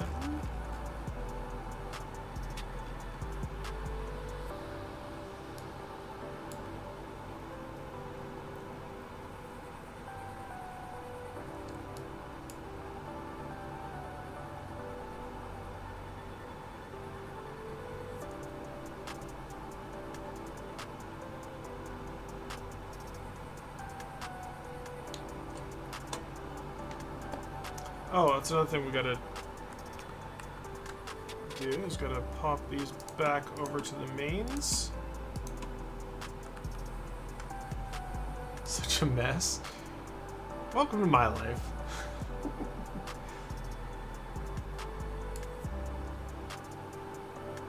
Alright. Oh no. You can go on, and then you can go on. You can go centered, and then you can go localizer. There we go.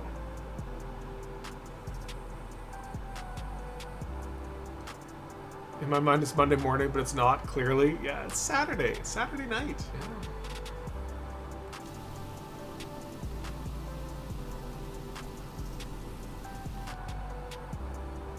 Yeah. Alright, airplane. I think I gave you enough chances to figure your shit out. Oh, is that popped off?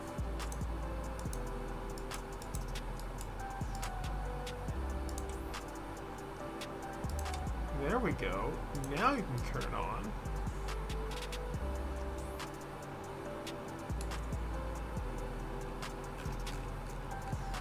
Alright. Almost 2 a.m. Oof. That's late. You're in... It's gotta be Australia then.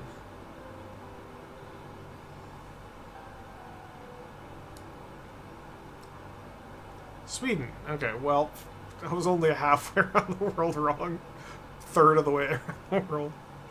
Oh.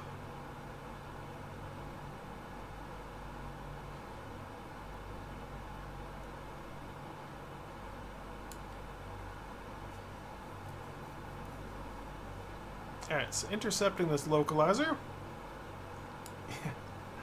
I don't remember where everybody is, yeah. I try to, but sometimes I'm not the best at it. Center. And let's put it onto localizer mode.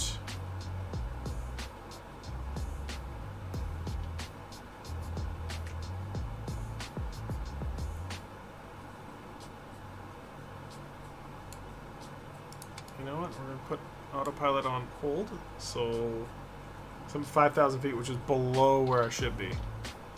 But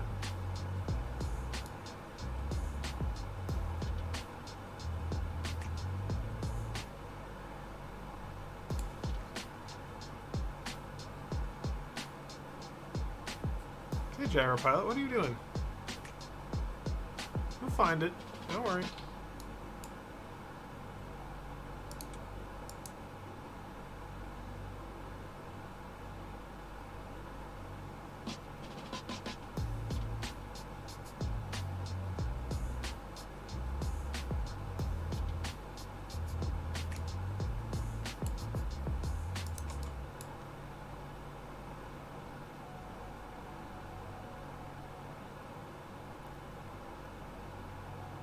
Okay, well, we might have to manually fly this. Let's go jump on No Man's Sky. It's been a while since I played that game. I kind of want to play it, though. I kind of want to play it again.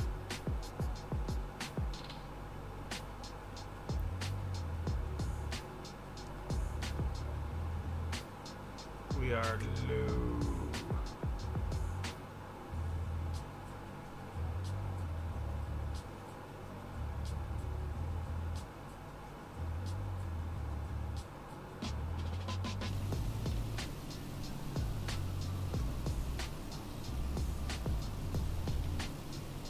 messing around with the gyro pilot makes me just gonna biff it hard, aren't I? Updates is completely space game now. Oh, nice. I was hearing a lot of good things a year or two ago about it. I actually really enjoyed the original, like the original release. Mostly because I didn't hear anything about what it should have been. And I can understand why people would be pretty annoyed if they, you know, had heard all those things about it and it's like, oh, well, yeah, it doesn't do any of those. Okay.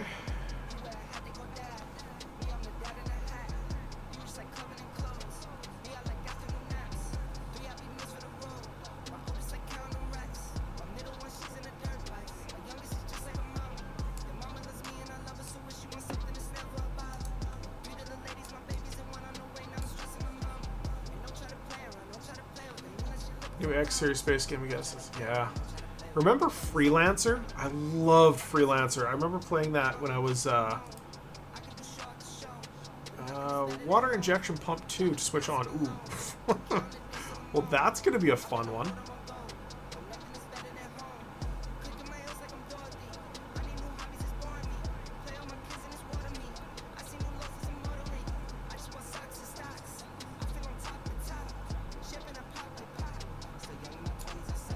Never played that. It makes me so sad. Yeah, Freelancer was incredible. So I remember staying back in for I think it was grade 12. I was stayed back at in the city while everybody else went to like Europe or something, and because I didn't get in on the trip soon enough, so and it was like the game was well worth it. I played the crap out of it. Carb de-ice switched on. Alright, well, it's not gonna hurt.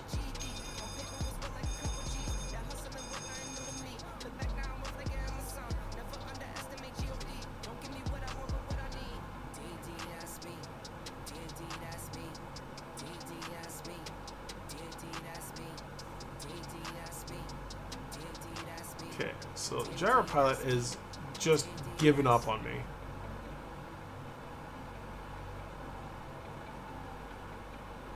Do anything, did it? I didn't see anything.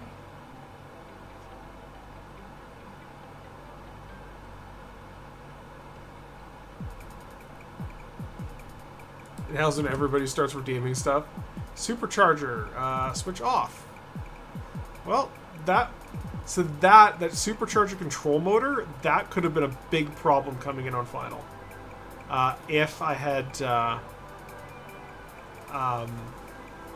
If I had still the turbochargers on, but of course I shut them off so long ago.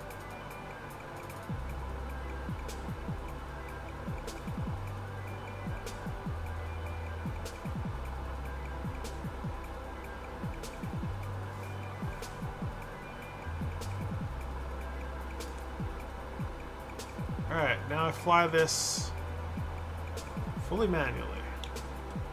Landing gear coming down.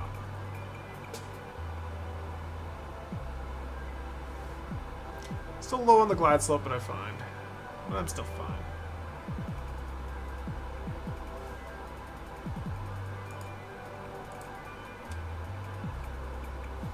Timer, prop de-icer control switch. So there's this de-icer up here. I'll shut something off up there. Or maybe that's on the back. There's like a timer for it. So it'll effectively mean if your de-ice is on, it'll just stay on.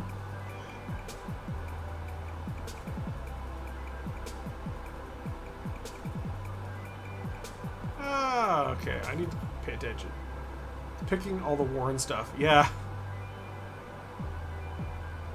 Stuff that doesn't matter. It literally just picks it all at random. So it picks a random one and then picks a random action to give it. But that's why when there's going to be bits, you'll be able to pick whatever you want. And I don't really know how to change that for channel points though, because I don't think I can do channel points through that.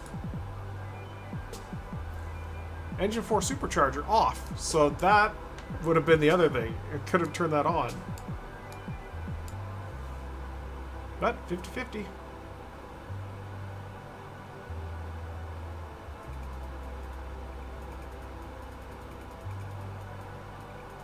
Oh my god, what am I doing?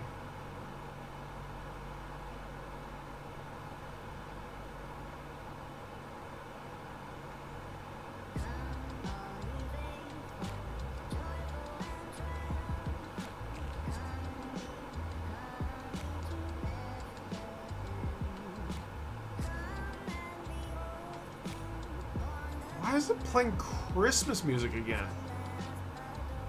Bloody hell. I just pick a random one that's like got trap music and it's got Christmas music.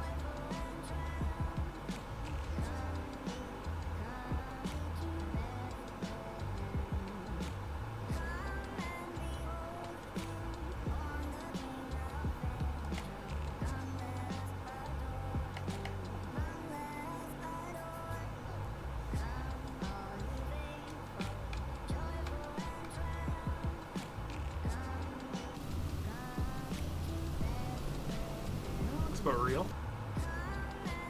Well, I can see this now. Okay, complete.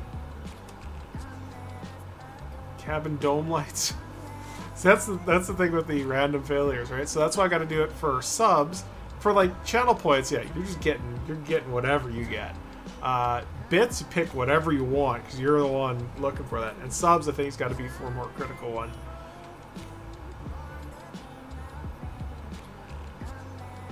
Alright, so BMEP much lower. Definitely going fast, but I think we're going to burn off a bunch of speed because I'm getting the last stage of flaps in.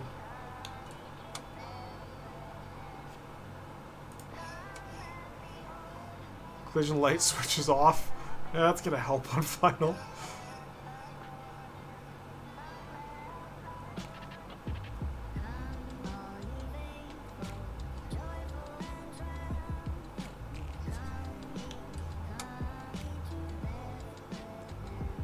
Oh, this isn't good.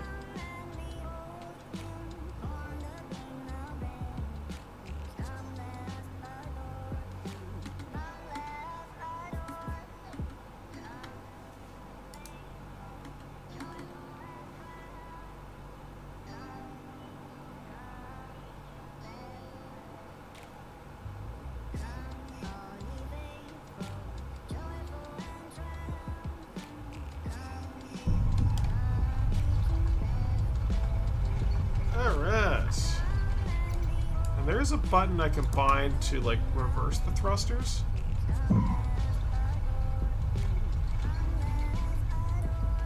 That was way low landing though.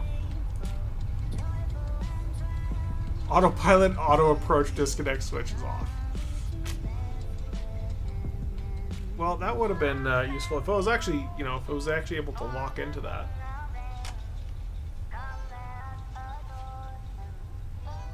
So you saw there was probably only 2 lights that came up there for the, whatchamacallit.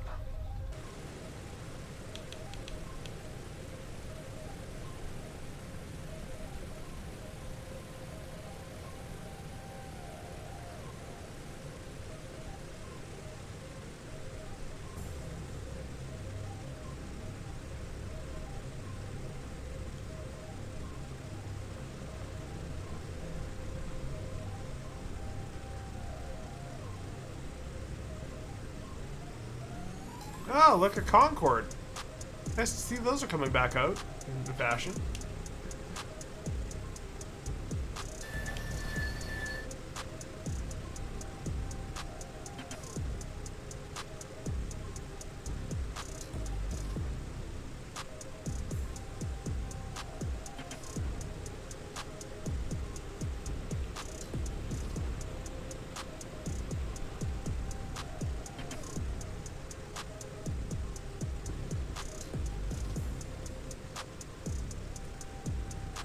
Let's go park somewhere at the terminal.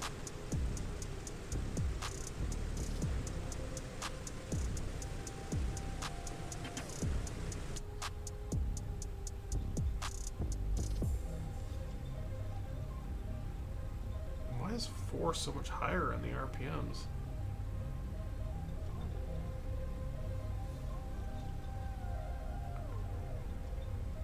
This random failure caused something to turn off to actually make it a bit harder. Yeah, exactly. So I think the random failures, I think it's more fun to be like a game. Like, well, the random failures for channel point for just channel points, because channel points, you get them by watching.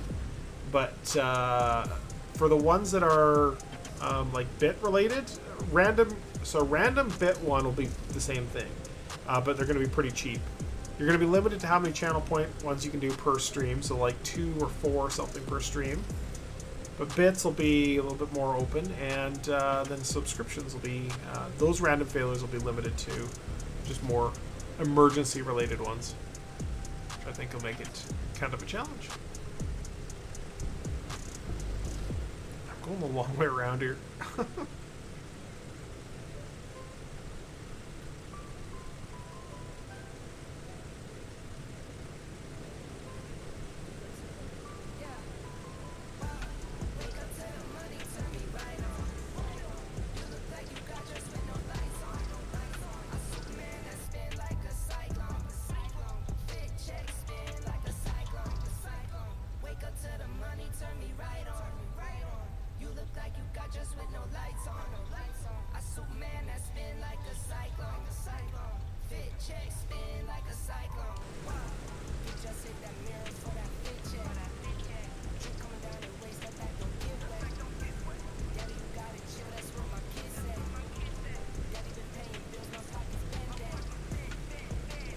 Oh, look, there's another plane, just like mine.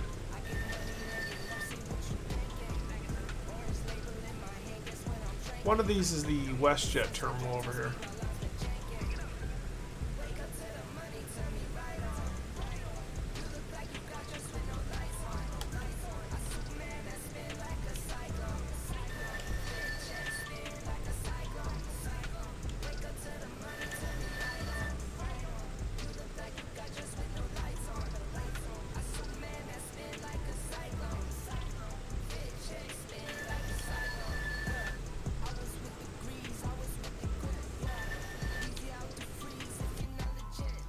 Alright, so with that, pull those off.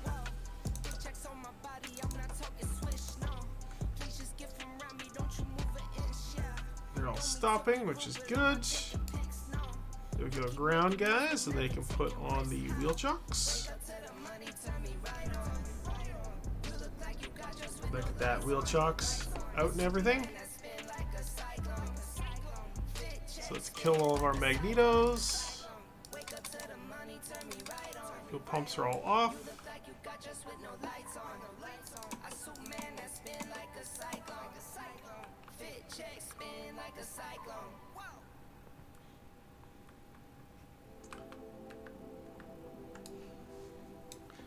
Okay.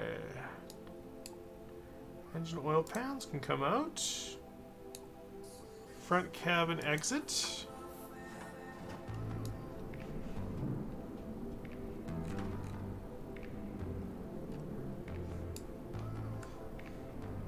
I like that.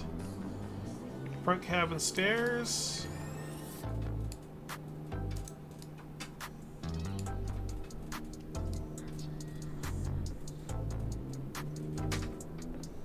Main cabin exit. Oh yeah, because people get on the back, wouldn't they?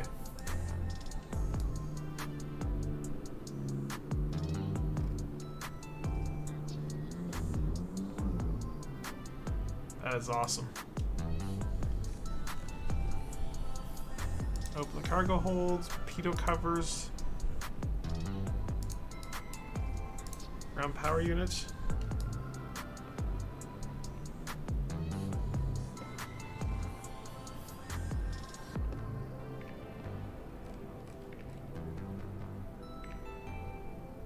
Alright, well, that was fun.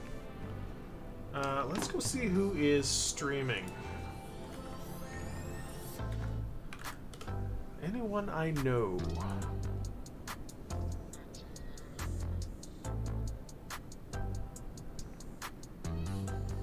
Oh my god. Let's game it out. Look at his like game title. Oh, jeez.